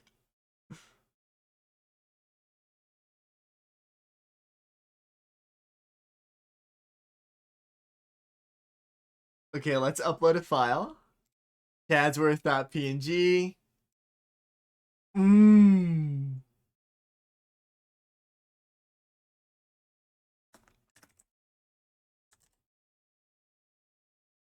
Mmm. The portrait of our Lord and Savior, Chadsworth, has been completed. I drew this with a mouse on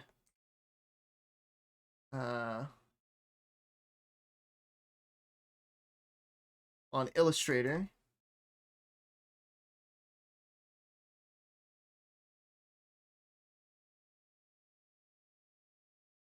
During my stream today. Hope y'all get a kick out of it.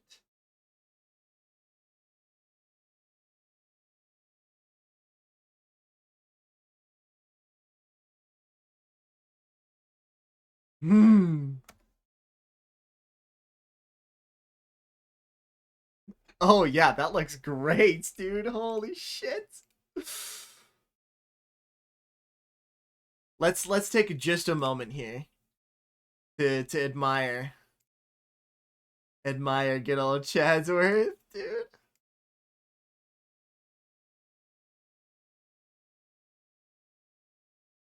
Oh yeah. Little water break.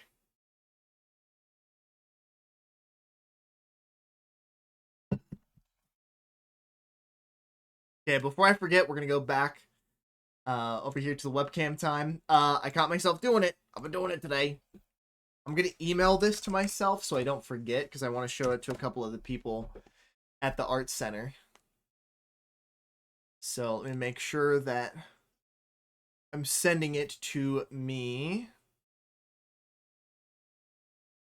Please wait a little. Let me all. Okay.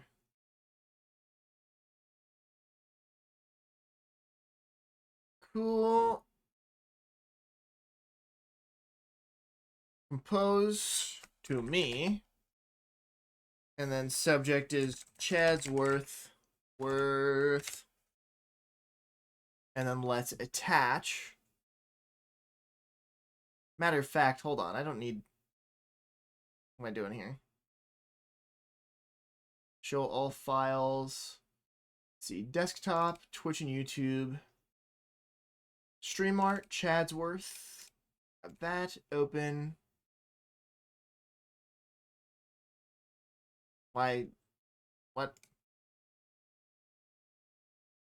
Okay, there we go. Well, let's send that to myself. Okay. And then let's head back to desktop here. Let me pull him up once more. Show him in all his glory. Let me exit out of here. We don't need that. We don't need this anymore. And hey, we basically finished up almost just in time for Finley to show up. Very nice. Very nice. Okay, I can also close Creative Cloud Desktop. I don't need this open anymore. And let me grab my phone and double check. See if it's sent here. So that I can actually show my friends at the art center. Chadsworth. Yeah, there he is in all his glory. Oh, that's beautiful. Cool. Okay, let me go put this back on the charger.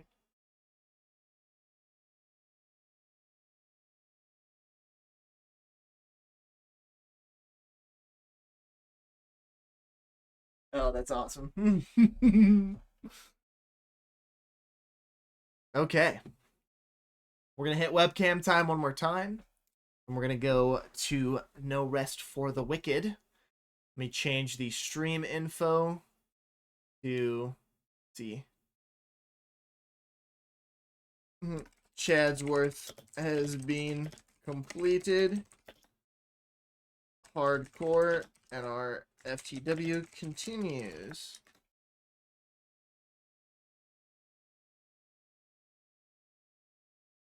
Save.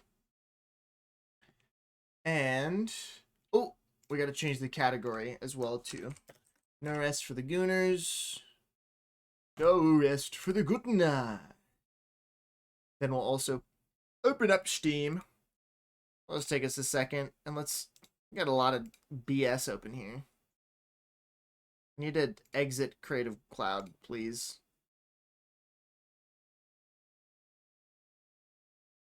Of course, once it's open, I can't just exit out of it. I have to open up Task Manager and exit out of it like that. Naturally.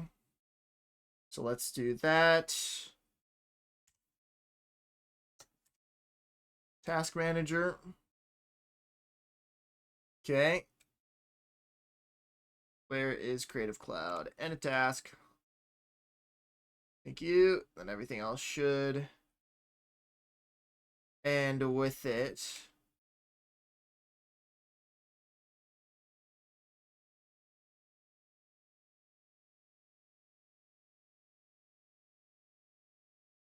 get all of that out of there. And then Creative Cloud should not be open up anymore. Perfect. We can exit NVIDIA. I don't need that. I don't need either of my Razer apps, please. Okay, close that. Get No Rest for the Wicked going. And here we are.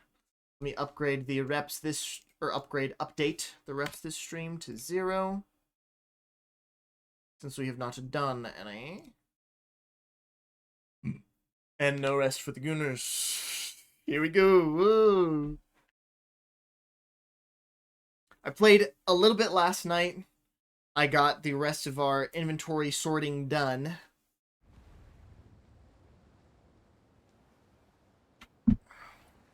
I also got 2 important phone calls taken care of this morning.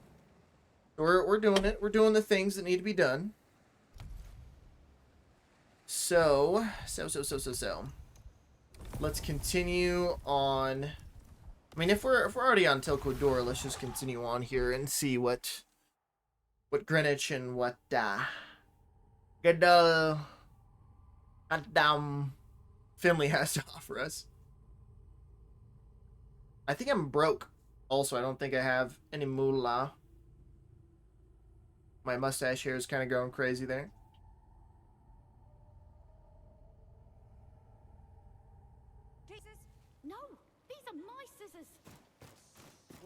Alright, Greenwich. Right. You know, Got a little piece of paper for us. Fantastic. And then let's sell.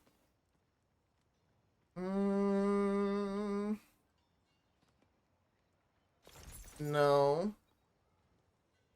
Damage increased by 9% of durability. That is good. No, thank you. Correct? Correct. This is a plague. That's a guy, but we are looking for a lightning one if there is one. Lightning one! You can still smell the salt water on its hilt. We don't care about that. Increased by 9. Durability by 33. Go bye-bye. Damage by 7. Stamina cost. Reduction. Movement speed. No. Correct.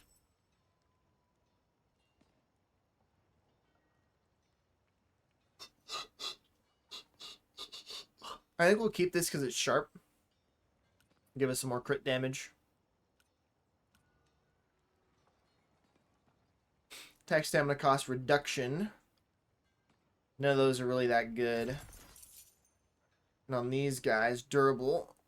Damage increased by durability. Honestly, just because of that, this might be worth keeping.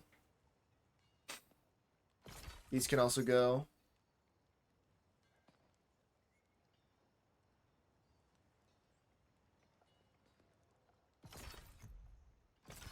This can also go.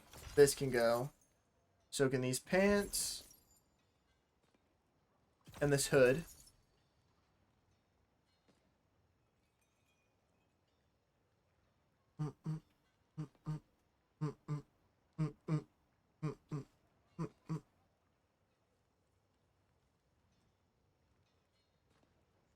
This is durable, but it's required level of 19. I mean, I'll keep it for the time being, but I think once we get to actually sorting through stuff, we'll probably end up getting rid of a bunch of this random crud that I'm like, oh yeah, I think it's probably worth keeping.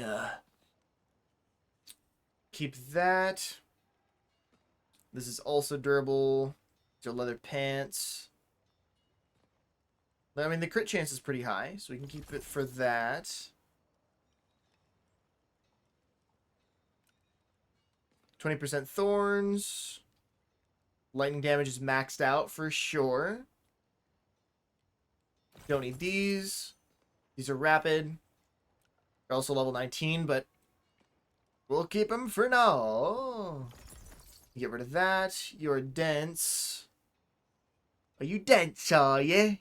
You bloody fucking dense, are you? Increased by 8% for 10 seconds after consuming food.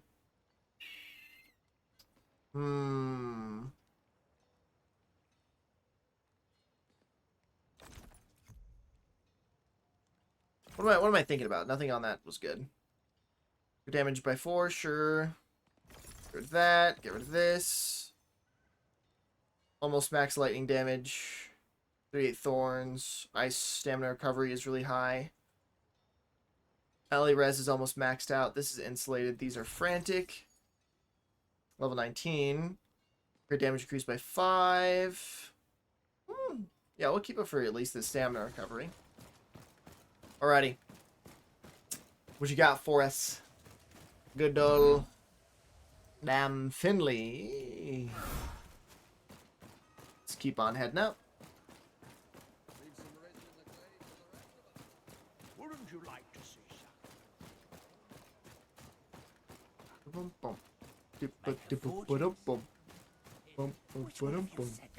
see some? Oh my god. 2 of these rat bastards. You know. We can grab one of these.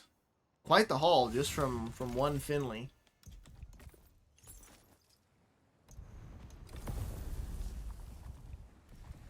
Let's check the other 2 Finleys we have available. One in the Fractured Ruins.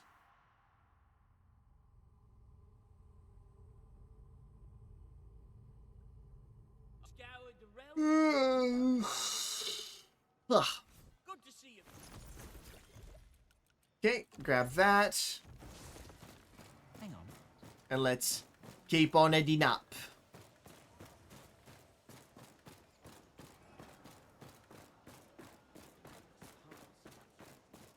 Wouldn't you like to see something? Make a fortune in sacrifice. Buy now. Alright, Finley, what you got? One of these, another Radiant. Let's see, is this Willow Cap ring good? No, the resistances are kind of dookie. A little doo-doo. Little poopy. Not that great. So we won't buy it unless we absolutely need to get another Willow Cap ring. Remember, that is on the Fractured Ruins. And then on the Savannah, let us see. And I think, unfortunately, Tomorrow, what feast you... the bleed build is going to be put... Oh my god, so many Radiant Embers. Oh, what? What just happened? Why? Huh? His shop just reset right in front of my eyes. What the hell? If he had a Radiant Ember on him, I would have grabbed it. I don't see why I wouldn't have bought that last time, unless it didn't... You don't scare me, Serum. Interesting. And there is no Finley on either of these two worlds. I don't believe, at least. So, let's check the Spirit Scene next. And let's also drink a little bit more water, too. I'm out. I gotta go fill Baylor up. Let's check Finley. Or Greenwich, sorry. Nah. Nothing I really care about, you know.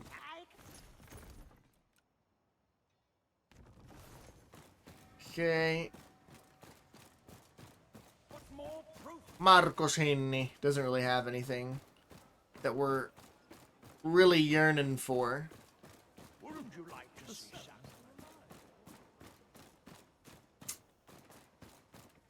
And we'll continue heading this way. Buy now. What you got for us, Finley? Hey, we'll take that. Appreciate it.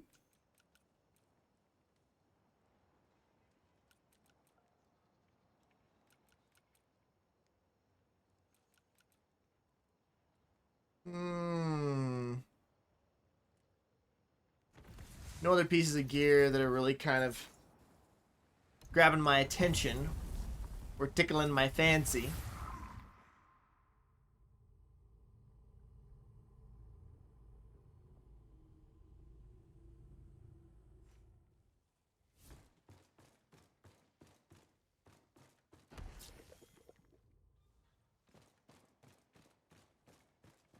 You don't look from around here.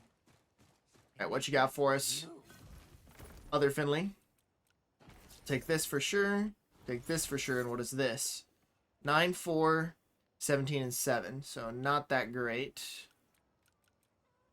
And then this does not have damage resistance increase based on durability. I forgot to check the other Finley's gear. Like, I just glossed over, but I didn't actually, like, look properly. But I'm not going to go back and complete the perusing of the wares there.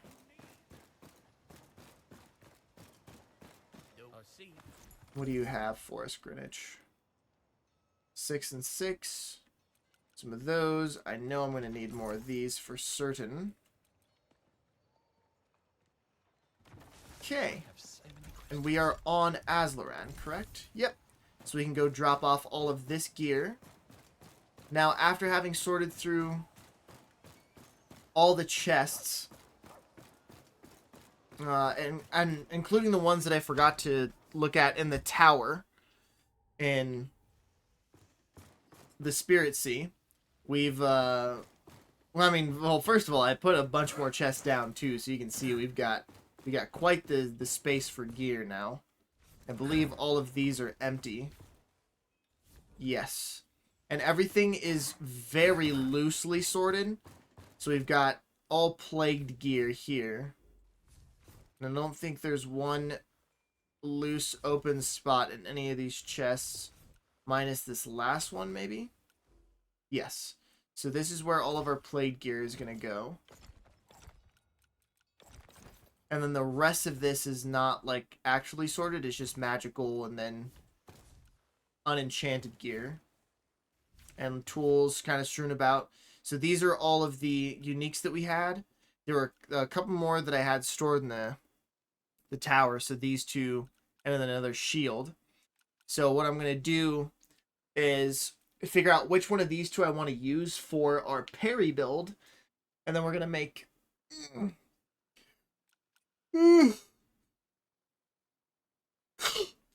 a build that is focused on just dealing damage on parry.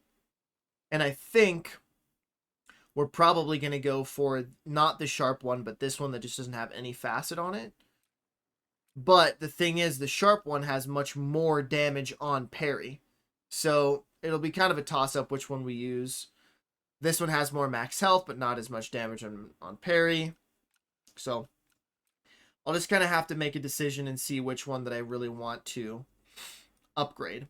And since it's not like we're hitting enemies multiple times, if we are trying to do crit damage, then I want to be critting basically on every single parry, right? And I don't think that that's feasible. So honestly, we might end up doing this Falstead's Fury. But anyhow, let's toss these guys in here for the time being.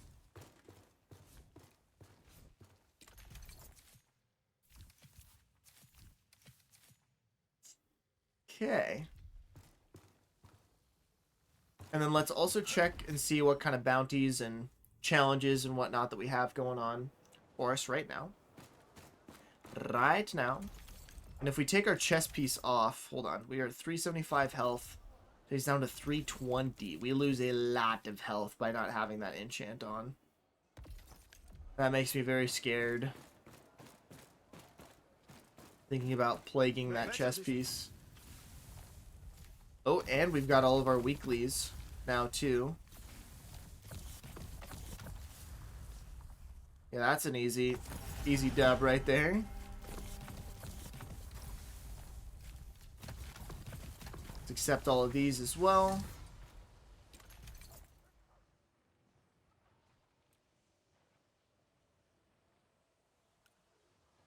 Crit chance by 5. Cool. So we've just got that one helmet that's kind of worth holding on to, and everything else can just go bye-bye. So this one, we can get rid of those. And we can go take care of some of our bounties. I am kind of have a little hankering for starting a new character. The other one that I'm super excited about playing is the parry build. So I kind of want to do that, to be honest. So let's go make a new character here.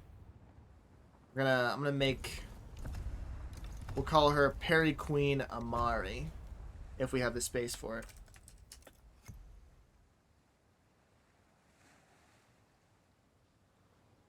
Parry Queen Amari. Now see, I could say Parry Goddess Amari.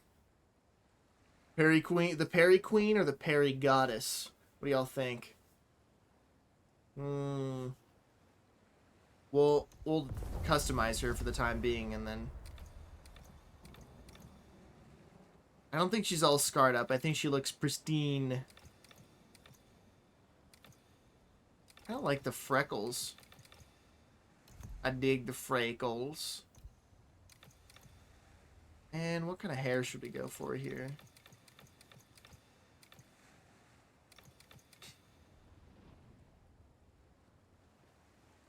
Kind of dig it.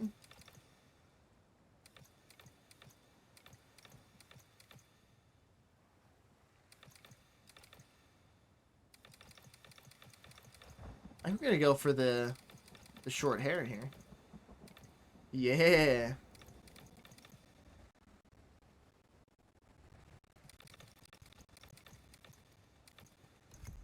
Perfect.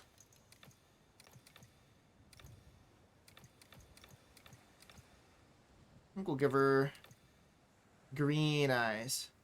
Perry the platypus. Oh my god.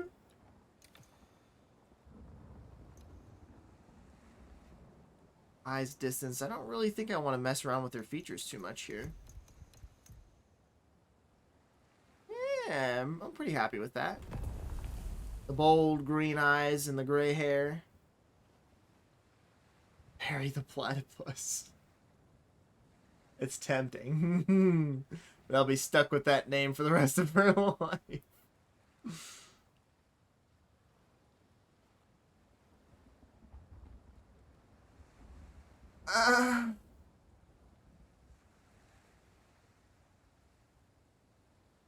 I'm gonna stick with Perry Queen.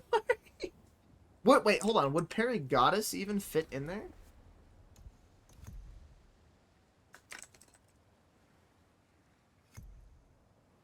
It would.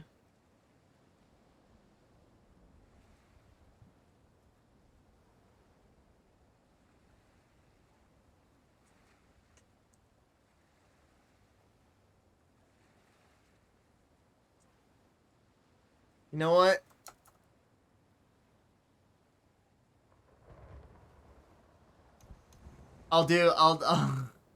I'll say Perry, as in Parry. Perry the platypus. Oh, I don't want to though. I want to, but I don't want to. Perry Queen or Perry Goddess? Perry Queen or Perry Goddess? Perry Queen or Perry Goddess? Perry Goddess. Perry Queen Amari. Perry Goddess Amari. Perry Queen Amari. Perry Queen. The Perry Queen.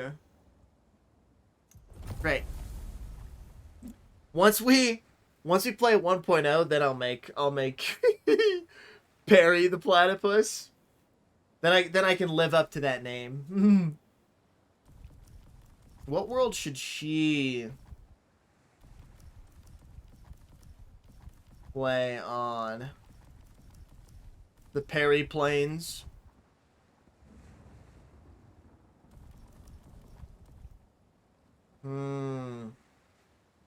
I could toss her into the fetid fields.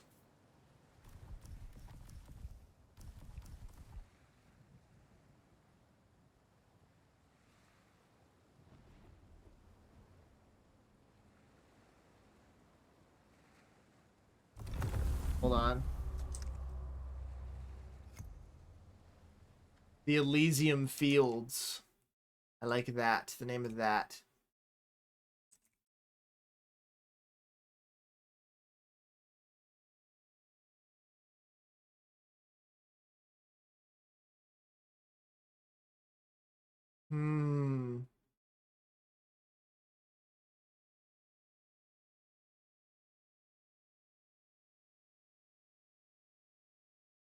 Oh, so it's actually okay, interesting.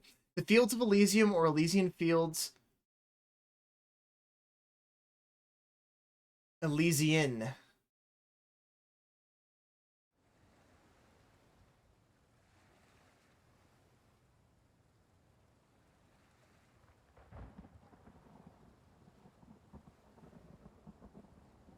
The Elysian Fields is a conception of the afterlife that developed over time and was maintained by some Greek religious and philosophical sects and cults. It was initially separated from the Greek underworld, the realm of Hades. The Elysian Fields were, according to Homer, located on the western edge of the earth by the stream of Oceanus. Interesting. That seems pretty fitting, I would say.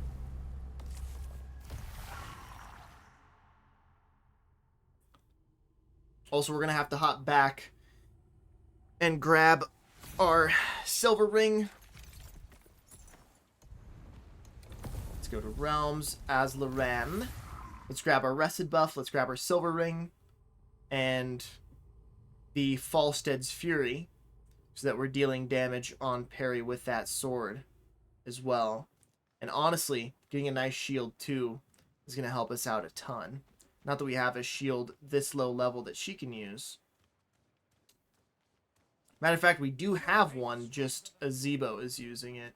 And I'm not pulling off equipment from him for her to use. Just in case she dies and then Azebo's without that equipment. So, I'm going to go with this one. Because it's less damage on parry, but it gives more health, and we need survivability. Okay. It's such a fun sword to use, too. And then we need to look inside this chest. So 5 and 10. And this is, of course, 6 and 7. Wow. 7, 8, 9, 10. It's less total resistance. 5 fire, 10 ice, and this is 6 ice, 7 lightning. I'll go with this one. Because again, me no likey ice. I said the other one was fire. Yeah, and we deal with fire very early game too, so we'll hold on to that. For certain. And we should have another XP ring sitting in here. Oh. Okay.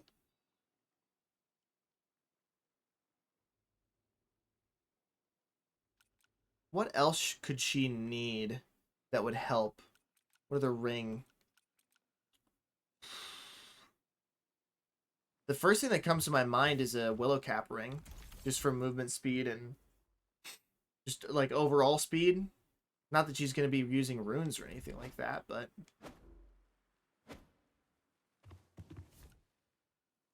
Also, what is this shield? This gives me something on parry, right? Rune damage increased and focus gain increase after I parry. Okay. But we need... The idea is that her whole thing is that the main damage comes from parrying stuff. So she'll just kill off of parry, essentially. And I forgot that I don't need to meet the requirements of a shield to use it. I just need the shield and I can use it. So, let's start rummaging through here and see if I can find something that is parry worthy. Looking for a small shield.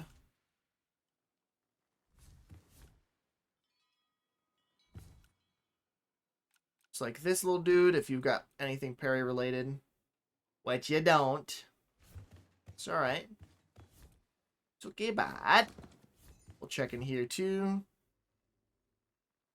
Nothing. And as a matter of fact, that ring is going to come in handy. This early. We got another small shield. No parry stuff on there. No parry stuff on there either. This is that's a lot of damage on parry. Holy smokes. We might just have to use a medium shield for the time being. Health on parry is nice. Okay. Damage increased after parrying. We got in here.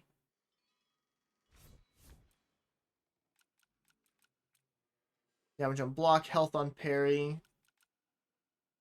We're probably not going to find like a super good everything related to parry shield. And we're going to want to build it on a nice shield base as well that we like the look of. Honestly, I'm probably just going to go for like a studded buckler. Because the aesthetic of that matches the aesthetic of this sword. And look at that, right? Boom and boom. Very simple. This does not match the aesthetic whatsoever. But what it does do is, again, give us even more damage on parry. But that's really the only thing that this thing does. It doesn't give us any health on parry. And that survivability is honestly probably more important right now than just maximizing the parry damage. So this wooden shield might really be the better option. This is ridiculous. This is the best option that I have to me, and it's a massive shield. Oh my goodness.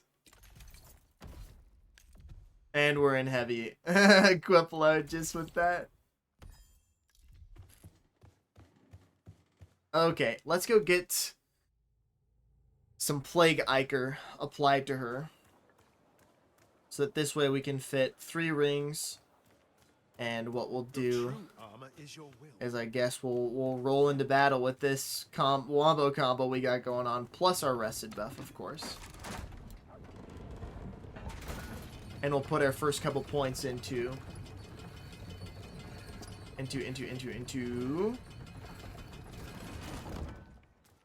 equip load. There we go. So they can actually wear armor and stuff. It's Jeff. Plague Ichor. 1, 2, thank you. And then we'll equip our XP band. This first, and this next. Fantastic! Smashing! And then we can go down here. So the Inquisition Down the stairs. Yes. sickness fills the very air above our heads. And then across the bridge.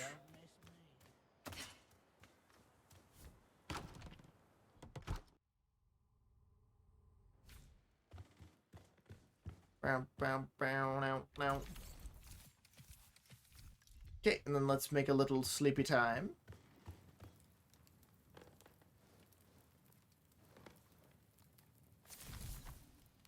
Sleepy, sleepy, sleep. And let's also grab the XP buff that we can get from the inn as well. And then we shall commence our journey.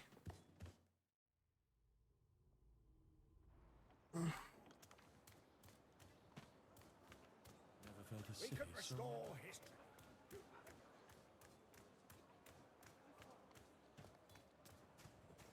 What more proof do you need?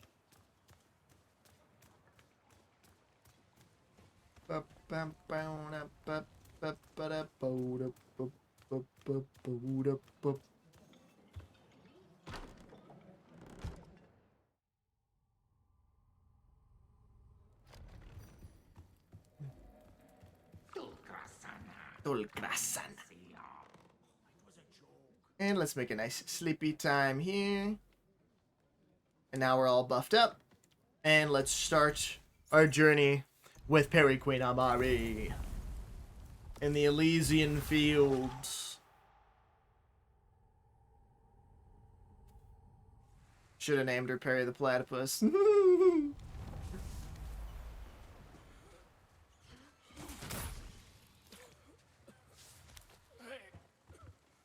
I'll pay my respects to you, Captain Talvik.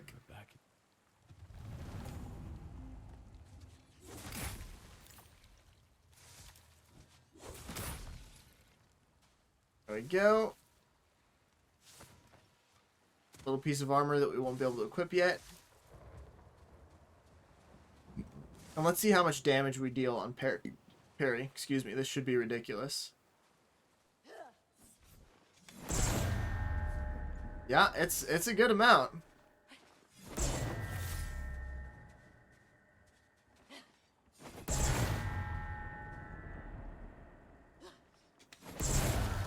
There we go.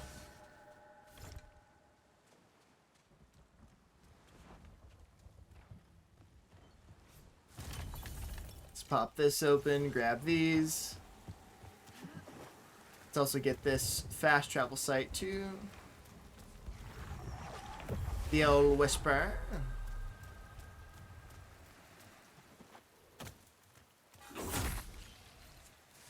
Boom. Pop this open. Grab that.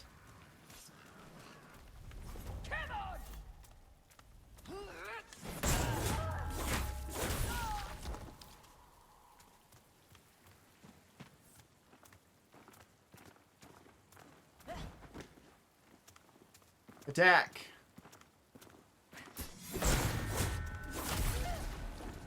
So doing only damage on parry, at least this early in the game, is probably not feasible.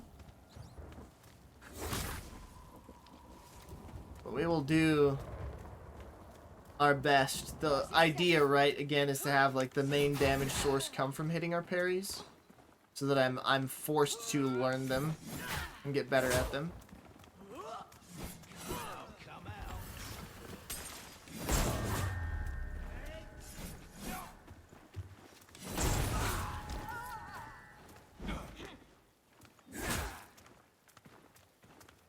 Come on.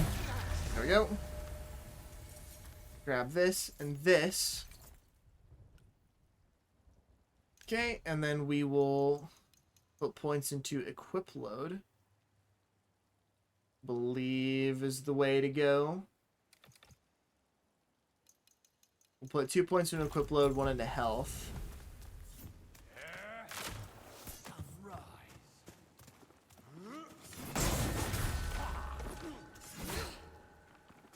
Come on, Bodhi.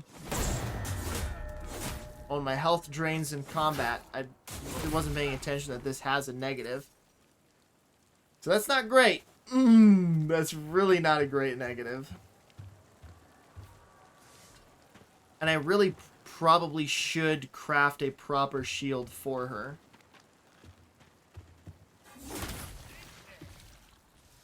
Okay, now. Ow.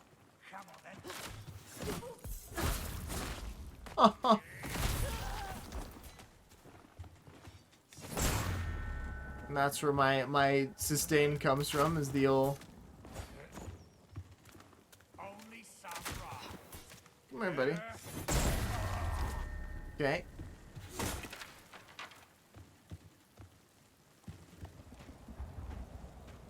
Well, let's hop down here. We'll grab this. I think it would be quite unwise to continue with this. So...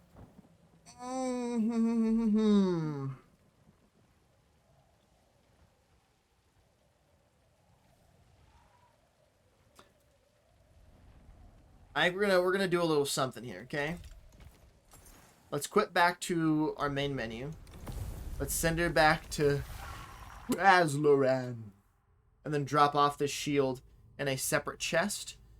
And we'll also pick out a couple other shields that have like stamina on parry, or gloves that have stamina on parry and all that kind of stuff. And then we can craft her a nice little parry shield. Again, we're looking for that lightweight class of shield.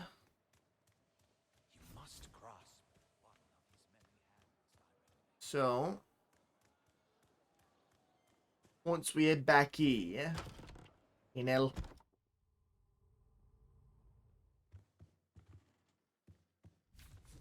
s'il vous plaît. You can put this in here. Le cara découvert.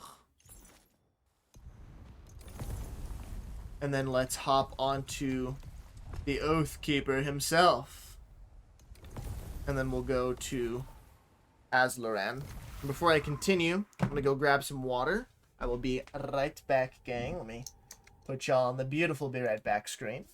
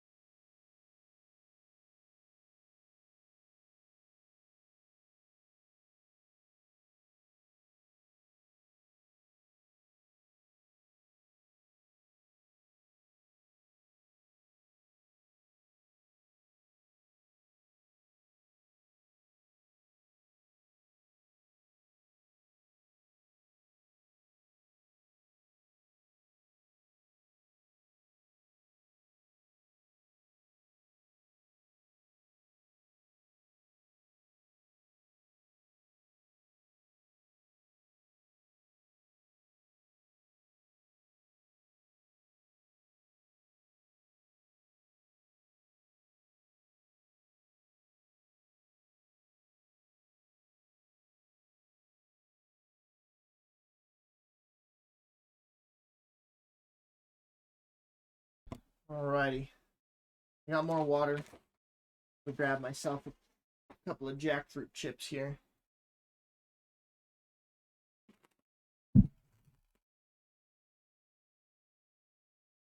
Mm.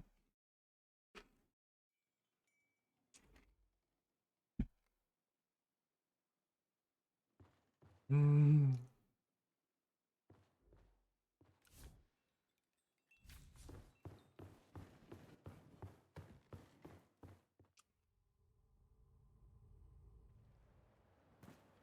Every time, man. This island will be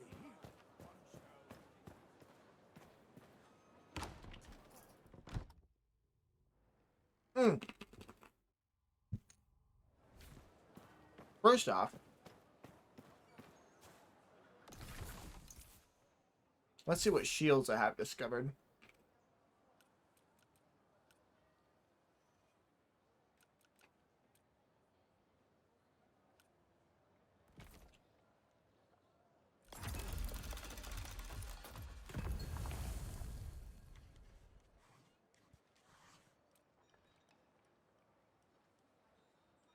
Serpent God.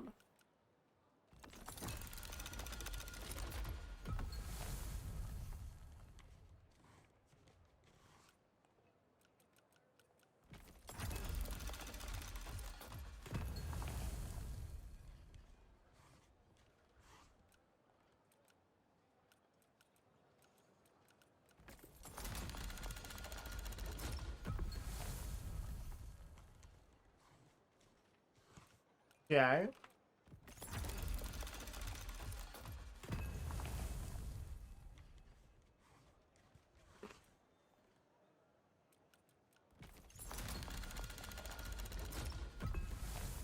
I want that round. Metal one.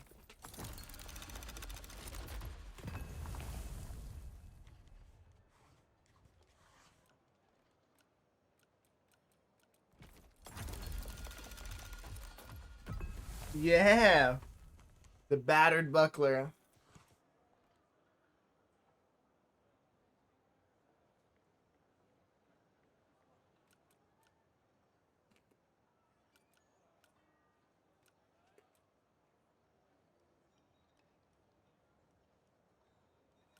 Hmm.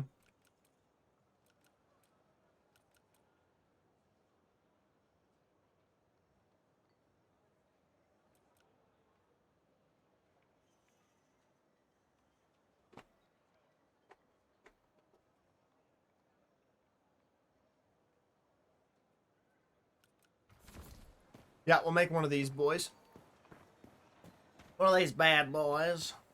What more proof do you need? I've got things you didn't know. This is interference in the free market. Victory is born. And then let's go ahead and craft ourselves one of them. Ideally, we want one with just no...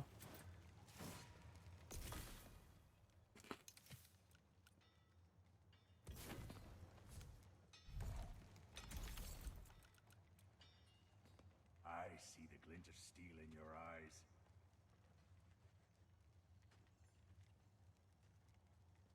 Now, here's something I'm curious about that I want to double check. Very quick. If I open up the build planner, right?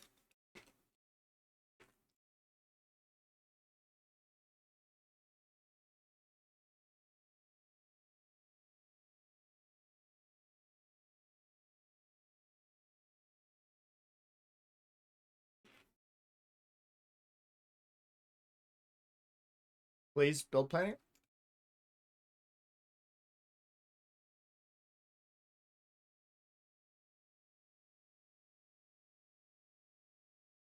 There we go. We are looking for a shield.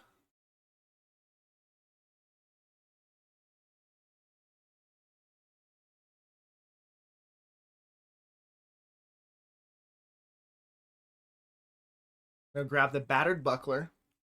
And what do the facets do on shields? Wow. curious about.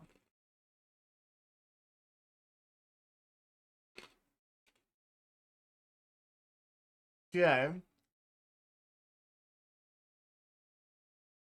So maybe we're looking for a durable one, ideally, I think. If there's something that increases by durability.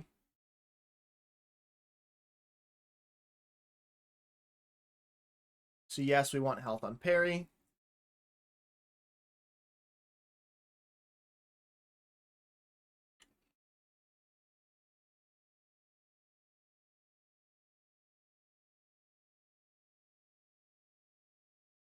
Hmm.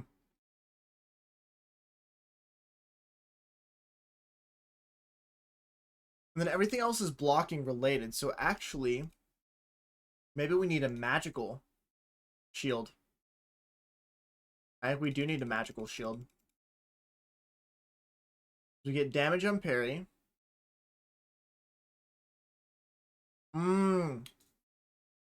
We don't get healing on parry on our shield, at least.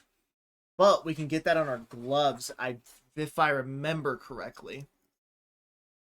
So we can get stamina on parry.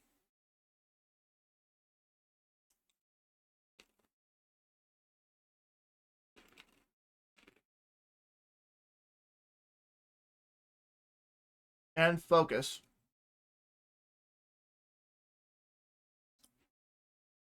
Let me look at the gloves really quick. So if we're looking at just magical,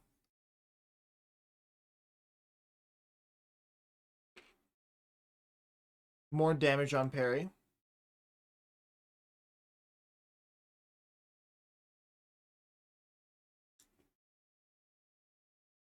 We get barrier on parry.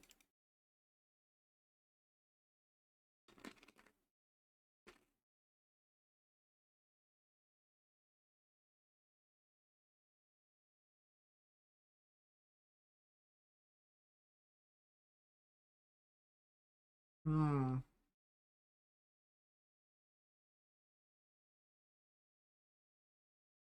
Okay, and then if we go plagued,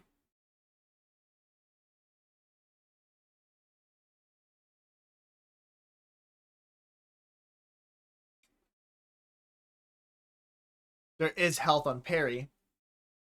But we get to know.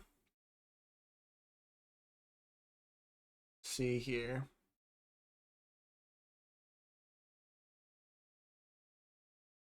Again, we do get. Let's just put random ones on here. Let's put the damage. Let's put the health on parry. And then what else could we possibly get here that would help us? Physical damage increase. And then probably like a resistance or an armor pen.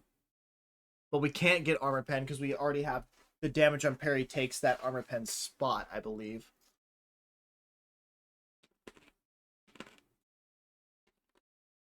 Mm-hmm.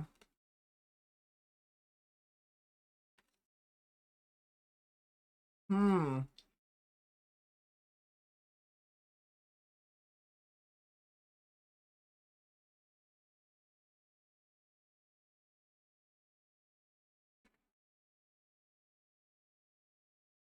So I'm thinking maybe elemental resistance would be the move.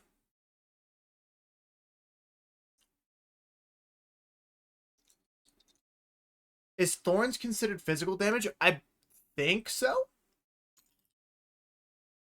Let me see.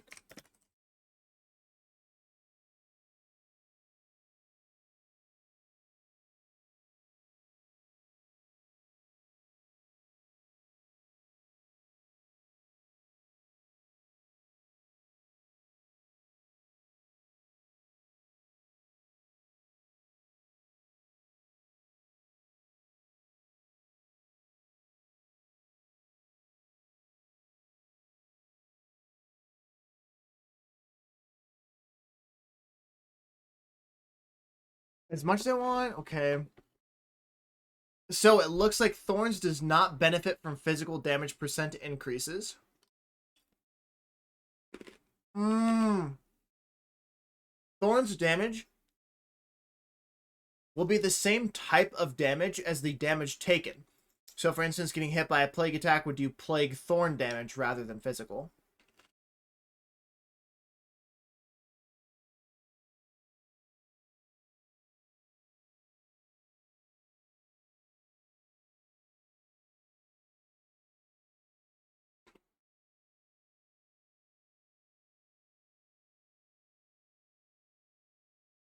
Hmm.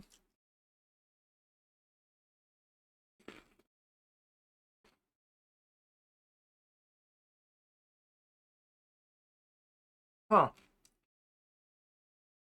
Okay.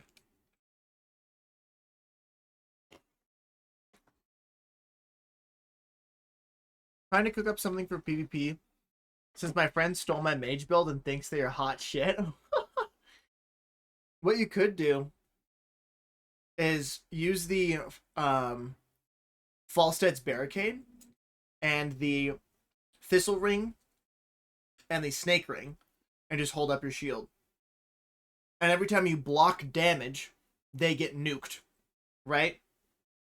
So you could also top that off with either putting thorns on one piece of gear or just using the thorns rune to get thorns damage on top of that and running armor pen as your offensive skill on every other piece of gear and then increasing fizz damage because your damage on block from the barricade gets increased by physical damage. Your damage on block on the snake ring gets increased by physical damage, and your damage on damage taken also gets increased by physical damage, I believe. They all scale with it.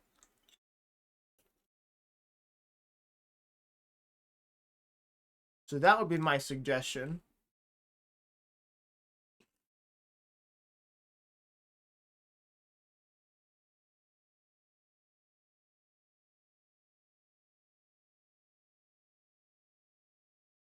Hmm.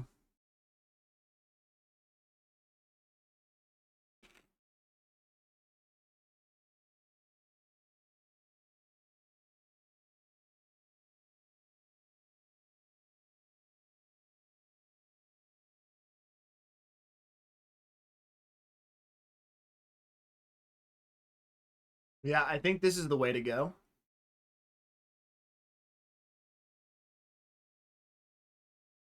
And let me check one more thing. If I do a light shield that's plagued, all I get is just damage on parry and health on parry.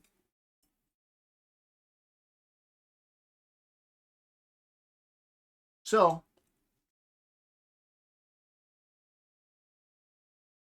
if I combine the two, I heal for 20% health every time I hit a parry, which is really good. But I lose out on... Let's put unrepairable. I lose out on focus on parry and stamina on parry. So if I'm low on stamina, I can't get any back by parrying. Hmm.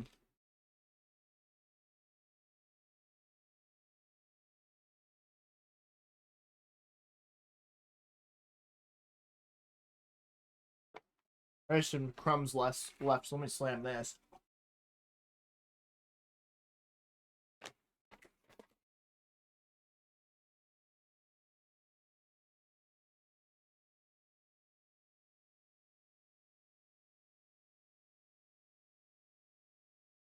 Okay. A little bit more water in the old system. This might honestly be one of those instances where we just have to mess around with it and find what works. And I think right now, probably putting high damage on parry and high health on parry are going to be my best options. And the reason why I say that is that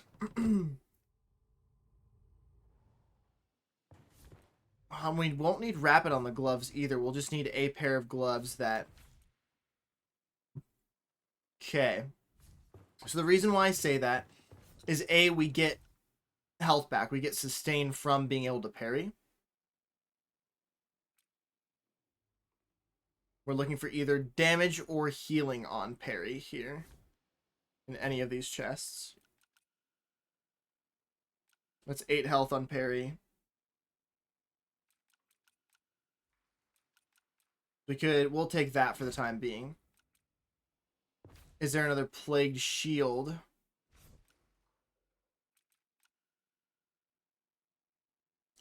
Eight health on parry again.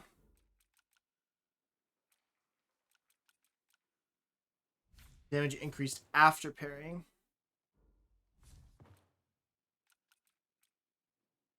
Five health on parry. Okay. So I'm going to take these 2 pieces of gear here. Pull the health on parry off of this one. Pull the damage on parry off of this one.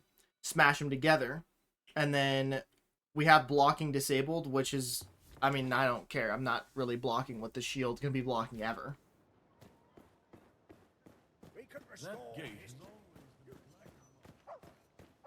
So let's head up here. Pop this open. And we'll pull from this chest 2 of these. And then I can take, like, I wouldn't mind spending 2 radiance on this. We're going to pull off the damage on parry on this one. And the health on parry on this one. And then we'll need to corrupt this.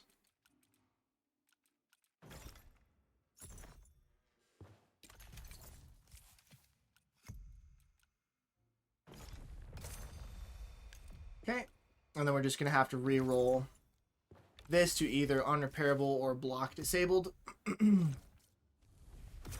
Perfect. And let's... Please let me interact with the chest. Please, please, please, please. There we go. And we'll toss those in there, along with this. And I accidentally tossed the damage on parry and the... Oh, here it is. Health gain on parry. And now we'll take both of these enchants. Boom. Boom. And that'll be her shield. And I suppose she could take either one of these rings, but I think for the time being, the ones that she has on will be just fine. And since she's down there, right now we'll go and drop the shield off for her there, and then we can pick it up and have a grand old time.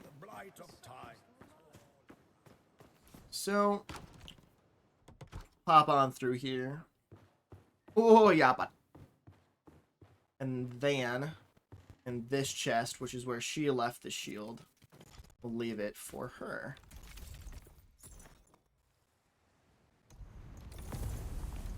And then we'll continue with Parry Queen Amari. Should put us on Azloran. We'll grab our Juicy Parry shield.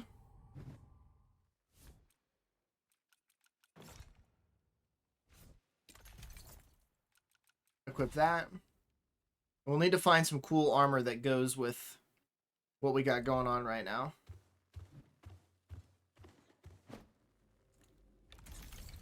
We'll get her some drip. And I think what we're going to need is ideally probably mesh armor. I don't think plate will be necessary. I'll just have to do some theory crafting on her build, and then we can extrapolate from there.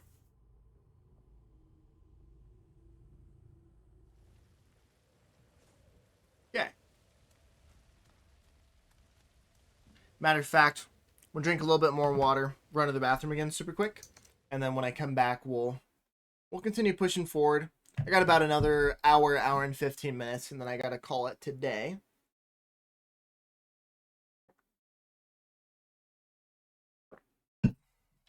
Alright again, gang, make sure you're staying hydrated. I'll be right back.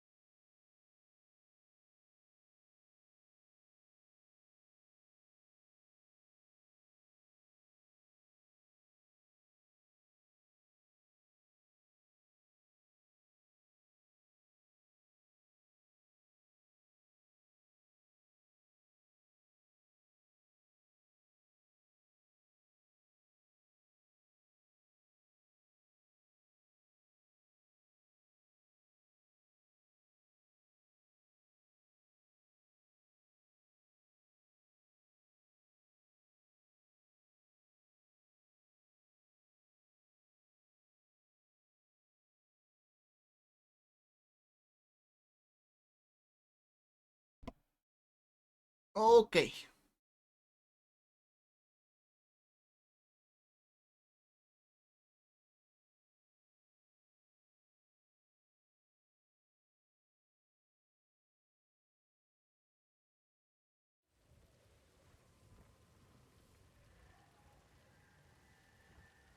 Onward we continue.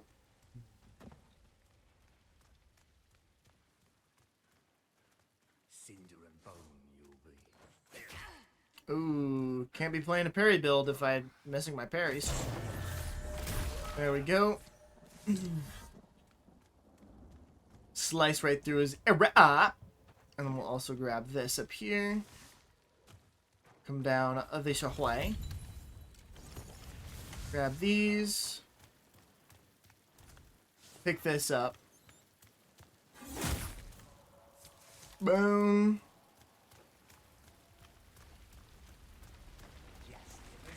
I'm gonna cook ya.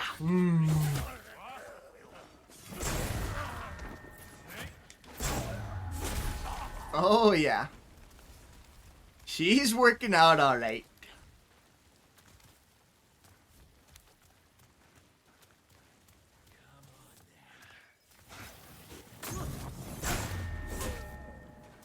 I'm gonna cook ya.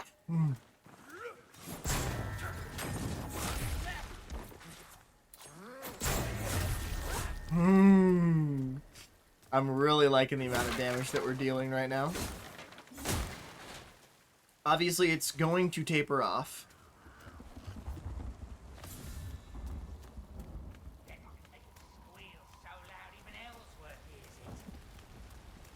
Right now, I mean, we're also missing one more source of damage on parry, which is going to be our gloves. And our silver ring is not maxed out either.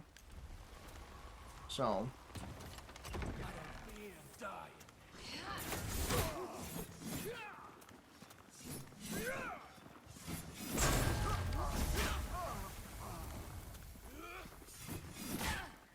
I hate that. There we go. Come here. Come here.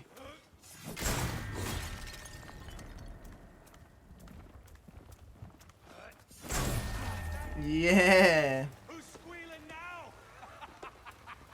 All right, Fillmore. I got my suppose there's if you ever need anything now. Give us the handle.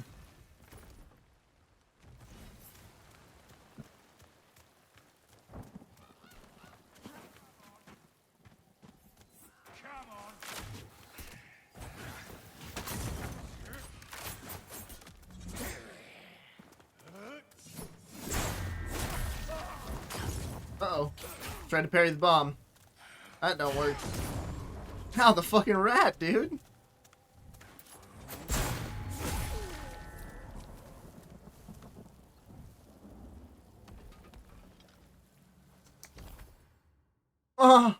Cool in the gang? Okay.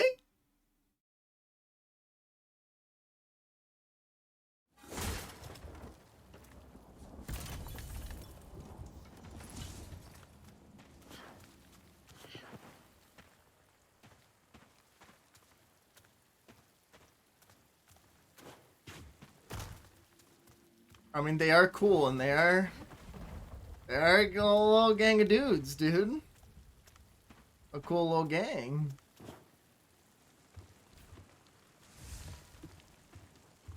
Cool and the gang. Boom. Off here we go.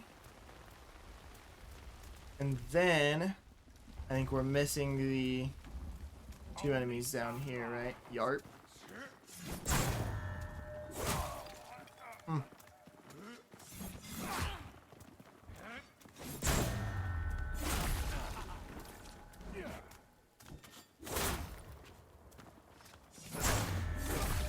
Like I've handled these chuds so many times that they ain't nothing new.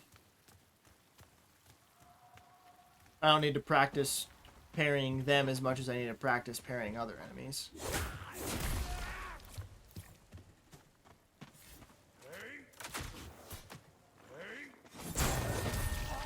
There we go. Oh, and what was I thinking, dude?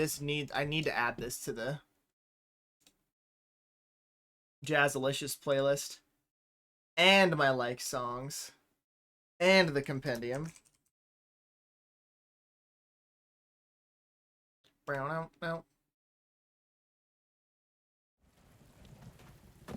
Oh yeah.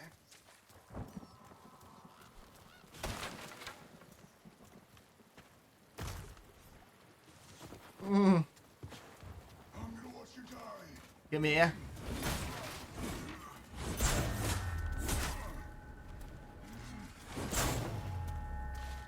There's so many different sources of damage hitting him. And soon there's going to be one more source from our gloves too, once we make a nice pair of parry gloves. First things first is figuring out what drip she's going to have.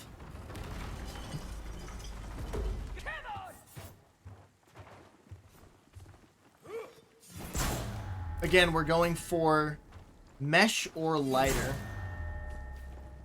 I still want some good defenses, because I'm not going to hit every parry. Like, that's just unreasonable to assume that I will. And for a build that requires me to be up close, mesh at a minimum really kind of is the only thing that really is making sense to me. Be careful, Lara. Someone's coming.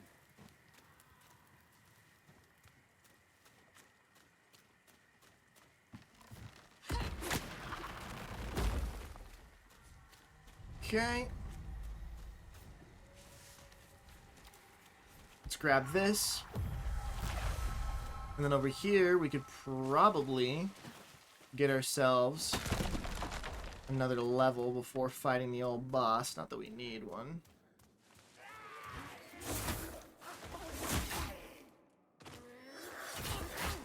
Oh my god, or just get ourselves fucking killed right away. Obviously, I need help parrying these, or practice parrying these bastards.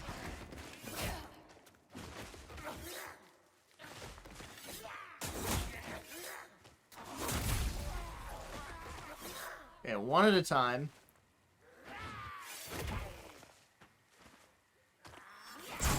There we go. There we go. Jesus.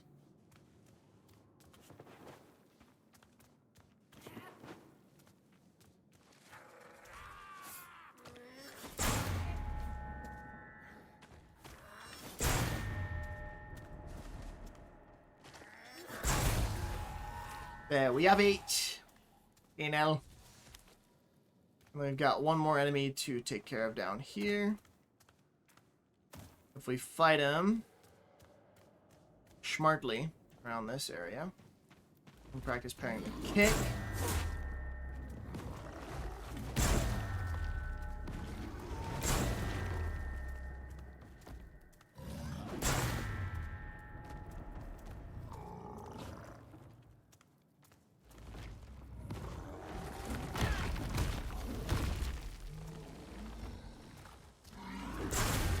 There we go.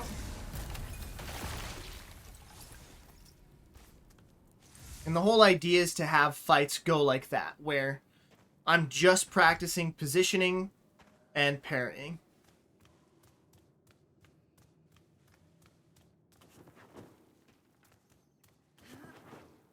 Now, would it maybe then make more sense to play this character not in hardcore? Maybe. But the reason that I'm wanting to play her in hardcore is A, so I can say that I beat the game by, saying oops all parries, even though that's not exactly what I'm doing right now. Like, I'm obviously attacking enemies with more than just, you know, damaging them with other means besides just parrying.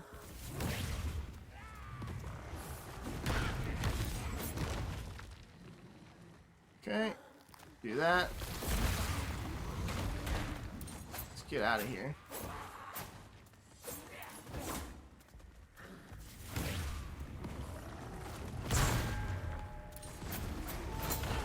Ooh.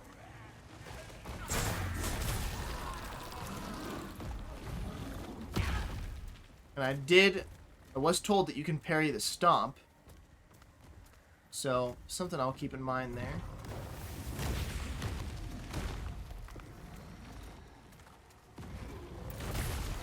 Okay.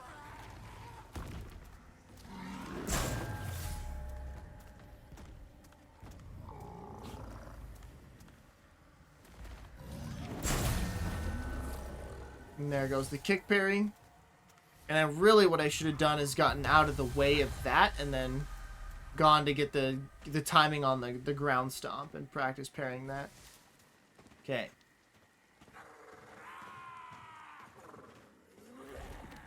Okay, I need you to, like, do one of your axe attacks so I can practice parrying that, please.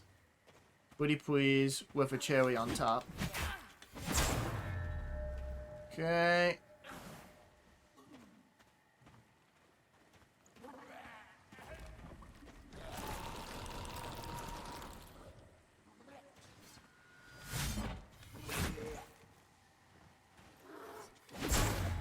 Nice. Once more. Okay, no more puking, just...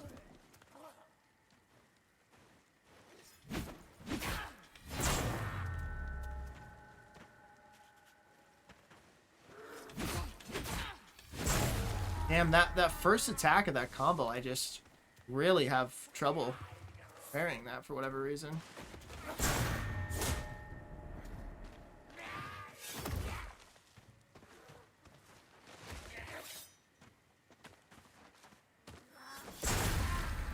And there we go. Very, very nice. We can grab the chest down here.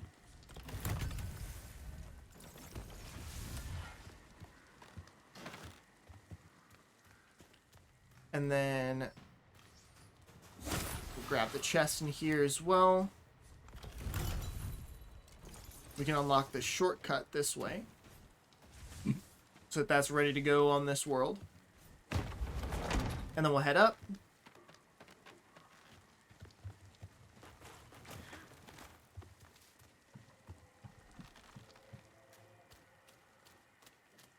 Also, this is getting added to the jazz playlist. Gaston may have this dance.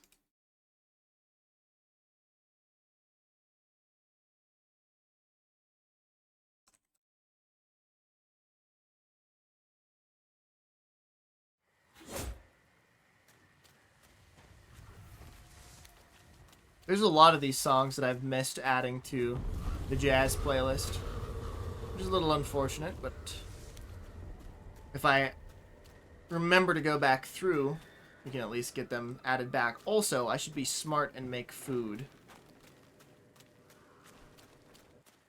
Bum, bum, bum, ba-dum, bum, bum, bum, bum, ba-dum, bum.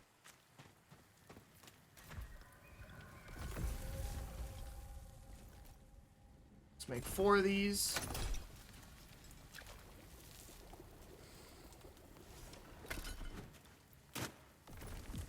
And then we'll head back through here.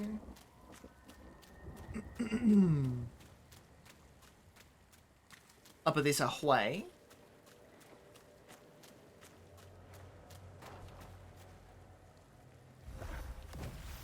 Alrighty, gang. Boss fight number 1 with the parry build.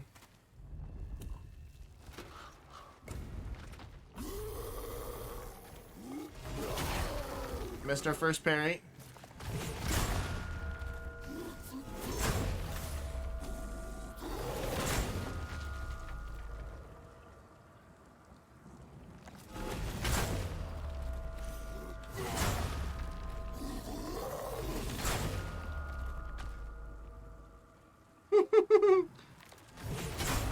He doesn't know what to do, dude. He's never been mogged like this before.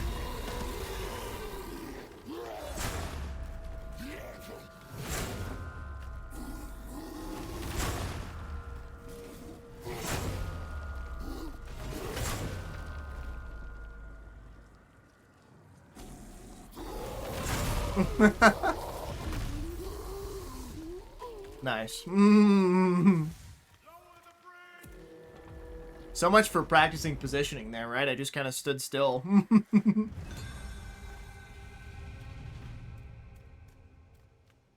The wanted. rookery is just up ahead. You should go to the rookery, high above.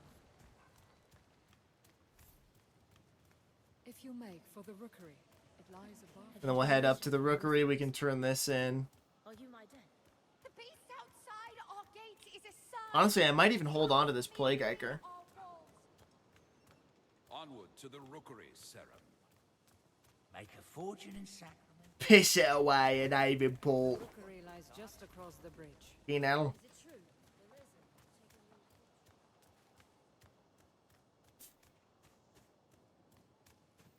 There isn't. Piss it away and Avon Port. Arrived. I knew his letters were not in vain. Alrighty. Skip this. It's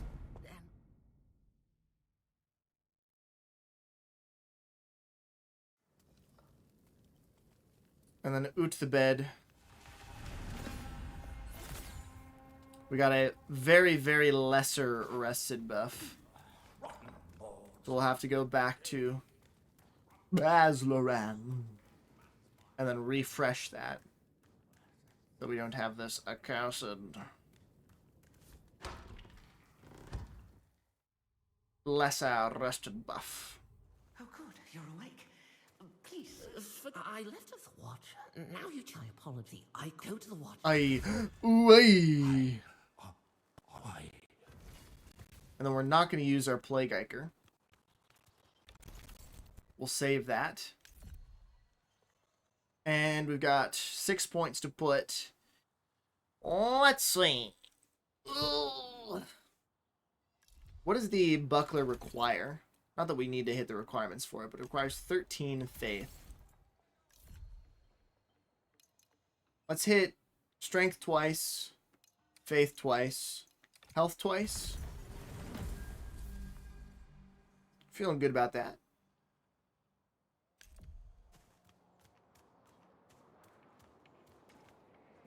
And then we should probably put some armor on. So this will increase our fizz damage, which is fantastic. And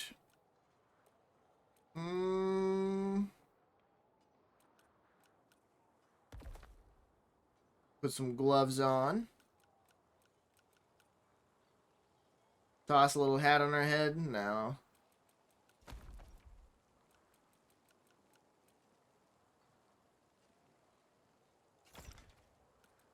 Now we'll just roll with what we got going on right now. Is it true? The Risen have taken the old fortress. Okay, and I think we're chilling with what we've got. The pestilence. I knew, but I fear 2 days a small please the plague no. Okay. And then we'll continue down along this beaten path. A moment. Ah, yes, we should talk to Winnick. If I might be, I saw how my man's he's been a thief. We would all. I gorge you, dude.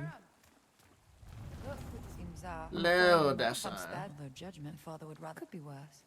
Right. Skip that.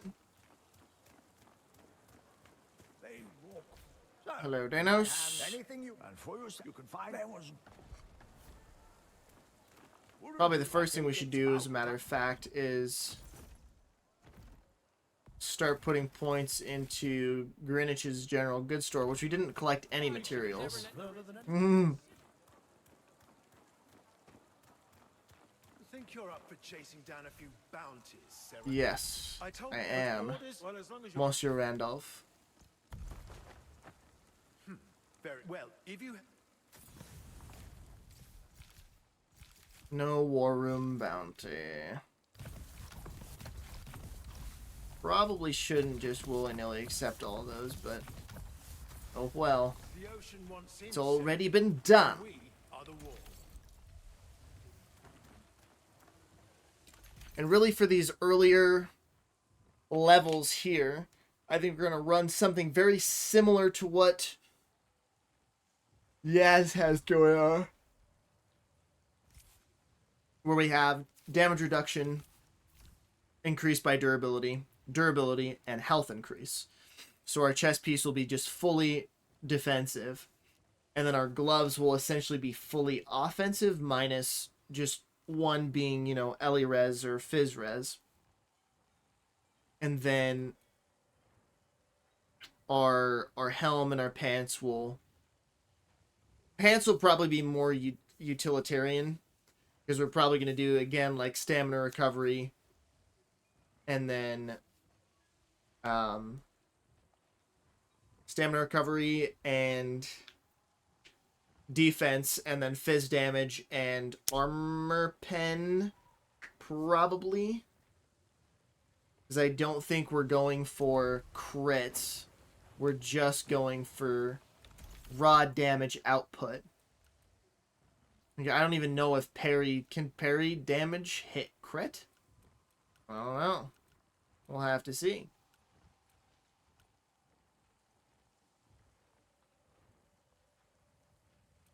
And we can also always Radiant Ember this to make the damage on parry more.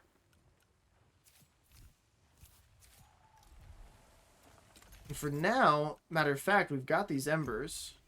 Let's toss them on our chest piece and see if we can get some health.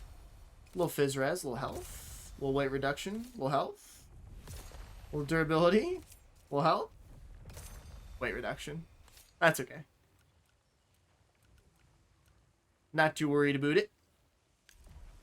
And then the rest of our gear minus the pickaxe and the fishing rod can get sold, if I remember correctly.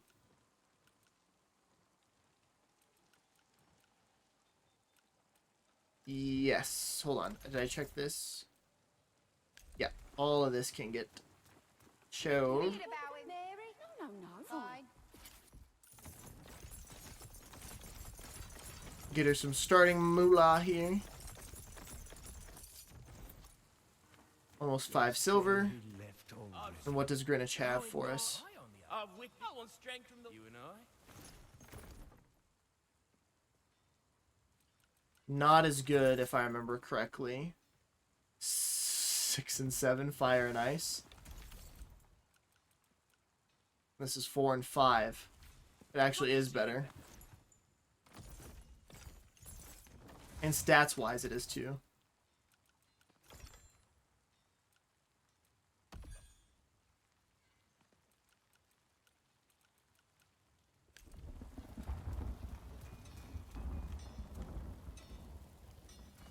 Good to be back behind. From now on, No. warriors only as good as No. Okay. Now, What can we do? What shall we do? Kind of want to play a little bit more of him, but see, we're at 325. Honestly, it might not even be a bad idea for me to end the stream here. I know it's a little bit earlier than... Well, no, I usually, when I've got my therapy, I end around here. Yeah, I could take care of a couple more things today.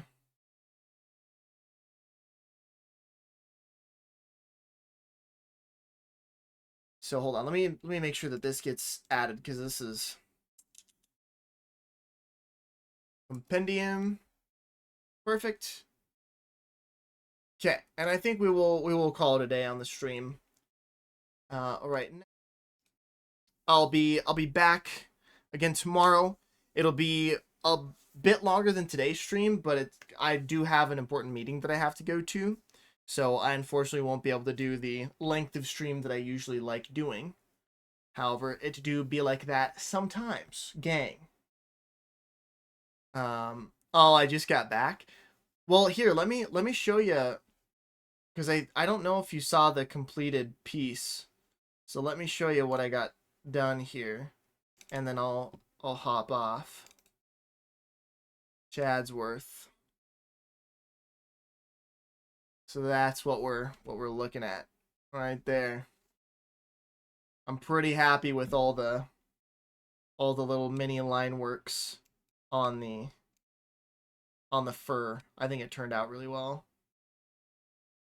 And then yeah, the hair also looks pretty good, and I made sure to leave this space a little bit open so as to not have it be too cluttered here. Nice, we can look at it close when we do a call. Yeah, dude, I would love to. But yeah, I gotta call her. Gotta go shower. Get ready to go to this board meeting. So, yep. I do appreciate every single one of y'all stopping by the stream today. Thank you so much for taking the time out of your day to hang out with me. I very, very much do appreciate it. And yeah, hope y'all have a wonderful rest of your day, night, morning, evening, afternoon, whatever time it may be where y'all are at. Peace out.